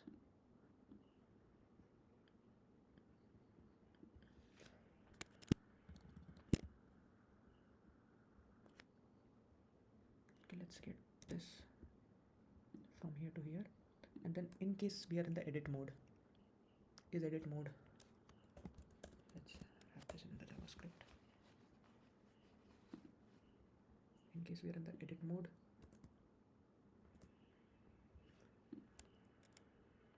what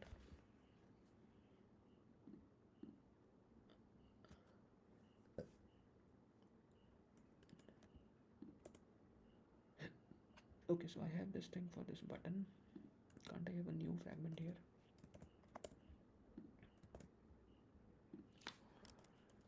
Is edit mode, अगर है तो let's have this, so let's have this, yeah. अगर नहीं तो let's have this, or shall I like enclose it completely?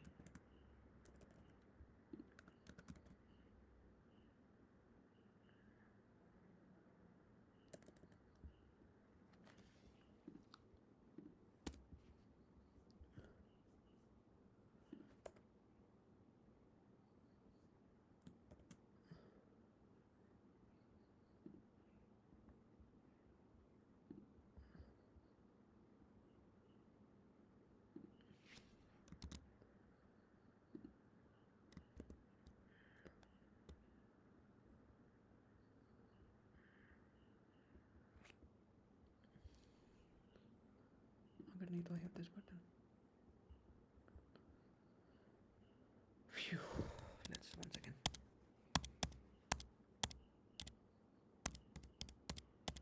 One second. Okay, so अभी तक तो ठीक है. Show button का logic is fine.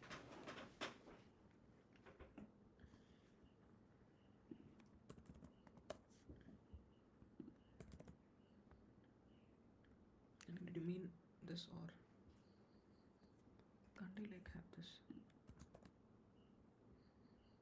Okay.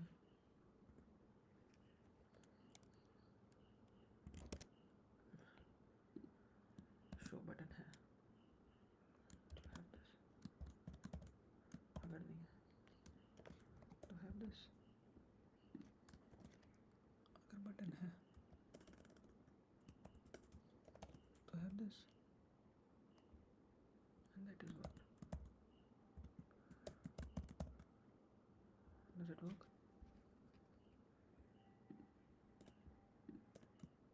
Okay.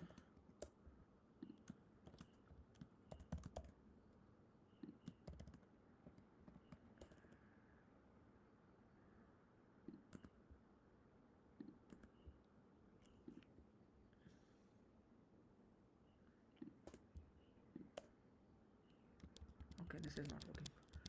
Shit.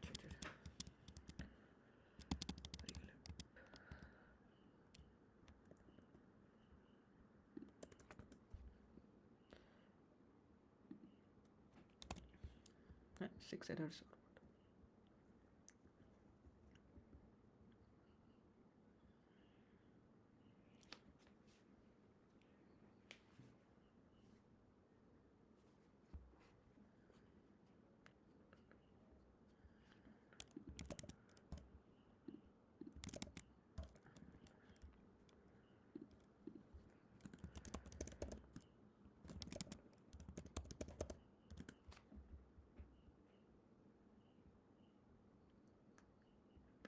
Status.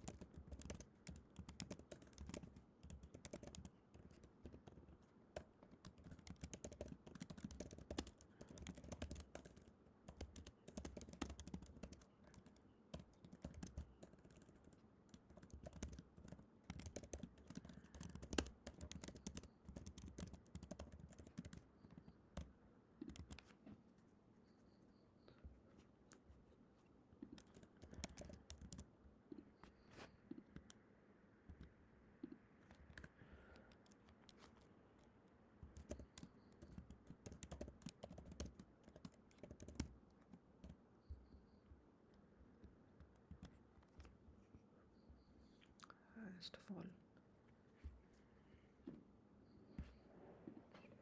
Update. Okay, so issue is updating. Issue is getting updated, correct? Now let's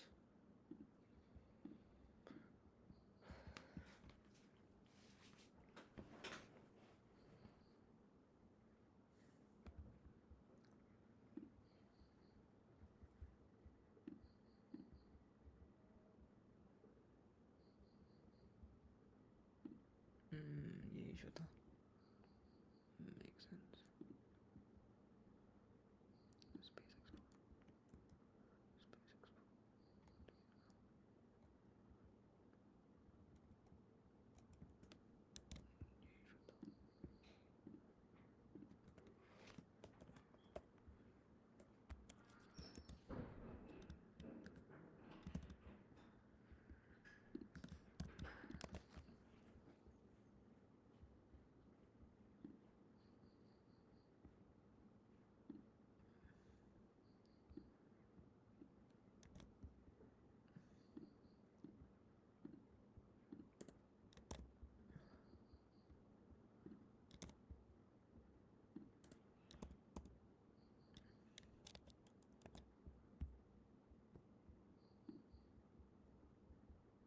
Hmm.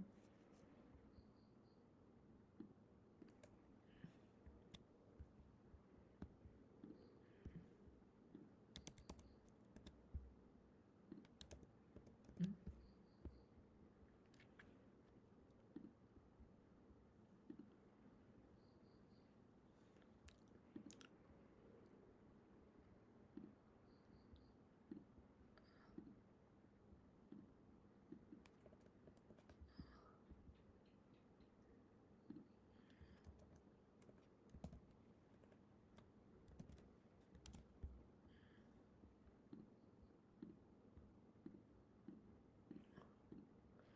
So logically तो ठीक है. I have this.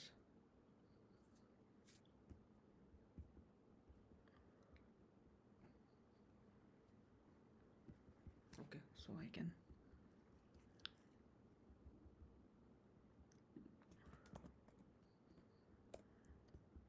let's अगर शो बटन है तो button show करो. अगर use edit mode है तो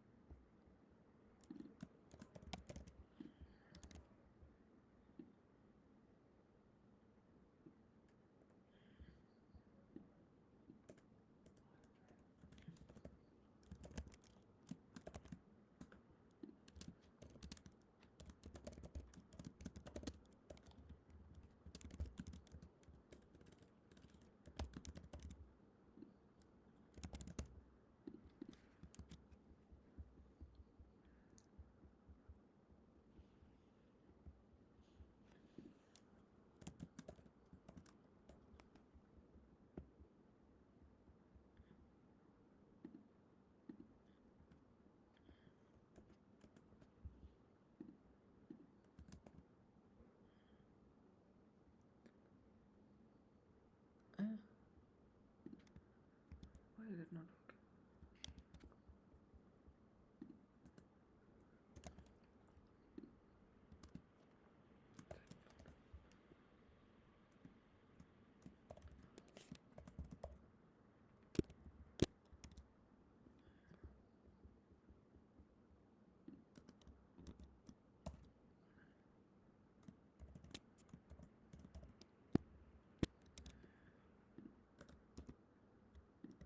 Did it work?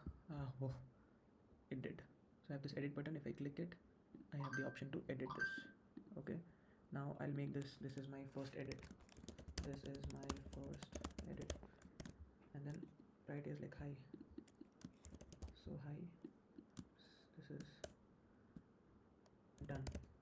Update issue has been updated. Okay, and then if I go to all issues specific to me. Okay, so that wasn't updated. Okay, it wasn't updated. Let's see.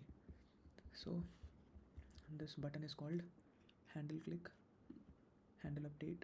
We go to handle update, then this will have this tokens to have an error thrown up. Updated data.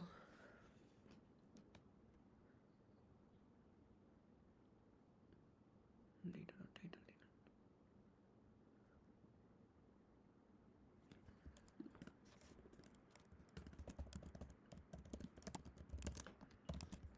Let's see what the response is.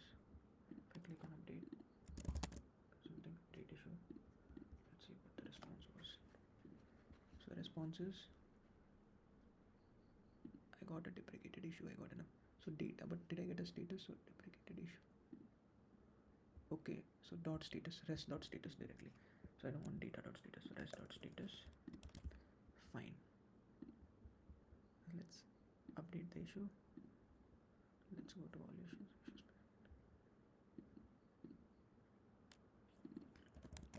Still not updating, right?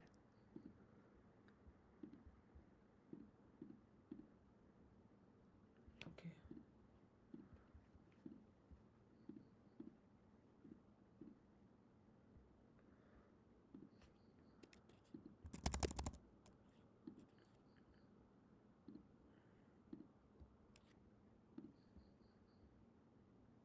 So updated issue and the deprecated issue is same.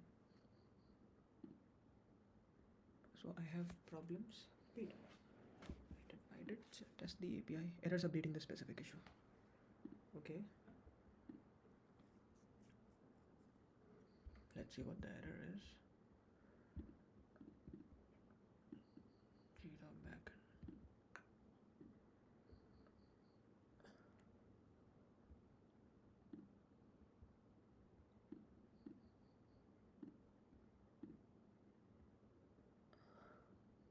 I have this 5, 1, 2, 3, 4, and 5.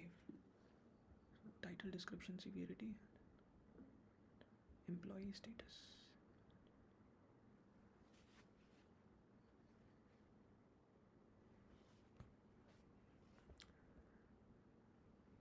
Oh description.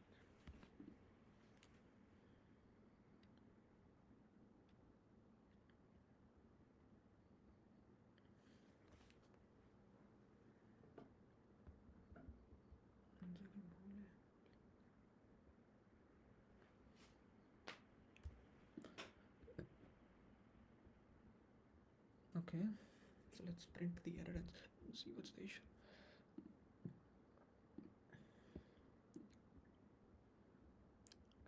Create update.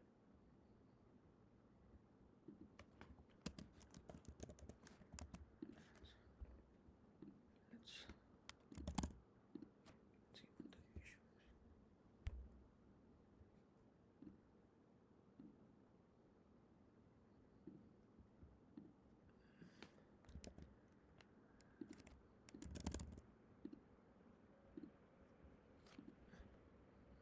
Okay, so is the issue updated now?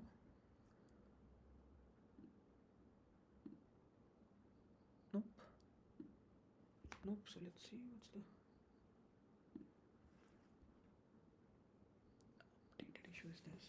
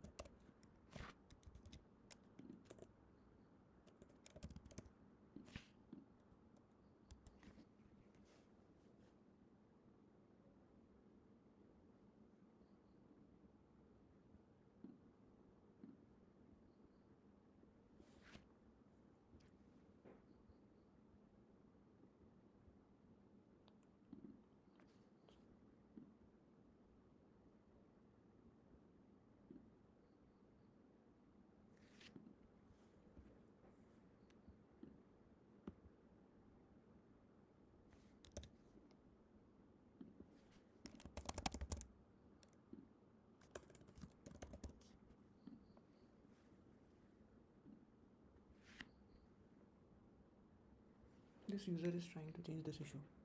This issue is 676098. Okay, so this is correct.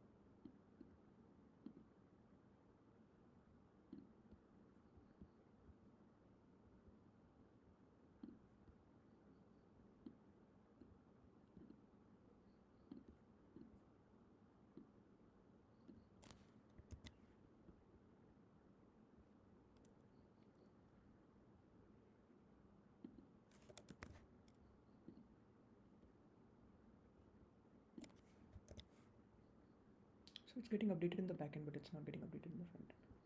Okay. I need to pass it.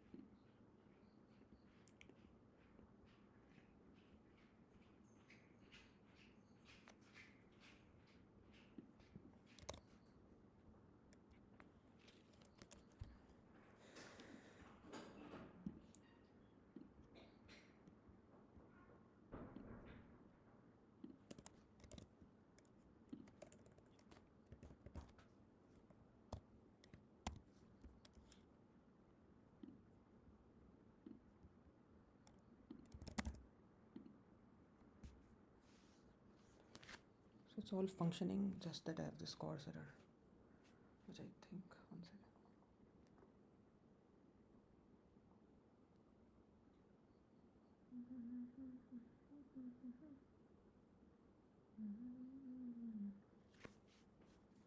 Where is that then?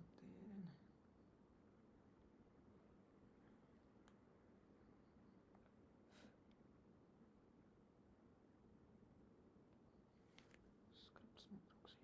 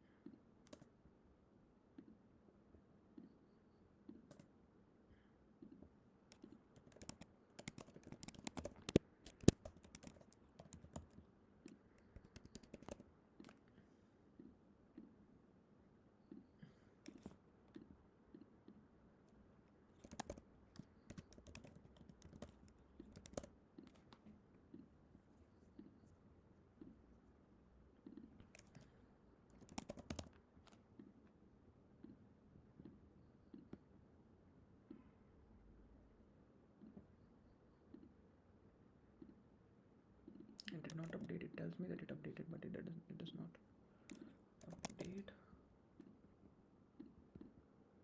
Why?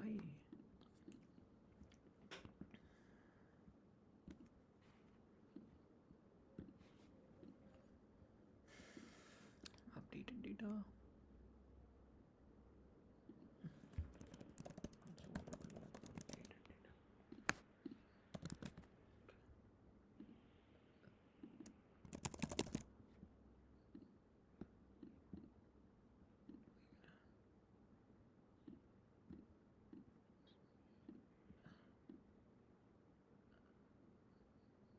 Okay, this is the updated data that I'm passing, but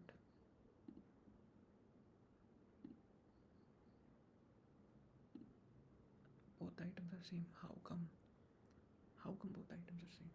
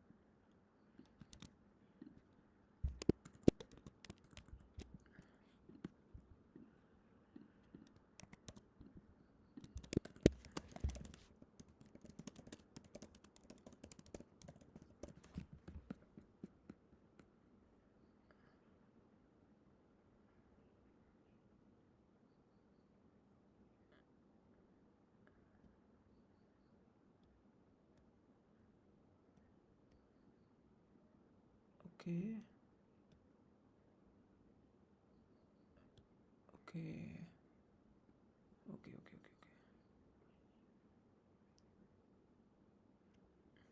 Makes sense. Makes sense. Makes sense. Okay. That's why you should not code so late at night. It's almost 3:40 a.m.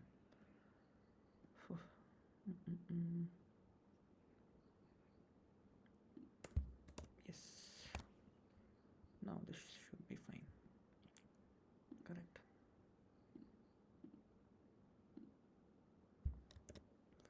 Refresh it. Real time updating. Date issue. Okay, no. That's what I'm getting.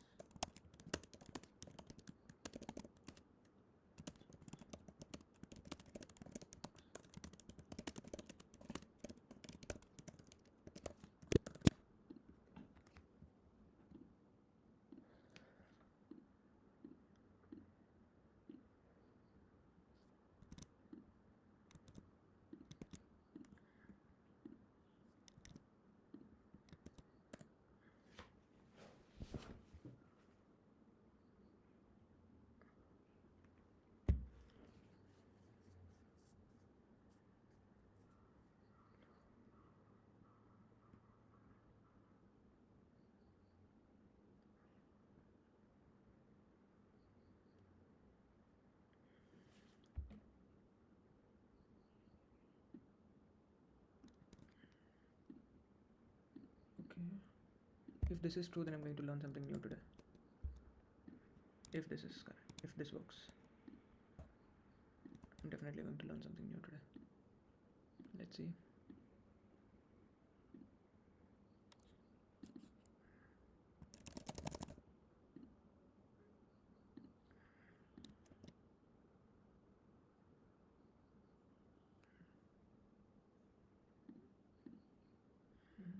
Okay, so I think I got the issue and got the reason to not code at night. Just kidding. But the issue was this: while I was consoling log, I saw कि I was not able to find the title and description, and then when I console.log the date, I mean the body part, I saw कि I was I was accessing the wrong data. So instead of accessing request.body, I should have been accessing request.body.updated data. So let's do that now, and I think it should be fine.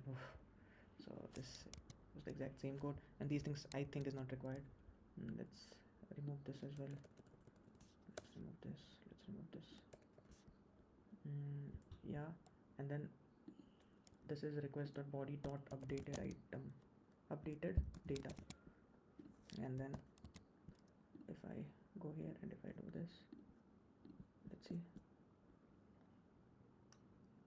Okay, so the new data is this and the updated data is this. Okay, so let's once check.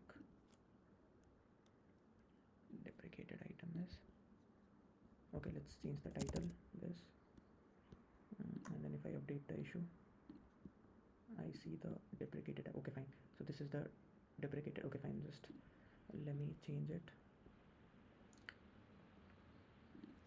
Control X, updated issue, and this is the deprecated issue. This should be fine.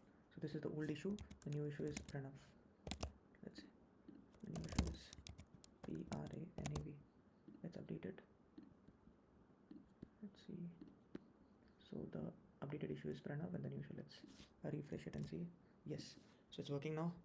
Oh, fine. Key. Now we have implemented the edit issue wala part. We have implemented the edit issue wala part, and you can change all the parameters basically. Now we have implemented user specific issues. We have implemented, let's add one issue now. I am tested. Let's log out and log in. And then let's add 1, 2, 3, 5. Let's add one issue. I have all the issues. Let's add one issue, raise an issue. This is the latest issue. Today is 17th of December 2024. Low, and this is in process. Let's submit this issue. Let's go to my issue, and this is the okay. This is the even later issue and latest issue. Latest. Okay. And today is you should never give up on errors. There is always a way out. And this is very high, and this is done. What was that? Done. Let's update this issue.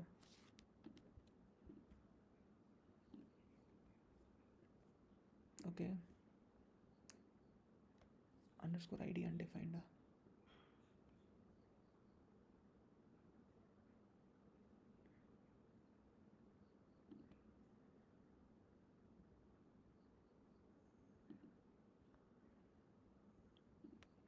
I don't know what they're talking about. Underscore ID undefined.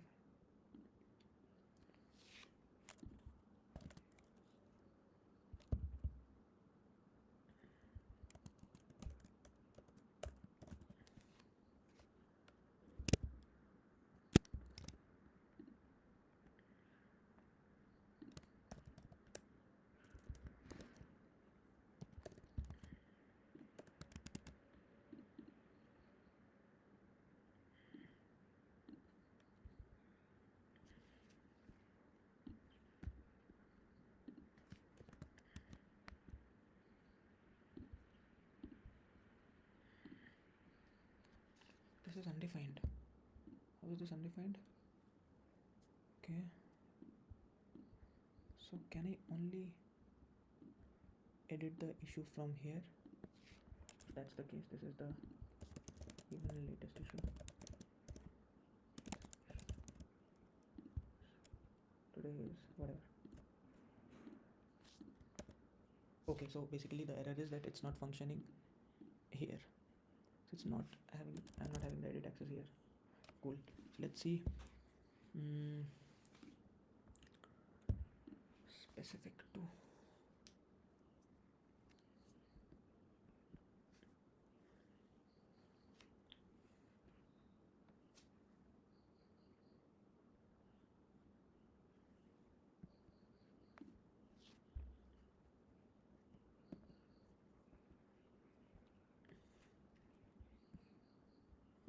but ethically it's the same card that we're working on.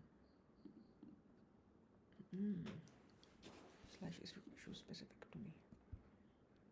Let's move this.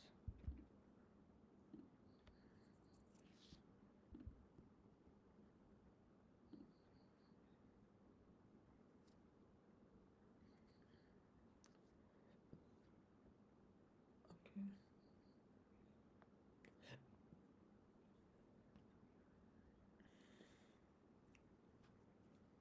Okay, so I don't have, so I want to say give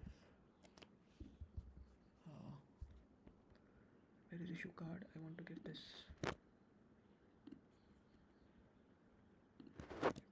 as element or underscore ID. So now this should also be fine. This this is the final edit. Moral for today is to never give up and maybe sleep a little early.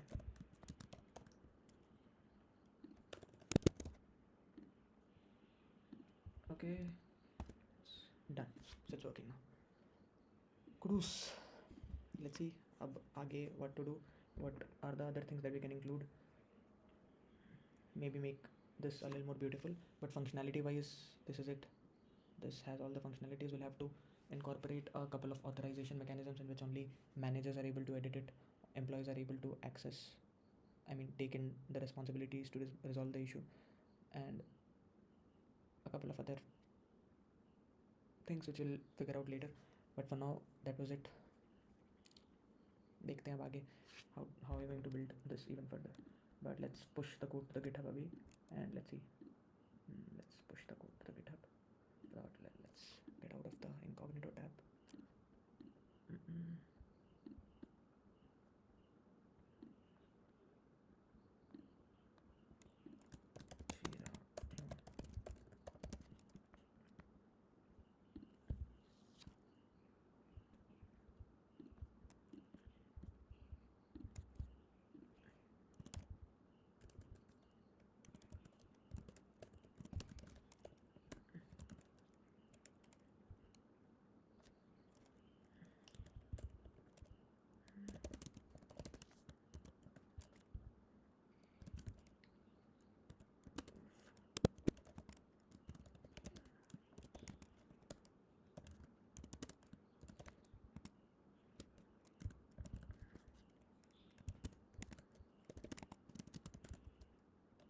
Do I have a readme? Let's get rid of all those node modules.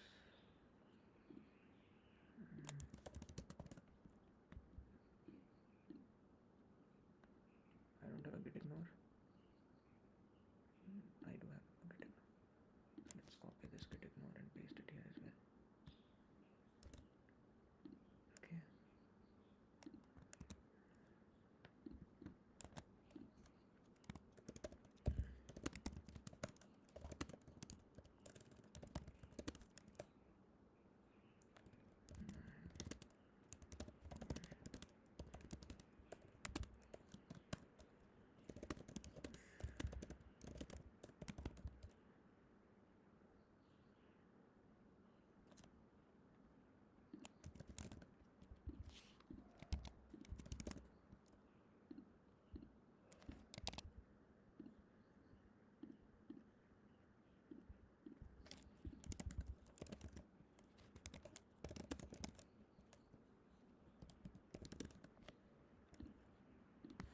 We've pushed that to GitHub. Let's see.